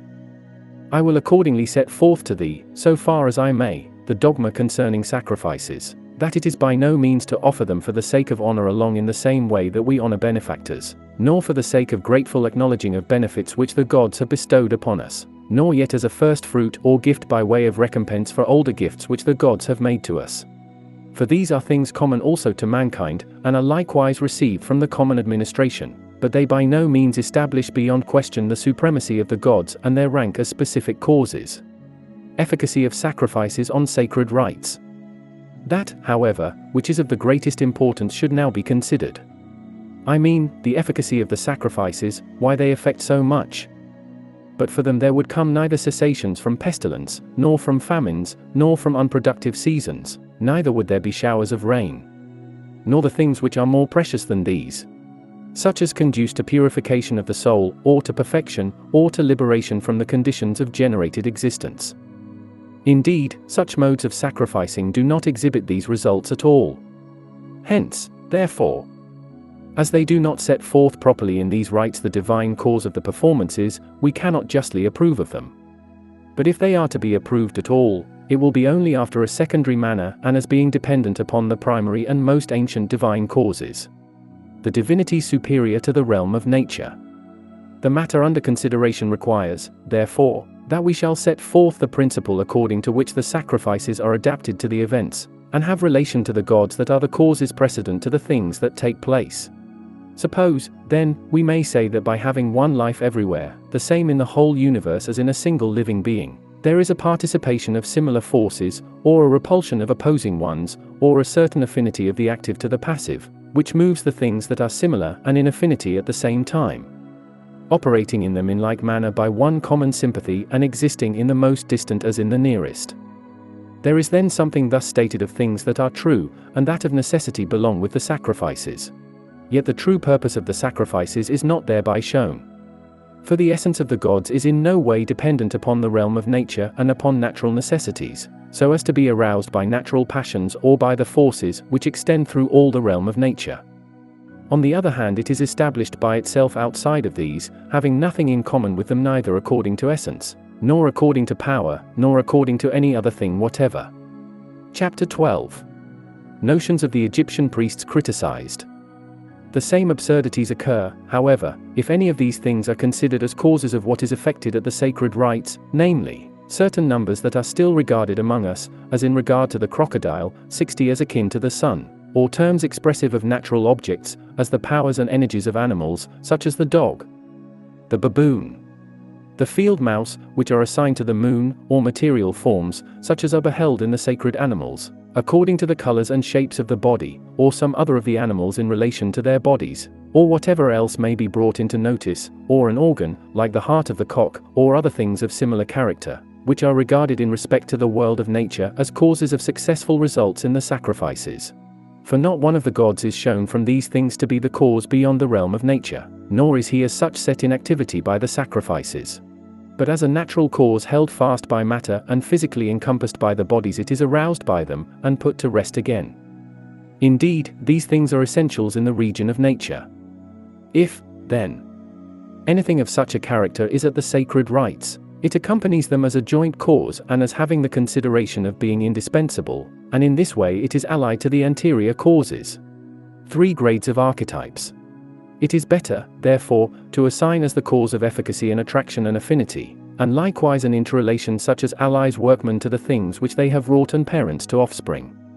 When, therefore, this common principle being the anterior cause, we take some animal or thing growing upon the earth that has preserved the purpose of the Creator intact and pure, then through such an object, we deal familiarly with the demiurgic cause which is over it unmingled with anything else. These causes or categories, however, are numerous. Some of them, as, for example, the Dæmonian, are closely joined together, and others, for instance the divine, are ranked after a manner higher than these.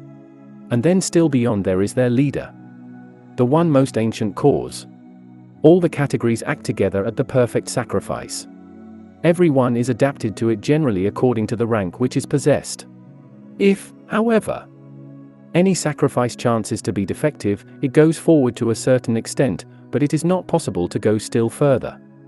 Hence many think that sacrifices are to be presented to the beneficent demons, many to the final powers of the gods, and many to the pericosmian or to the terrestrial powers of demons or of divinities. These things, being apart in regard to the sacrifices, are not told guilefully, but they by no means afford us a view of the whole of the virtue of the rite and all the benefits and the divineness which extends through all. Demons and not gods influenced by sacrifices. We admit, then, all these statements. We say that the beings that belong to the realm of nature act in concert together according to convenience, or sympathy, or antipathy, and in other respects are subject and follow and are subservient to the superior being, and cause of the efficacy of sacrifices. But the demons, and also the terrestrial and pericosmian powers as being principles, are associated together according to rank as is the case with us. Nevertheless, the most effective highest ranking of the causes of efficacy in the sacrifices are united with the demiurgic and absolutely perfect powers, but since these comprehend themselves all the causes, however many they are, we affirm that all the active operators are moved together with these causes at the same moment, and that from them all there descends a common beneficial influence into the whole realm of generated existence. Sometimes this help is imparted according to cities and districts, or to various nations, or to greater or smaller divisions of these. At other times, the benefits are given with an ungrudging willingness to households, or to every individual, and the distribution of them is made freely and without feeling, and with an unimpassioned mind according to relationship and affiliation, as it is right and proper to give. One affection meanwhile holding all together and forming this bond through an unutterable communion. These things are much more true, and happen to be more correct in relation to the essence and power of the gods, than what thou dost conjecture, namely, that they themselves are allured most of all by the fumes of the sacrifices of animals. For if there is in any sense a body to the demons which some imagine to be nourished from the sacrifices, this body must be unchangeable and impassive, and likewise luminous and in want of nothing. Hence there is neither need for anything to flow from it nor of an inflow from without. If, however, any one remains still of opinion that this is the case, yet the world and the atmosphere in it have an incessant exhalation from the region about the earth. What need, then, have they of the sacrifices? On the other hand, the substances which are thus received do not supply to an equivalent amount in proportion to the deficiency created by what has been cast forth, so that neither an excess may predominate nor a deficiency occur, but that there shall exist in like manner in every way, equality and a uniform condition of the bodies of the demons. For the Creator Demiurgos does not by any means set food abundant and in reach for all living things in the earth and sea, but has implanted want of the same in the races superior to us.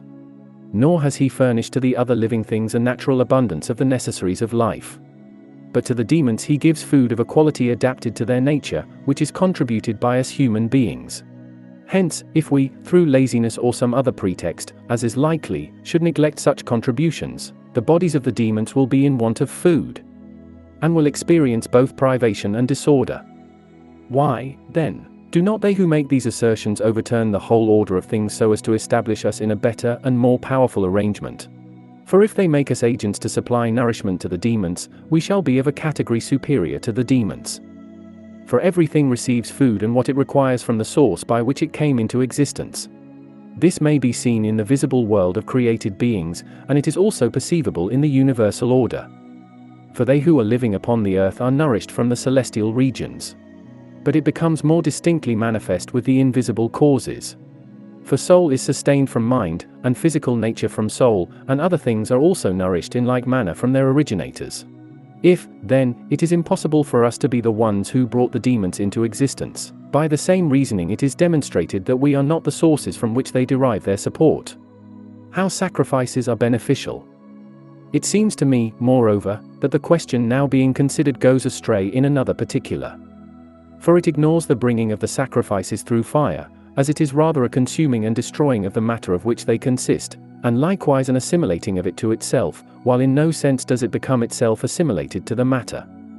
It is also a bringing upward to the divine, celestial and non-material fire, but by no means a moving downward to the region of matter and generated existence. For if the enjoying of the fumes of matter in the sacrifices allured the superior races, it is proper that the matter shall be pure from contamination, for in this way there will be a greater exhalation from it to those that partake. Now, however, all is burned and utterly consumed, and is changed into the pure and tenuous substance of fire, which is itself clear proof to the contrary to what thou affirmest. For the superior races are impassive, and it is a delight to them to extirpate the matter by means of the fire and to render us impassive. The characteristics in us become like the gods in the same manner as fire transforms all hard and refractory materials to luminant and tenuous bodies.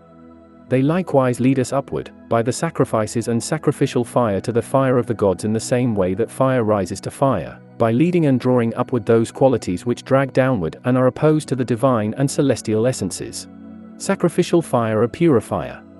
To speak without disguise, it is neither from the matter of which the sacrifices consist, nor from the elements, nor from any other of the bodies known to us, that the demons have the vehicle serving as bodies and resembling them.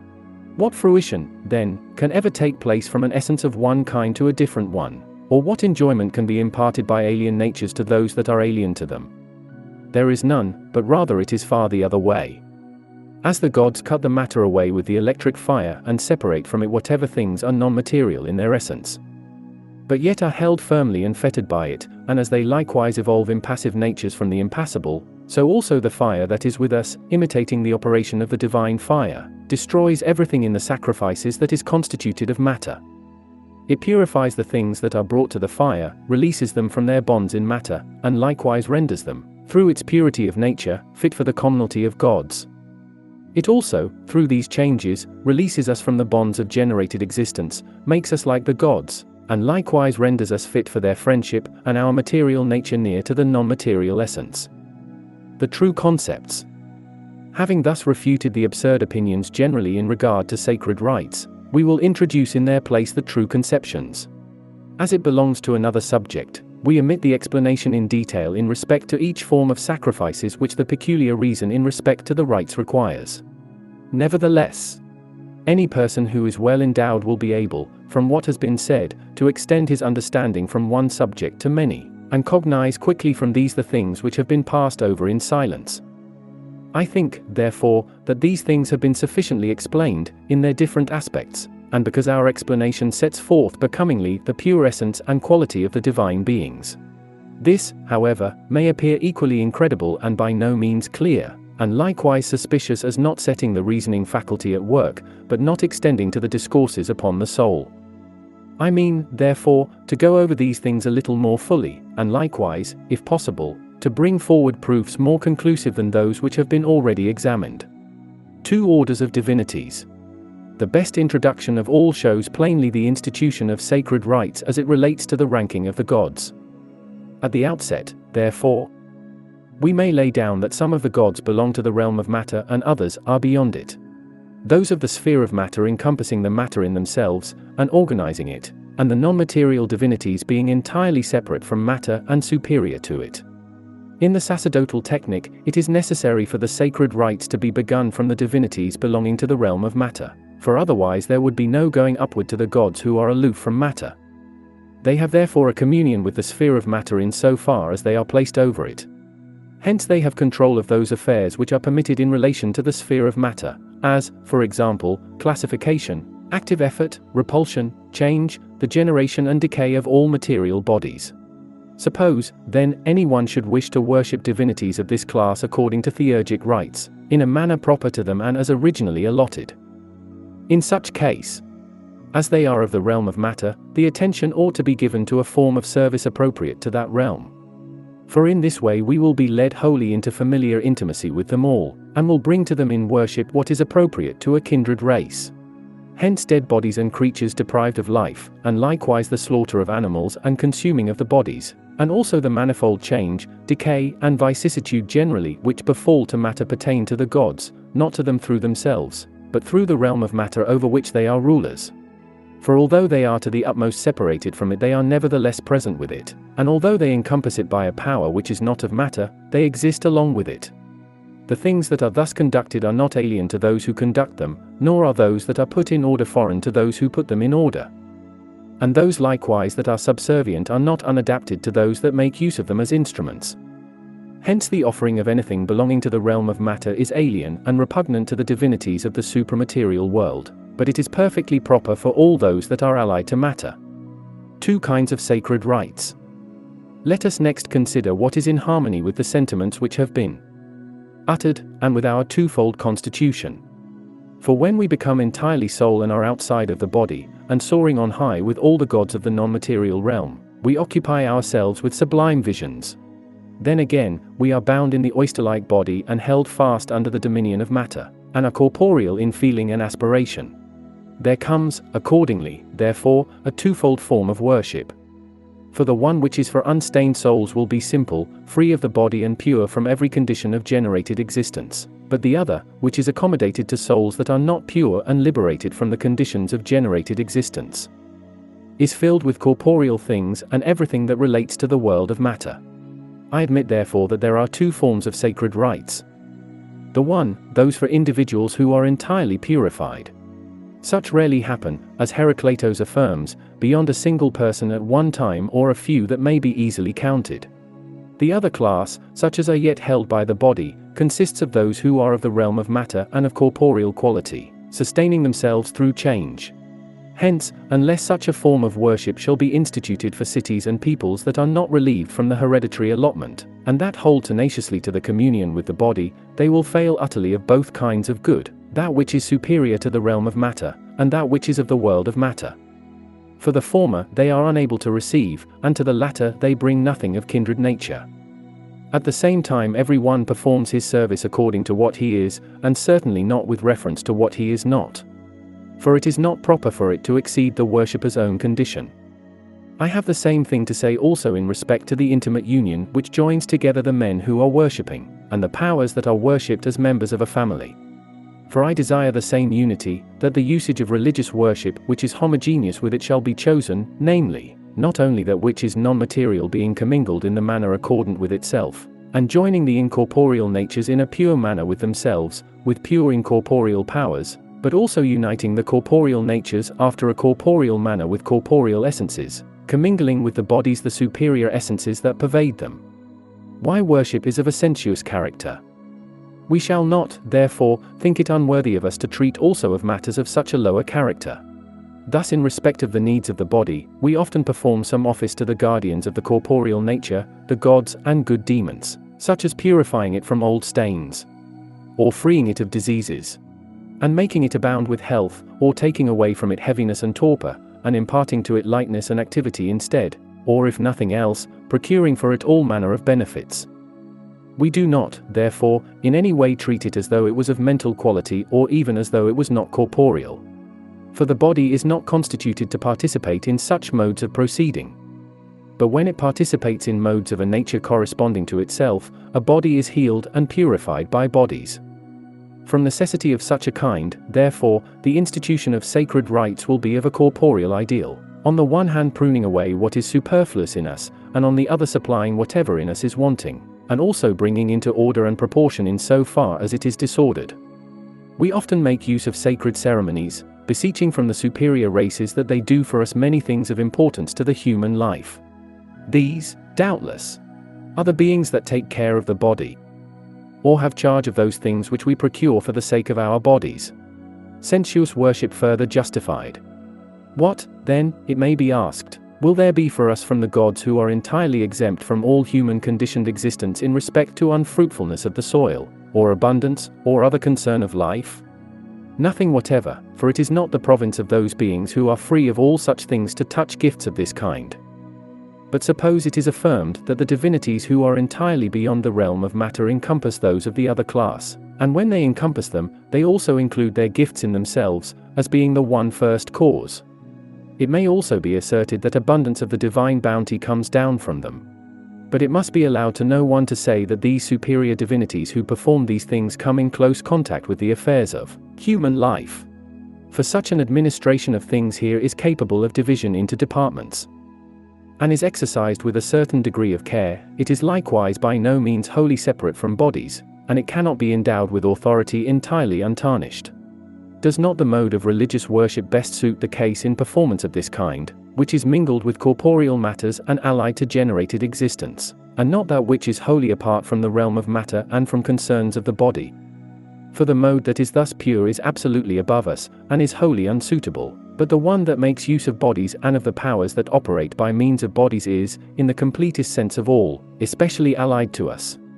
It can not only effect successes in life, but it can also avert imminent misfortunes, and bring harmony and a just tempering of conditions to the mortal race. The three classes. According to another classification, the numerous throng of human beings is arranged under the head of nature. It is governed by the powers of the realm of nature, looks down to the operations of nature, and likewise in addition makes complete the jurisdiction of fate, submits to the order of things to be accomplished in so far as it is fated, and also employs practical reasoning in regard to things that belong alone to the department of nature. A certain few, however, who exercise a faculty of mind superior to nature, are exalted beyond that class, and ranked in the order of separate and unalloyed intelligence as being those who have become altogether superior to the powers of the realm of nature. Others, however, are placed between these as intermediaries between the department of nature and that of pure intelligence, some following after both classes, others pursuing a life commingled from the two, and others being set free from the inferior classes and placed with the more excellent. These, then, having been thus defined, that which is to accompany them becomes especially plain. For they who are governed by the general condition of things, and they in particular who live according to their own peculiar natural disposition and make use of their natural powers, adopt the religious worship that is proper to nature and to bodies made active by nature, making choice of places, atmosphere, matter and powers of matter, bodies and habitudes of bodies, qualities, appropriate dances, changes incident to generated existence, and other things congruous with these, in other departments of religious worship, and in the department which is directly connected with sacrificing. But they who live with reference to mind alone, and the life which is of the mind, and who are free of the bonds of the realm of nature, exercise diligently in the spiritual and incorporeal law of the sacred art relating to the several departments of Theurgia. Those who are intermediary between the two classes, pursue assiduously the ways of holiness in different manner, according to the differences between them, either participating in both these modes of religious devotion, or standing aloof from one of them, or accepting them as a foundation of things more valuable. For without these they may never accomplish the higher attainments. In some other way perhaps they may take them in hand in a becoming manner. Three classes of divinities. In respect, however, to this very mode of distinction, there is brought to our attention the following classification of the divine essences and powers. 1. Some have a soul and nature subject and subservient to their creations, in whatever way they will. 2. Others are entirely separate from soul and nature. I mean from the divine soul and nature, and not from the cosmic and genetic soul and nature only. 3. Some, however, are intermediaries between them, and preserve a communion from each to each other, either by an unsevered bond of union, or by a generous imparting of superior benefits or an unchecked reception of lesser ones, or by the harmony of mind which binds both together. When, therefore, we are worshipping the gods that are kings of the realms of soul and nature, it is not out of the way to present to them natural powers and bodies that are not controlled by nature, devoting to them what is not worthless. For all the operations of nature are subservient to them and associated with them in the administration of the world. But when we are paying homage to these gods that are uniform in respect to themselves, it is proper to distinguish them with unlimited honors.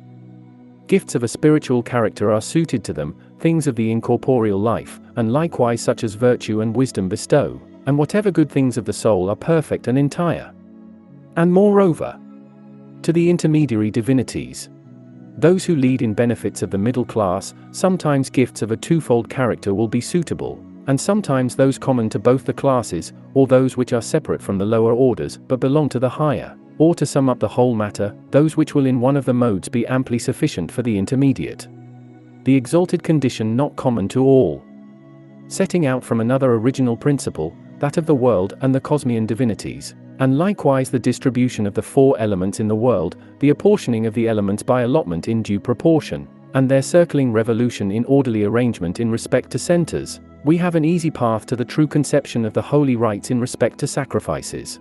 Suppose we ourselves are in the world, and are included as parts in the whole universe, that we are likewise produced by it at first and brought to maturity by all the forces in it. And also that we are constituted from the elements in it, and receive from it a certain allotment of life and nature. We may not, on account of these things, pass over the world and the cosmian arrangements. We must grant accordingly that in every region about the world there is this body which we observe, and there are also the incorporeal classified powers around the bodies. Hence the law of religion, it is plain, assigns like things to like and extends in this manner through the universal spaces from on high to the last, assigning things incorporeal to the incorporeal, and things corporeal to the corporeal, each giving to the other in due accord with their peculiar nature.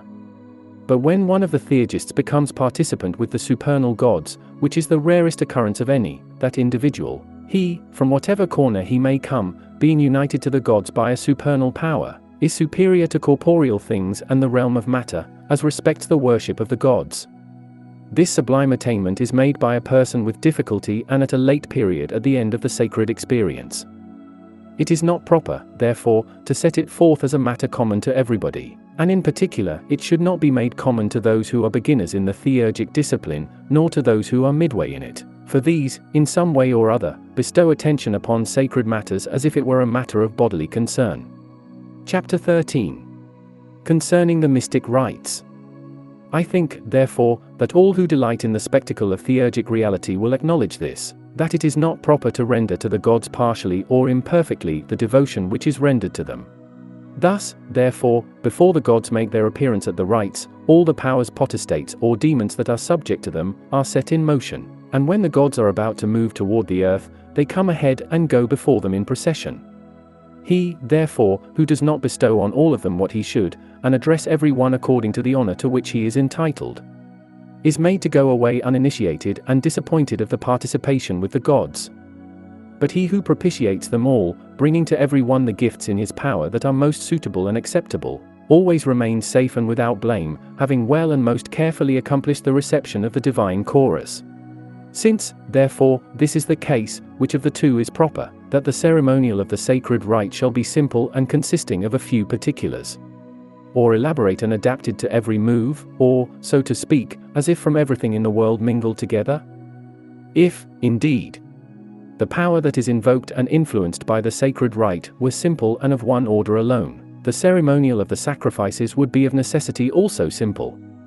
But suppose the multitude of other powers, demons and minor spiritual beings that are aroused and set in motion at the descending of the gods can be included in no simple rite. The Theurgists, from being experienced in the performances, are the only ones that know these things accurately, and they alone are able to cognize what constitutes the perfect celebration of the sacred ceremony.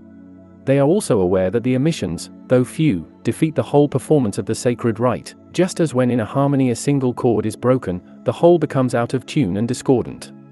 As therefore, in the divine descents which are visible there occurs manifest injury to those who leave any of the superior beings unhonored. So likewise, when they are present at the sacrifices unseen, it is not well to honor one and not another. But instead every one should be honored according to the order to which he is allotted. He who leaves any of them without a gift holds the whole thing fast and destroys the one and entire arrangement. He does not, as some may therefore imagine, make the reception an imperfect one, but, on the other hand, he absolutely overturns the whole purpose of the sacred rite. Sacred rites multiform. What then? Does not the highest part of the sacred technique recur of itself to the one supreme above the whole multitude of divinities, and yet at the same time worship in him the many essences and principalities? Certainly, I may be answered, but this takes place at a very late period, and only with the exceedingly few, and if it comes at the very sunset of life, they are content. Our present discussion, however, does not set forth the law for a man of such character, for he is superior to all law. But it establishes such a system of law for those who are in need of superior legislation. It says accordingly, that as the universe is a system from many orders combined into one, so it is proper that the complete ceremonial of the sacred rites, unceasing and entire, shall be joined with the whole category of the superior races. Certainly, indeed, if the cosmos is manifold and entire, and is constituted in many orders, it is proper accordingly that the sacred performance shall copy its various features, because of all the powers which they present to view. Hence, in relation to these and to the various kinds that are about us, it is not proper for us to be intimately connected with the divine causes or beings that are over them, from a part of the qualities in them. On the contrary, we should not aspire to be with their leaders, when anything on our part is omitted or incomplete. The benefits from the sacrifices. The diversified mode of celebrating the holy rite in the sacred performances, therefore, not only purifies us, but it also makes perfect something of the defects in us or about us, establishes in harmony and order, and otherwise delivers us from faults of deadly character. It likewise brings all into familiar relations with the races superior to us. And, certainly, when the divine causes and the human adaptations closely resembling them meet together to the same end, the initiation or perfective rite assures every full and ample benefit of the sacrifice. It will not be amiss, however, to add such particulars as the following in order to give an accurate understanding in respect to these things.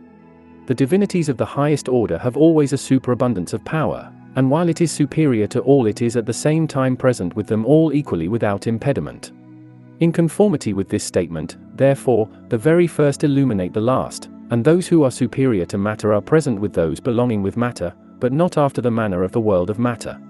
Let no one be surprised even though we say that there is a certain matter that is pure and divine.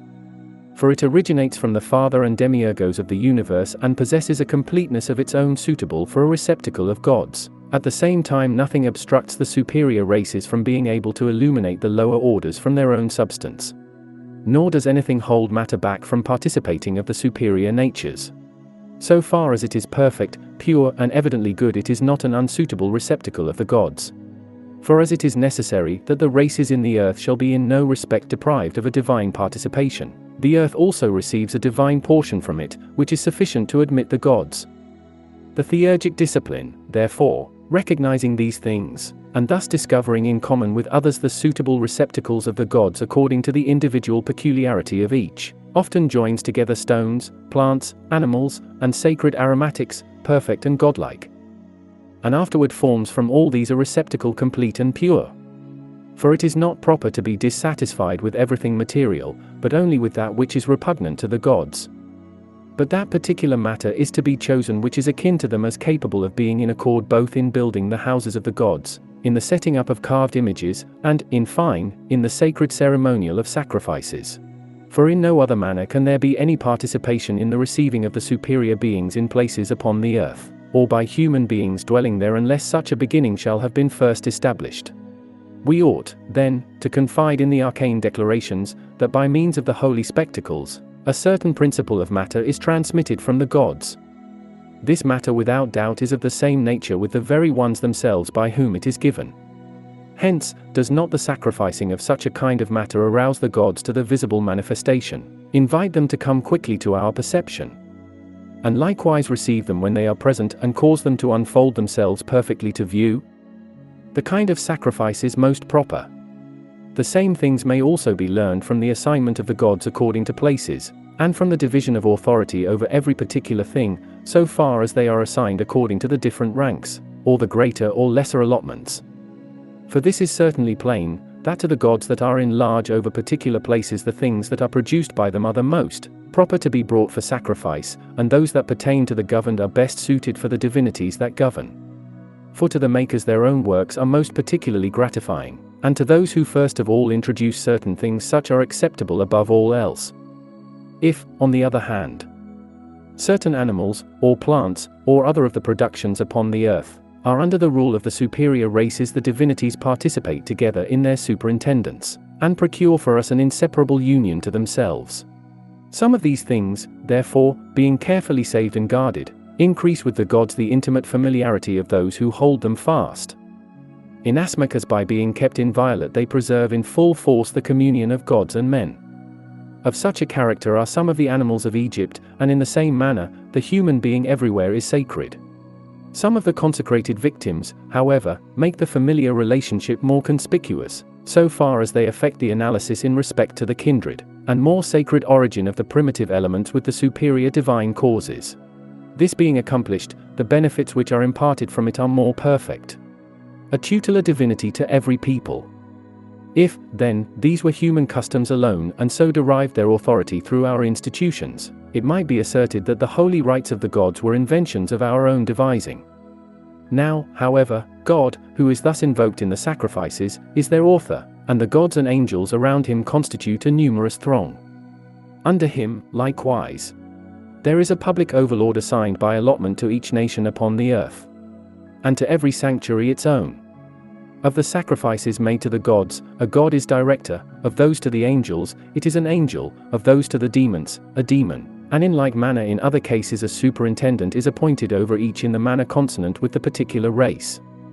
When, therefore, we bring our sacrifices to the gods, in company with the gods that superintend and make complete the mystic rites, it is our duty at the same time to revere the institution of sacred divine worship in regard to the sacrifices. At the same time, however, it becomes us to be of good courage as we celebrate the holy rites under the ruling gods, and likewise to exercise suitable caution, that we may not bring some gift unworthy of the gods, or obnoxious to them. In conclusion, then, we admonish at all events that the endeavor be made in respect to those around us, gods, angels and demons, that are distributed according to race, in every part of the universe, and that an acceptable sacrifice shall be presented alike to them all. For only so can the holy rites be celebrated in a manner worthy of the divine beings that preside over them. Concerning prayer. A part of the sacred rites and not the least important is that of the prayers. They fill out the sacrifices to the fullest extent, and through these the entire performance becomes established and perfect. They likewise effect the general combined operation with the worship, and bring the sacred service into indissoluble co-partnership with the gods. It will not be amiss to relate a few things in respect to this subject. For this very thing is of itself worthy to be learned, and it makes our superior perception in respect to the gods more perfect. I affirm, therefore, that the first ideal of prayer is a collecting of our thoughts and likewise a leading to contact and a genuine knowing of God. Next after this is the binding in communion with a single mind, and also the calling to us of the gifts which the gods have sent down, before the uttering of a word, completing the entire performances before it was perceived. But in the most perfect ideal, which is the most perfect form of prayer, the occult union is sealed and its validity assured by the gods, procuring perfect repose in them for our souls. In these three limits in which everything divine is measured. Prayer, making our friendship worthy of the gods, gives us the sacred aid from them threefold. The first of these relates directly to illumination, the second to a general completion of effort, and the third to the complete fulfillment by means of the fire. At one time, prayer precedes the sacred rites, again it divides the sacred performance in the middle, and at another time, it further effects the purpose of the sacrifices. No sacred performance takes place properly, without the supplications in the prayers.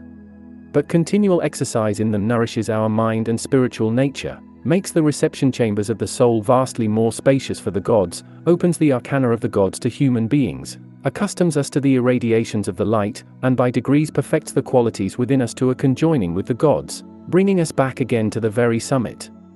It quietly draws upward our habits of thought and imparts to us the moral qualities of the gods. And besides this, persuasive discourse awakens a fellowship and affection that are indissoluble. It likewise augments the divine love and lights up the divine quality of the soul.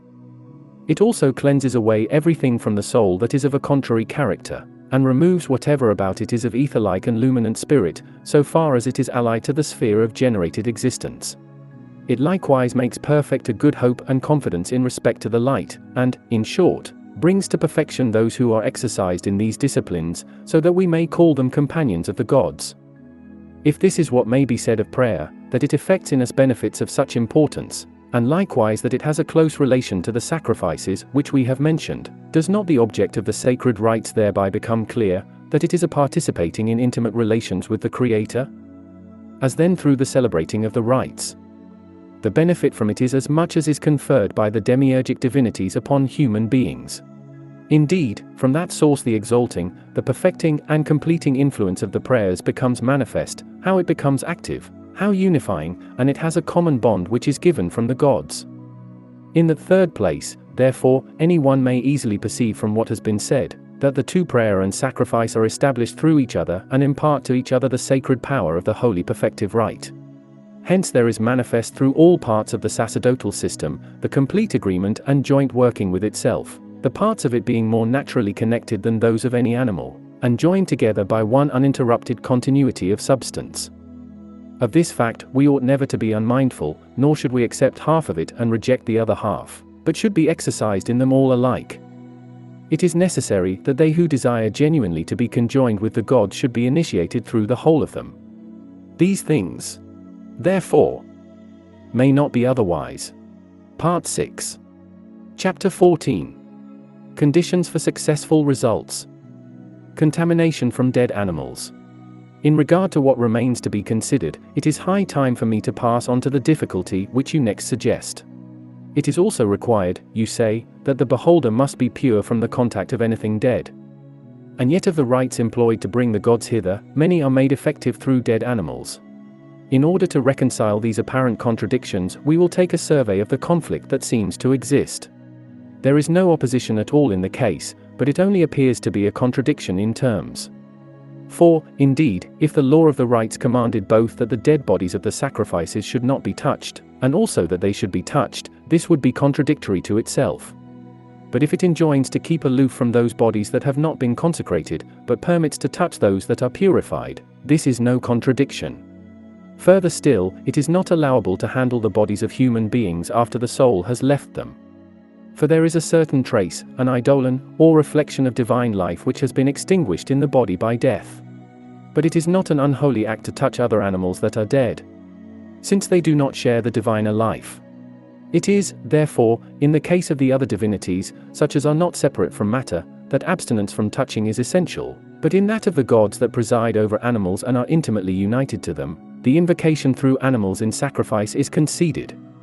According to this view, therefore, there is no contradiction. Concerning impurity from the dead. This matter may also be explained in another way. For bodies deprived of life do bring defilement to human beings who are held by matter, because that which is not alive places a stain upon the living individual, like filth upon the clean, and one in a state of privation upon one in possession of a sufficiency, and also because it produces a taint through the natural aptitude to a worse condition by there being the power of dying. But the body produces no defilement upon a demon, he being entirely incorporeal, and not receiving corruption from anywhere. On the other hand, it is necessary for him to be superior to the corruptible body, and not to receive from it into himself any reflection of corruption. This much, therefore, I say in reference to the difficulty which you suggest in regard to the contradiction. Animals in divination. While explaining by itself how divination is performed by means of the sacred animals, as, for example, by hawks, we did not assert in any manner that by the employment of bodies thus brought into affinity, the gods were present. For they are not set over animals singly, either by assignment, or by any relation to the realm of matter. But to the demons, and especially to those that are apportioned to the realm of matter, such dealing with the agencies of divination may be assigned, different animals being allotted to different ones, and such ascendancy having been established through contiguity, and they not having been assigned by lot to their respective dominion, by lot are entirely independent and clear of the realm of matter. Or, if any one desires it to be set forth, a seat or vehicle may be assigned to them of such a character by means of which they may be enabled to hold converse, and give responses to human beings. We must think, then, that this vehicle is pure from contamination of bodies, for no communion whatever exists between that which is pure and the contrary, but there is a reason for it to be conjoined with human beings through the soul of animals. For this soul has a nature kindred to human beings, through a like vital principle, and likewise to demons, because being free from bodies it after a manner exists separately. But as it is intermediate between both, it is subservient to the controlling demon, yet it makes known to those who are still withheld in the body whatever the overlord directs. Thus a common bond of union is given between them, each to the other. The art of divining defective. It ought to be borne in mind, however, that the soul that makes use of such methods of divination not only becomes a hearer of the oracle, but it also contributes from itself, to no small degree, a certain fatality for the accomplishing of it in respect to the performances. For through a certain sympathy of necessity, they are moved together, and act and prognosticate together. Hence such a mode of divining as this is entirely different from the mode that is divine and genuine, being able to give oracles in relation to trivial and everyday matters, such as pertain to the diversified realm of nature, and are now brought into relation to generated existence. They likewise impart activities from themselves to those capable of receiving them, and produce emotional conditions of many kinds in those who are naturally susceptible to being affected in concert. But the perfect faculty of foreknowing is never developed by emotional excitement. For that which is most of all the unchangeable, and likewise the exempt from matter and in every way pure, attains readily to a perception of the future. But that which is commingled with the irrationality and darkness of the corporeal and materialistic nature is filled with dense ignorance. Hence, it is never well to receive any such ingenious procedure in divination. Nor ought we to make use of it with any considerable eagerness, nor to trust another person that does it, as though it possessed of itself any clear and well-known evidence of truth. This is enough for us to say in relation to this kind of divining. Concerning threats made in the rites. Come, then, let us discourse about difficulties of another class, that are in the category of occult things, and which contain, as you say, threats of violence. In regard to the multitude of threats, the accusation is divided into many parts. For the actor threatens that he will either assail the sky, reveal to view the arcana of Isis, expose to public gaze the ineffable symbol in Abydos, to stop the Boreas, scatter the limbs of Osiris like Typhon, or do something else of a similar character. The men do not, as you imagine, hold out this form of words as a threat to the sun god, or to the moon, or any of the divine ones in the sky, for then there would occur more fearful monstrosities than those of which you angrily complain. On the other hand, as I said before in these explanations, there is in the divisions of the world a class of powers, incapable of judgment, and unreasoning. It receives and obeys a word of command from another, but it neither makes use of intelligence of its own, nor distinguishes the true and the false, or the possible or impossible. Such a race of beings, when threats are held over them incessantly, are thrown into agitation and filled with amazement. Hence, I think that it is natural for this class to be led by forcible utterances, and to attract other things by means of senseless and unstable fantasy. The threatening further explained. These things have also another explanation, as follows: the theurgic priest, through the power of the ineffable emblems, commands the cosmic spirits, not as a human being, nor as making use of a human soul. On the other hand, as one pre-existing in the order of the gods, he makes use of threatenings more terrible than he could make from his own being alone. This is not as though he was about to do everything which he confidently affirms, but he teaches by such use of words how much, how great and what power he has through being at one with the gods. This power the knowledge of the ineffable symbols imparts to him. This also can be said, that the demons who are distributed by departments, and who are guardians over the departments of the universe, have charge and superintendence individually of the departments to which they were allotted, so that they do not even admit a word to the contrary, but preserve the perpetual continuance of things in the world without change. They assume this unchangeableness, because the order of the gods remains immovably the same. Hence, they do not endure even to a hearing, that this shall be threatened in which the demons of the atmosphere and those of the earth have their being. Demons the guardians of the mysteries. The subject may also be explained as follows: the demons have the guardianship of the ineffable mysteries. Thus, therefore, I assure you they maintain to a superior degree the orderly arrangement everywhere. For through this the constituent parts of the universe remain in their order, because the beneficent power of Osiris continues pure and immaculate, and is not at all commingled with the opposing vice and disorder. The life of all things also remains pure and uncorrupt, because the occult life-producing beauties of the rational faculties of Isis do not descend into the body, which is manifest and visible to the senses. But all things remain immutable and ever coming into existence, because the course of the sun is never stopped. All things likewise remain perfect and entire, because the ineffable arcane in Abydos, or in the inner shrine, are never at any time revealed to profane contemplation. Hence in these conditions, in which consists the safety of all things, I say, in the ineffable symbols being preserved occult and in the unutterable essence of the gods never being repressed by the contrary allotment, this is not endurable even by sound for the demons to listen to that belong around the earth, namely, that they are diverse in quality, or are unhallowed beings, and that on this account such a style of threatening words has a certain appropriateness to them. No one, however, utters a threat to the gods, nor is any such mode of prayer addressed to them. Accordingly with the Chaldeans, with whom there has been a pure language set apart for the gods alone, a threat is never uttered. The Egyptian priests, however, having intermingled at the same time the divine symbolic terms and the demonian words, make use, when it is proper, of threats. Thou hast now the answer in relation to these difficulties, concise, indeed, but I think sufficiently clearing away every one of them. Part 7. Sacred Names and Symbolic Expression. Chapter 15. Origin of Egyptian Symbolism. Those difficulties require for solution the same divinely wise muse. I desire, beforehand, however, to interpret to thee the peculiar form of the theurgic system of the Egyptians. For they, endeavoring to represent the productive principle of the universe and the creative function of the gods, exhibit certain images as symbols of mystic, occult and invisible conceptions, in a similar manner as of nature the productive principle, in her peculiar way, makes a likeness of invisible principles through symbols in visible forms. But the creative energy of the gods delineates the genuine reality of the forms through the visible images. The Egyptian priests, therefore, perceiving that all the superior races are gratified at the resemblances of the inferior tribes to themselves, and desiring to supply the latter with benefits through such representations, so far as possible, do themselves bring into use for them as may be expected, a mode of initiation into the mysteries which is appropriately concealed in the symbols. Symbol explained. Listen, therefore, to the spiritual interpretation of the symbols, according to the conception of the Egyptian priests, dismissing from thy imagination and hearing the phantom likeness of the symbols themselves, and bringing thyself upward to the spiritual reality.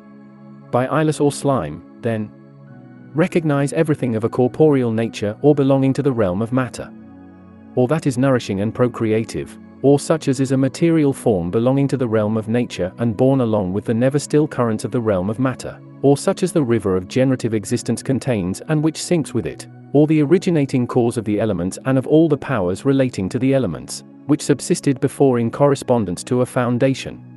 It being of such a quality, God, who is author of all generation and production, and of all elemental forces, as being superior to them, immaterial and incorporeal, exalted above the realm of nature and likewise begotten and undivided, entire of himself and concealed in himself, is supreme above all these and embraces them all in himself. And because he contains everything and gives himself to all the universe, he is made manifest out from them. Because he is superior to the universe, he is spread out over it by himself, and is manifested as separate, removed, high in the air and unfolded by himself above the forces and elementary principles in the world. The following symbol likewise attests this, for the one sitting above the lotus blossom expresses enigmatically an exaltation above the slime, and likewise denotes spiritual and imperial supremacy. For everything pertaining to the lotus, both the forms in the leaves and the appearance of the seed, is observed to be circular. This very energy is akin to the unique circle-like motion of the mind, manifesting it in like manner according to the same forms, in a single arrangement, and according to one principle. The God himself, however, is seated alone, above any such dominion or energy, august and holy, filled abundantly, and remaining in himself without change, as the figure of one sitting is intended to signify. The one sailing in a boat sets before the mind the power that directs the world. As, therefore, the pilot, being apart from the ship, has the control of its rudders, so the sun subsisting separately has control of the helms of all the world. And as the pilot from above at the stern, giving forth from himself the first brief beginning of the course, directs everything, so by an infinite priority of rank, the God from above, imparts without division from the first principles of nature, the first operative causes of motions. These things, therefore, and still more than these, are denoted by one sailing in a boat. The sun the source of energy. Every department of the sky, every sign of the zodiac, every celestial course, every period of time according to which the world is put in motion. And all perfect things receive the forces which go forth from the sun. Some of these forces are closely interblended with these, but others are superior to any commingling with them.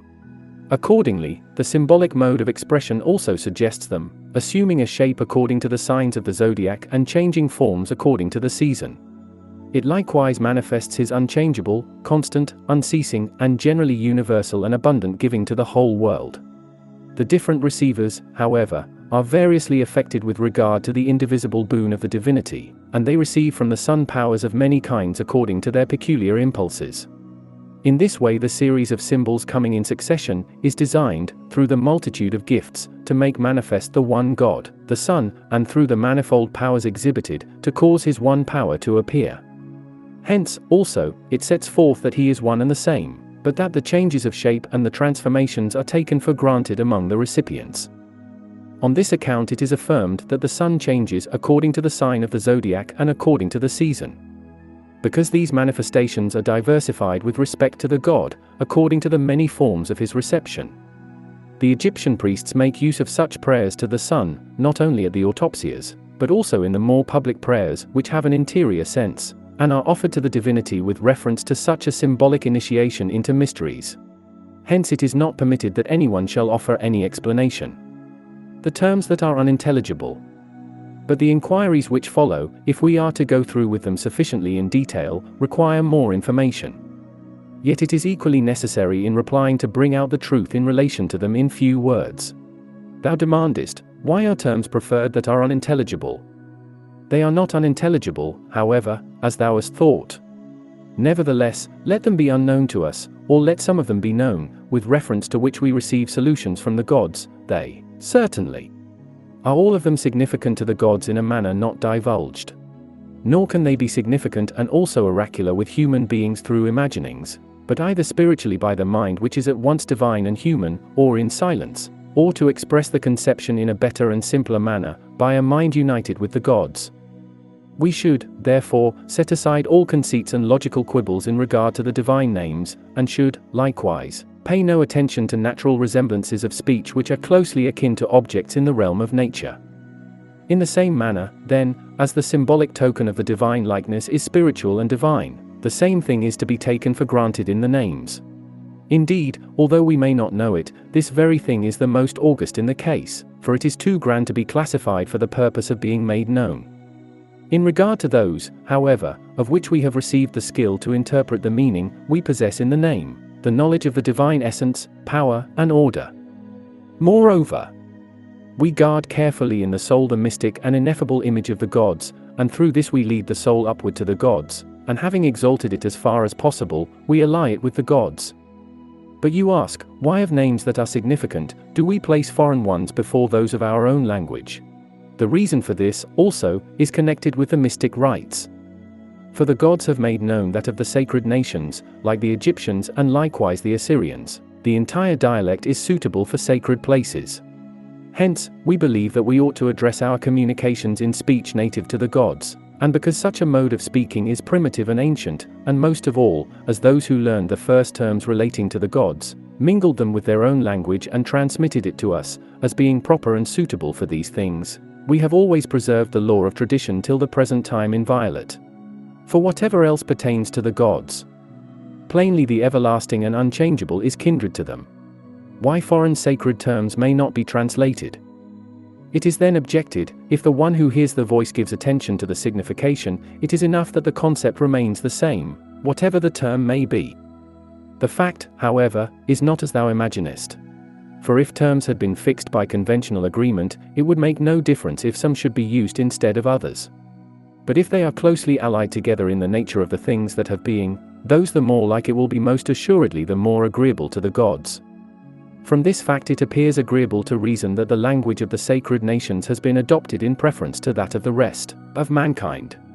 For terms when they are translated do not always preserve their meaning the same as before, and besides, there are certain idioms with every nation that are impossible to express to another in intelligible speech. Accordingly, though it may be possible to translate them, they no longer preserve the same force.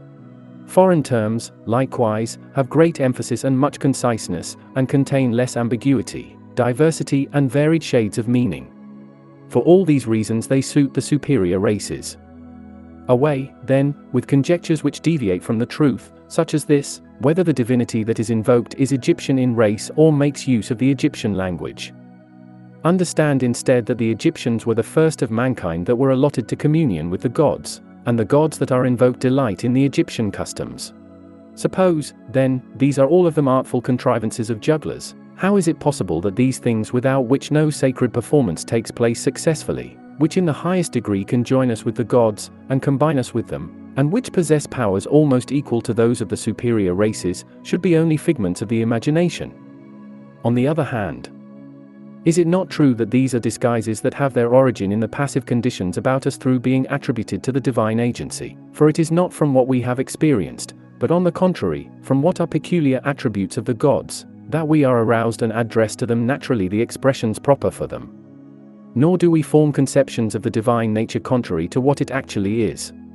On the other hand, wherein it is natural, and as they who first established the laws of holy religious worship have come upon the truth respecting it, so we continue in them.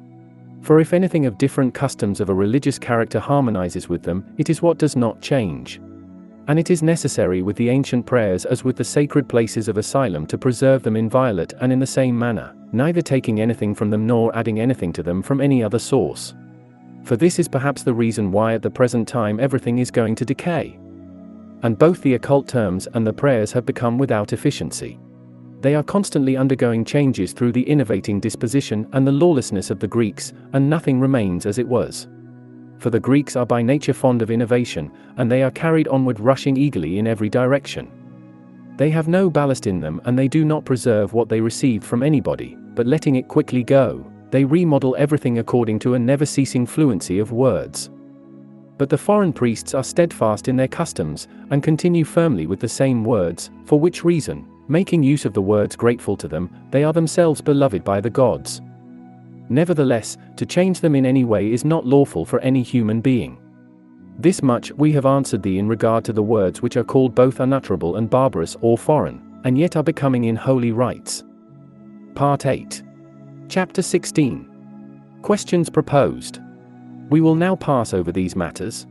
As thou sayest that thou desirest us to declare plainly what the Egyptian theosophers believe the first cause to be, whether mind or, above mind, and whether one alone or subsisting with another or with several others, whether unbodied or embodied, and whether the very same as the creator of the universe demiurgos or prior to the creator, also whether all things have their origin out from one or out from many, whether they likewise have knowledge respecting primal matter, or of what nature the first bodies were, and whether the primal matter was unoriginated or was generated. First of all I will tell thee the reason why in the scrolls of the ancient scribes of the temple, many and various opinions are offered in regard to these things, and likewise why among those of the persons greatly skilled who are still living, the explanation is not given in simple terms. I say, then, that as there are many essences and these differing, the innumerably many principalities of these being in different orders, were handed down, different ones by different ancient priests. Hence, as Seleucus describes, Hermes set forth the universal principles in 2000 scrolls, or as Manetho affirms, he explained them completely in 36,525 treatises. The different ancient writers, however, being in conflict with one another, have in many places given different interpretations in regard to the particular essence. It is necessary, however, to ascertain the truth in respect to them all, and then set it forth to thee concisely as we may be able. First, then, give me thy attention in regard to this matter about which thou didst first ask. God the first, God the Creator. Before the things that really are, even the first principles of all things, is one divine being, prior even to the first God and King, abiding immovable in the aloneness of his own absolute unity. For neither is intelligence nor any principle else intermingled with him. But he is established an exemplar of the God self-begotten, self-produced and only begotten, the one truly good. For he is the something absolutely great and supreme, the source of all things, and root of the first ideals subsisting in the supreme mind. Then from this one, the God sufficient in himself caused himself to shine forth, and hence he is self-engendered and self-sufficient. For he is the beginning and God of gods, a unity proceeding from the one, subsisting before essence, and the principle of essence. For from him are being and essence, and he is called accordingly Notarch, chief of the realm of thought. These, then, are the oldest principles of all things. Hermes places them before the gods of the ether, the empyrean, and the celestial regions. Many names of God, formation of matter. According to another arrangement, however, Hermes places the god Mf as leader of the celestial divinities, and declares that he is mind itself, perceptive of itself and converting the perceptions into his own substance. But he places as prior to this divinity the one without specific parts, whom he affirms to be the first exemplar and whom he names Eichton. In him are the first mind and the first intelligence, and he is worshipped by silence alone. Besides these, however, there are other leaders that preside over the creation of visible things. For the creative mind, guardian of truth and wisdom, coming to the realm of objective existence, and bringing the invisible power of occult words into light is called in the Egyptian language, Ammon the arcane, but as completing everything in a genuine manner without deceit and with skill, the. The Greeks, however, assume Tha to be the same as Hephaestus, giving their attention to the creative art alone. But as being a dispenser of benefits, he is called Osiris, and by reason of his other powers and energies, he has likewise other appellations. Accordingly, there is also with the Egyptians another sovereignty of all the elementary principles in relation to the realm of generation, and of the forces in them. 4 of them are reckoned as male and 4 as female. This sovereignty they assign to the sun. There is also another empire of universal production around the dominion of objective existence, which they give to the moon. Then marking off the sky into 2 parts, or 4, or 12. They place rulers over the parts in turn, more or fewer as the case may be, and over them all they set one who is the overlord. Thus the system of the Egyptian priests in relation to the first principles, extending from above to the farthest extremes, begins from the one and passes on to the multitude, the many being guided and directed by the one, and the undefined realm of nature being placed under a defined measure of authority, even of the one supreme cause of all things. And the God produced matter, rending materiality on the underside from essentiality, which being full of life, the Creator took it and fashioned from it the simple and impassive spheres. But the last of it he organized into bodies that are subject to generation and dissolution. Summary of teachings. These subjects have now been thoroughly discussed, and in the books which thou mentionest as having met with by chance, the solution of thy doubts is clear. For those which have been brought forward as the books of Hermes contain Hermetic doctrines, although they are often set forth in the manner of speaking peculiar to the Grecian philosophers. For they were translated from the Egyptian language by men who were skilled in philosophy. But Chairman and others, if there are any, who have treated of the primary causes in relation to the world, also explain the last principles. As many as hand down observations respecting the planets, the zodiac, the decans, the horoscopes and the mighty leaders, so called, make known the distribution of the rulers to their respective domains. The particulars that are mentioned in the calendars comprise a very small part of the Hermaic arrangement, and those in relation to the stars or asterisms or the phases, or occultations, or the increase or decrease of the moon, are among the last things in the delineations of causes by the Egyptian sages. The Egyptian priests do not explain everything as relating to natural objects. On the contrary, they distinguish the life of the soul, and also the spiritual principle, from nature itself, not only in respect to the universe, but also in respect to ourselves. Regarding it as firmly established that the mind, and likewise the reasoning faculty, have being by themselves, they affirm that the things that are born are created. They likewise place the Creator as first ancestor of those in the realm of generated existence, and they acknowledge the life-imparting power prior to the heaven and subsisting in the heaven. They likewise set forth pure mind as above the world, and also the one without specific parts in the universal world, and another that is distributed among all the spheres. They do not by any means contemplate these things with the reasoning faculty alone, but they also teach that by means of the sacerdotal theurgy, the aspirant may mount up to the higher and more universal, and those conditions established superior to fate, to God the Creator demiurgos, neither becoming attached to the realm of matter, nor taking hold of anything else besides only the observing of a proper time. Prelude to further explanations. Hermes also points out the same path. Bytis, a prophet, explained it to King Amasis, having found it inscribed in hieroglyphics in the inmost shrine at Sais in Egypt. He also divulged the name of the god that extends through the whole world. There are also, however, many other arrangements in relation to the same things. Hence thou dost not seem to me to be right in saying that with the Egyptian priests all things are carried back to physical categories. For in their system, principles are many and concern many essences. There are likewise supermundane potentates whom also they worshipped by the sacerdotal rite. To me, therefore, these things appear to furnish common starting points for the solution of all remaining inquiries. But since we ought to leave none of them without examination, we will add them to these problems. And likewise hammer round them on all sides in order that we may see where thou conjecturest that there is anything unsound. The two souls of man. Thou also affirmest that very many of the Egyptians attribute to the motion of the stars whatever may happen to us. But what the fact is must be explained to thee by many of the Hermaic concepts. For man, as these writings affirm, has two souls. The one is from the first intelligence and is participant of the power of the Creator, but the other is given from the revolutions of the worlds of the sky, to which the God-beholding soul returns. These things being conditioned after this manner, the soul that comes into us from the worlds follows and is affected by the periodic circuits of those worlds. But the soul that is in its higher mental quality from the world of intelligence is superior to the movement of the world of generated existence, and through this there takes place both the unbinding of fate and the upward progress to the gods of the world of mind. The theurgic discipline or initiation, so far as it conducts upward to the unbegotten, is made complete by a life of this kind.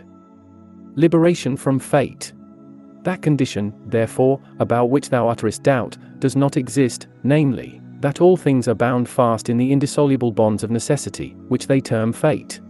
For the soul has a principle of its own leading around to the realm of intelligence, and not only standing aloof from things of the world of generated existence, but also joining it to that which is, even to the divine nature.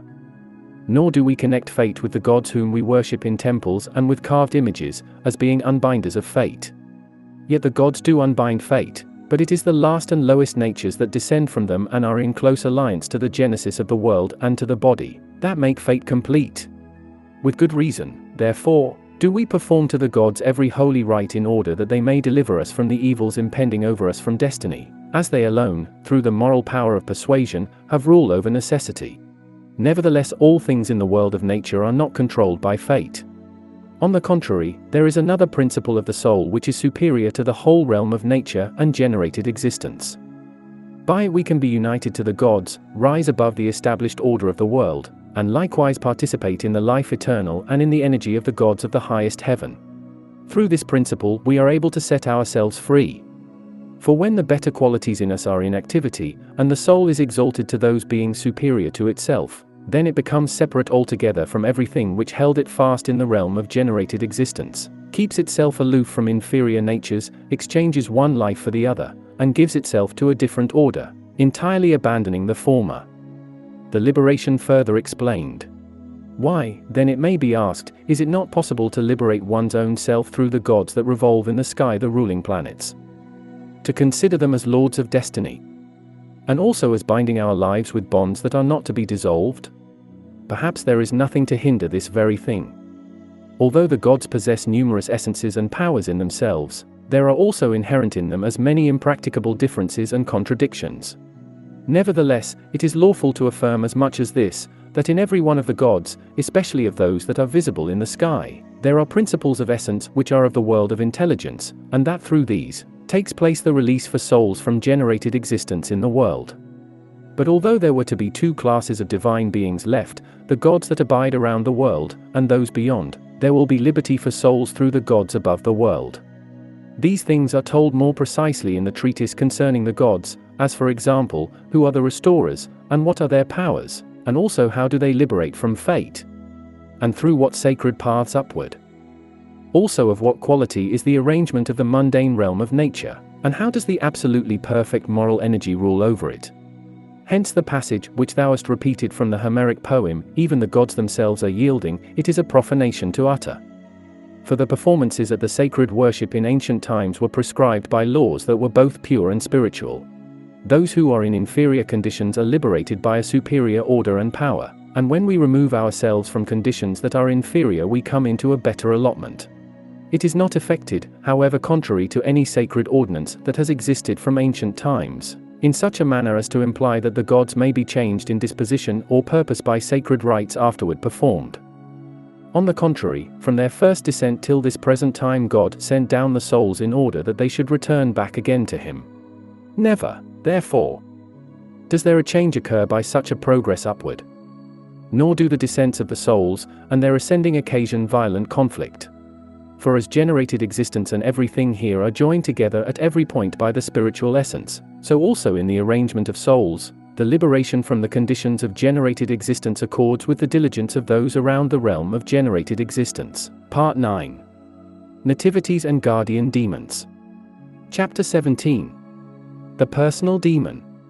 Come, then, let us now endeavor, so far as we are able, to straighten the complicated problem in respect to the personal demon, which is likewise made the theme for various objections. So, therefore, to speak plainly, the treatment of the subject in respect to the personal demon is twofold, theurgic and technic, the one evoking him from the categories above, and the other from the visible periods in the world of generated existence. The former makes no use of the art of casting nativities, but the latter is devoted to such pursuits. The former pays honor to the demon more generally as superior to the province of nature, but the latter specifically as pertaining to the realm of nature altogether. Hence thou seemest to have brought down strangely the most perfect sacred performance to regard as a mere human affair, and to have put thy questions upon this subject as in a gymnastic exercise. Mode of questioning criticized. So then, thou appearest to me to have cut off here only a very small part of the statement in relation to the personal demon. For it is the custom of those who work by the rules of the art of vaticination in respect to the time of birth to summon him in a prescribed form from the decans and the risings of the constellations of the zodiac, and likewise the stars, the sun also and the moon, and from the bears, and likewise from all the elements, and from the world. It is not fair for thee thus to parcel out one very small part of the subject, the lord of the house, and put questions simply in regard to that. Here, in turn, thou askest in relation to one single subject under consideration, the personal demon. How the lord of the house assigns it, according to what purpose, or what quality of emanation, or life, or power, comes from it to us. Thou also puttest the question in regard to the calculating of nativities, whether the demon actually exists, or not, and in regard to the finding of the lord of the house, whether it is impossible or possible. What importance have these questions about the domination, in relation to the demon? For it is evident that our knowing as to how he exists makes no difference in regard to such matters as his essence and cause. For in respect to things having an origin in the realm of nature, even though we do not chance to know, it happens all the same, that all and each of them have their own stability of essence in the universe. Thus, therefore, we will meet thy difficulties generally, but we will direct our attention specifically to what thou askest and endeavor in respect to them to give thee the solutions. Fate and the personal demon. Thou also declarest that the person who has learned the scheme of his nativity, and so knowing his own demon, is liberated from fate, is truly favored by divinity. Thou dost not seem to me, however, to be saying these things altogether in harmony, either with themselves or with the truth. For if the demon has been assigned to us from the scheme of nativity, and we may find him from that, how are we released from fate through the knowledge that the demon was given to us according to fate? But if, as thou dost declare, we are really set free from necessity through the demon, how was it allotted to us by fate? Hence the things now uttered by thee not only conflict with themselves, but they are also at variance with the truth, seeing that the personal demon does not by any means come to every one by the scheme of his peculiar nativity. On the other hand, its origin, which we will hereafter set forth, was older than this. If, therefore, the demon that comes down should be contemplated alone from that source, the individual who attained a knowledge of the demon of his nativity, would by no means be happy or fortunate. Who, indeed, if in this case it were permitted to him, in order that he might accomplish the allotments from fate, would consent to receive the demon as a guide to liberation from fate? Yet this appears to me as a part of the theory respecting the demon, and to be the last of the kind, but that the whole of his essence is passed over in silence by such a mode of investigation. Yet these things, although they are incorrectly stated, are, nevertheless, not utterly foreign to the subject. The doubts, however, which thou bringest out in their order, in relation to the enumeration of the canons, and in relation to skill in calculating nativities, that they are beyond comprehension, do not involve us in any controversy in relation to the subjects before us.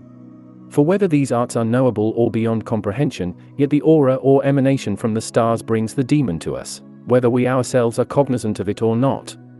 The divine oracular art, however, can teach us in relation to the stars as to that which is the truest, and, at any rate, we have no need of the enumeration of the canons, or of the art of divining. Astrology explained. If, however, it is necessary, when dismissing these subjects, to say it, thou dost not seem to me right in what thou affirmest, namely, that it is impossible for expertness in astral observations to amount to any actual knowing, for there is great disagreement in relation to it, and because chairman or somebody else has spoken against it. Indeed, by this mode of argument reasoning will be beyond comprehension. For all the sciences have tens of thousands of persons disputing, and the matters of doubt in them have been innumerable. Hence, therefore, we are accustomed to say in opposition to those who are fond of disputing, that contradictory things create dissension even in things that are actually true, and that falsities are not alone in fighting one another. So, also, in regard to the mathematical science, astrology, we may not only affirm that it is true, but also that those who are in respect to it contradict, knowing nothing in respect to the things that are really true. This happens, however, not only in relation to this science, but also in relation to all the sciences which are delivered from the gods to human beings. For as time is always going on, they are often intermingled with much that is of mortal origin, and the divine character of the knowledge becomes greatly obliterated. It is truly within, however, and though scanty, this sure evidence of the truth is nevertheless effectual for its preservation. When the signs of the measurement of the revolutions of the divine ones are clearly evident before the eyes, when they indicate beforehand the eclipses of the sun and moon, the enterings of the sun into the signs of the zodiac, and departures out of them, and the concurrent risings and settings of the moon with those of the fixed stars, the proof of actual sight is manifested agreeing with the prediction. And what is more, the observations of the heavenly bodies which have been preserved through all the period, both by the Chaldeans and by ourselves, bear witness together to the truth of this science. Demonstrations better known than these might be exhibited, if the discourse had been primarily upon these subjects. Nevertheless, as they are superfluous, and do not pertain to the recognition of the demon, it is proper that I leave them out, and pass on to matters more appropriate than these. The personal demon not discovered by astrology. In thy epistle thou makest this statement: the assumption of the lord of the house or lords of the house, if there are more than one pertaining to a nativity, is almost confessed by astrologers themselves to be beyond absolute proving, and yet it is from this assumption, they say, that the ascertaining of one's own personal demon is possible. How is the knowing of the lord of the house to be acknowledged by them to be beyond comprehending, when they deliver clear methods in relation to its discovery, and likewise teach thoroughly the elementary principles for the determining of the disputed matters? Some 5, others more, and others fewer? However, in order that we may get beyond this, let us proceed to examine a matter of more importance, the contingent attributes of both sides of the question. For, if it is possible to discover the lord of the house pertaining to the nativity, the demon that has been assigned from it is also knowable, and if the matter is out of reach, then, according to this hypothesis, we do not know him. Nevertheless, as there is a lord of the house, there is also a demon that has been assigned from him. What hinders, then, that while it may indeed be difficult to discover him through the calculating of the nativity, it may be easy to perceive him by means of sacred divination or Theurgia? In short, the demon is not assigned by the lord of the house only, but, on the other hand, there are many origins for him more universal than by the lord of the house. Still, however, such a method introduces an artificial and human procedure in regard to the personal demon. Hence in these difficulties which thou hast suggested there is nothing wholesome, true account of the guardian demon. If, however, it is necessary to reveal to thee the true doctrine in relation to the personal demon, let me say this: it is not from one part in the sky, nor from any individual element of the objects that are visible, that he is assigned to us, but there is from the whole world and the various kinds of life in it, and the various kinds of body by which the soul comes down into the realm of generated existence, an allotted portion, all our own, divided among us to each of the distinctive qualities in us, which distribution is made according to the ruling disposition of each individual.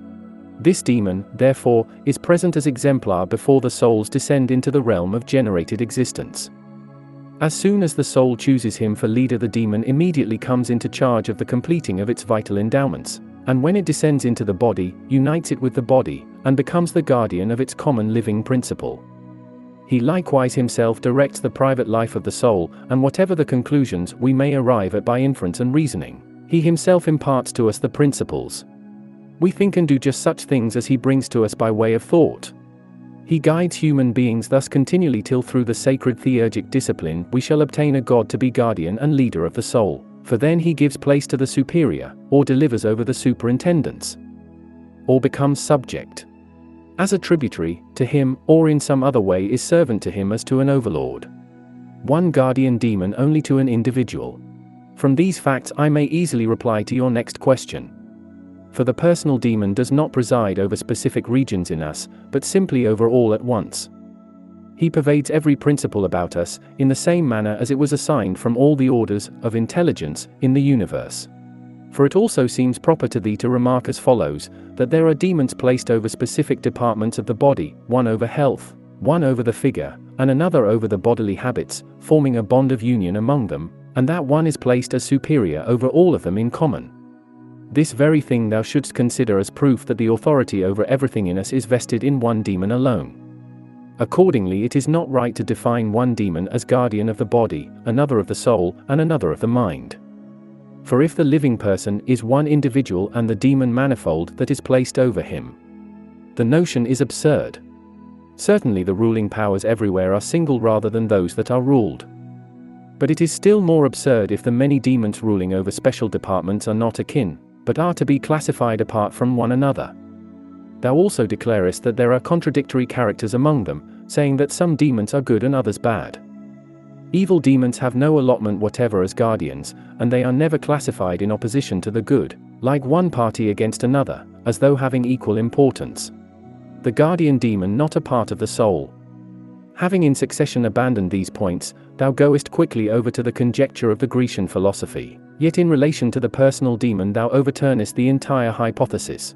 For if the demon is a part of the soul, as, for instance, the spiritual or intellectible, and he who has a mind imbued with good sense is the truly favored one, there will be no other order of beings, divine or demonian, assuming authority over the human soul as being superior to it.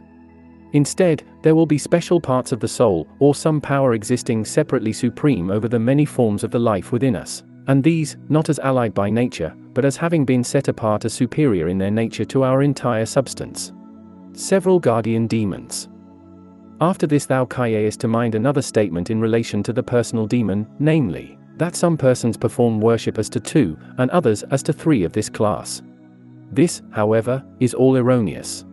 For the classifying of the superior causes that are placed over us instead of including them in one, is a fallacious way of proceeding, and it goes completely astray from the unity which holds dominion in everything. The doctrine which apportions the demon into parts in the body, or in the governing of the body, drags down its leadership to a very small point. What necessity, in such case, for those who entertain such an opinion, to regard sacred rites, the first principle of them being unsound? There is, accordingly, one personal guardian demon for every one of us. It is not right to assume that it is common to everybody, or that it is common at all, but only that it is present with every individual as his own. For a distribution to every species, and the diversity existing in the realm of matter, do not admit of the union and identity of things essentially incorporeal. Why is it, then, that the demon is invoked by all with a common form of invocation? It is because their invocation is made through one divinity, the Lord of the demons, who from the beginning assigned to every one his personal demon. Even now also at the sacred rites he makes known to all and each their personal demons, according to his own purpose. For always in the theurgic arrangement, the secondary are invoked through the superior divinities. In respect to the demons, therefore, one common leader of the cosmocrators, in respect to the nativity, sends down to each and all his personal demon. Hence when the personal demon is present he makes known his own proper worship and teaches the proper mode by which he is to be invoked. About the invoking of guardian demons. This arrangement is also acceptable to the demons. One part of it is akin to the demons that are invoked, another comes down from the more ancient categories, and the third makes a joint action from both the others.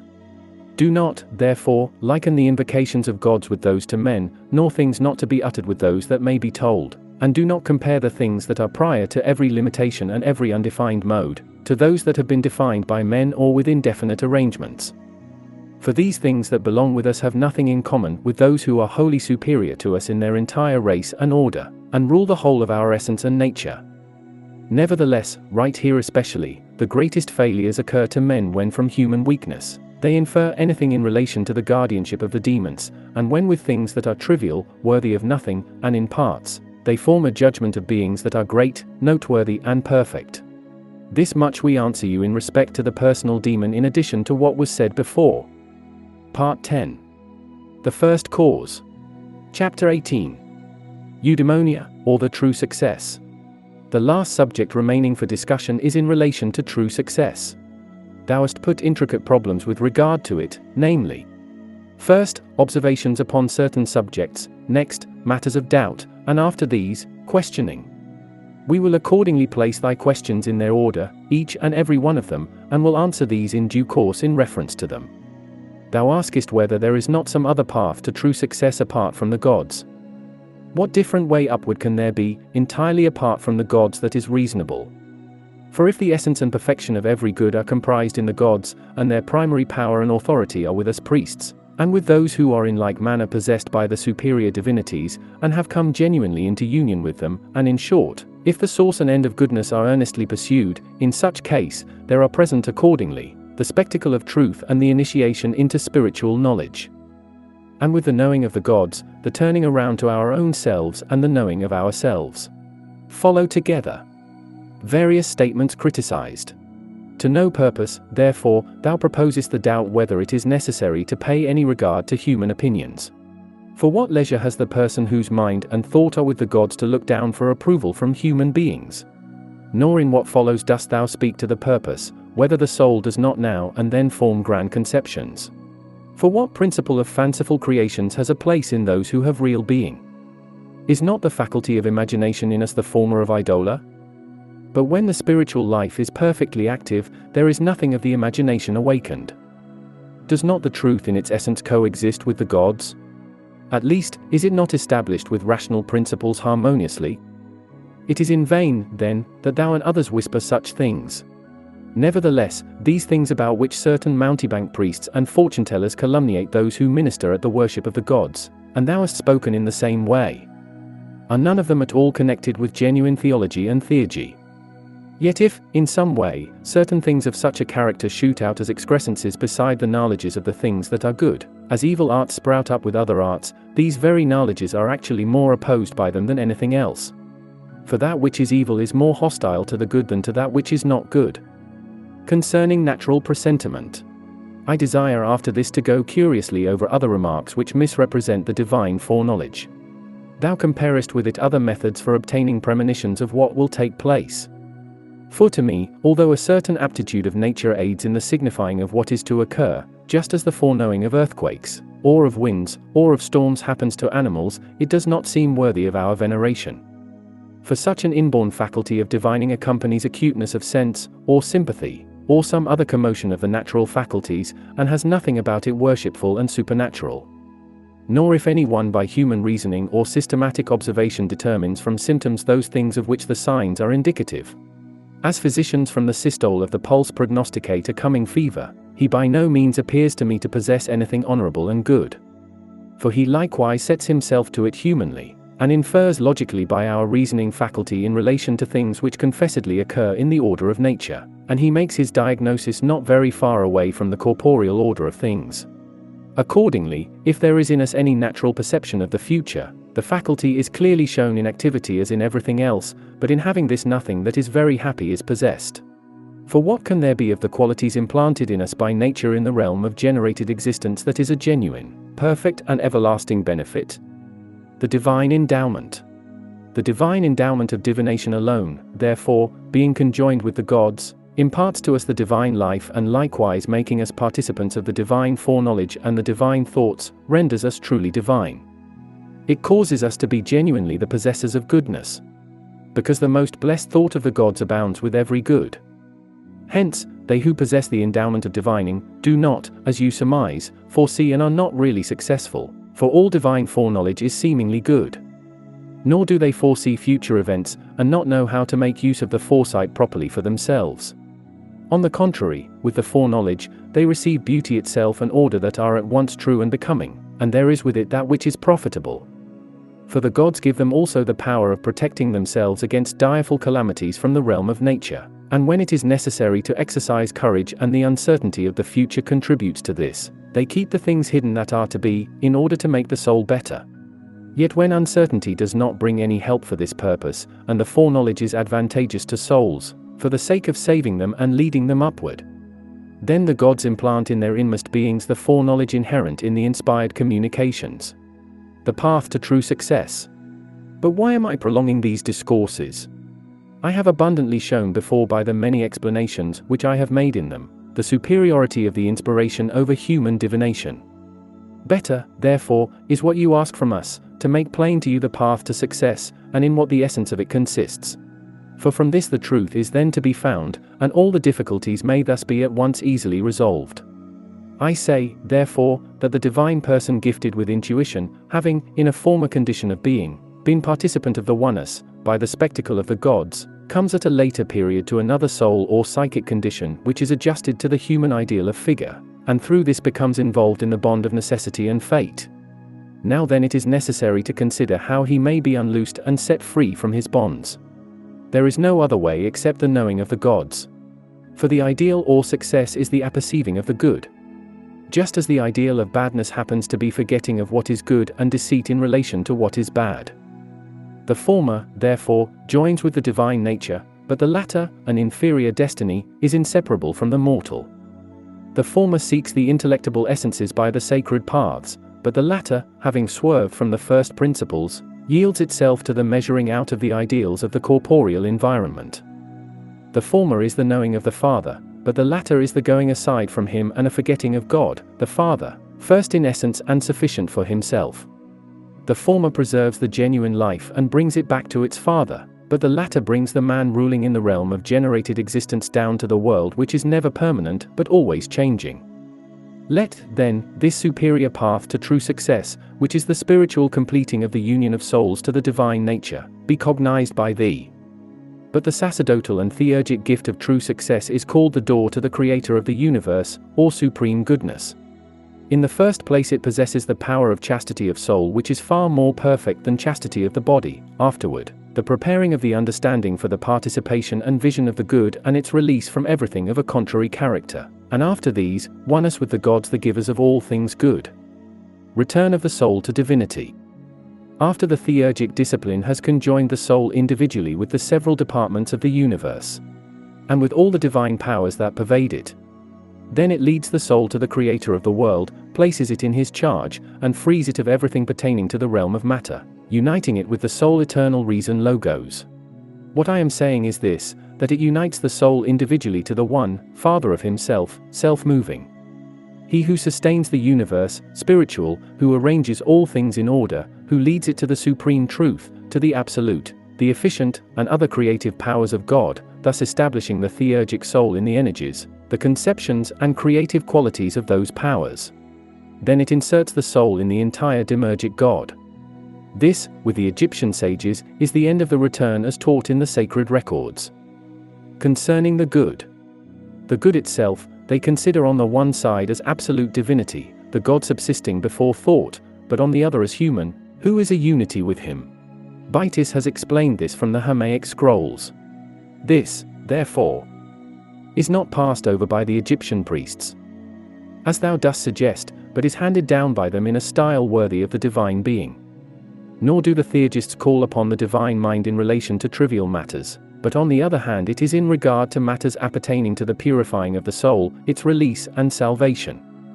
Nor do they employ themselves diligently with things that are difficult, but of no use to human beings, but on the contrary, such as are the most profitable of all to the soul.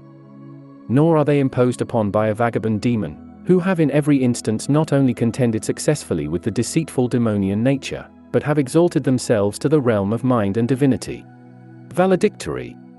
These many things we have answered thee as we best were able in relation to the doubts and difficulties, which thou hast discovered in relation to the divine art of divination and theurgy. It now remains with the end of these discourses that I pray the gods to bestow upon me and thee the unchanging safeguard of true conceptions, and likewise to implant in us forever the everlasting truth, and to provide for us a participation of more perfect conceptions in relation to the divine beings, For in these the most blessed consummation of all things good is set before us, and the confirmation of the hearty friendship which now exists between us. Finis.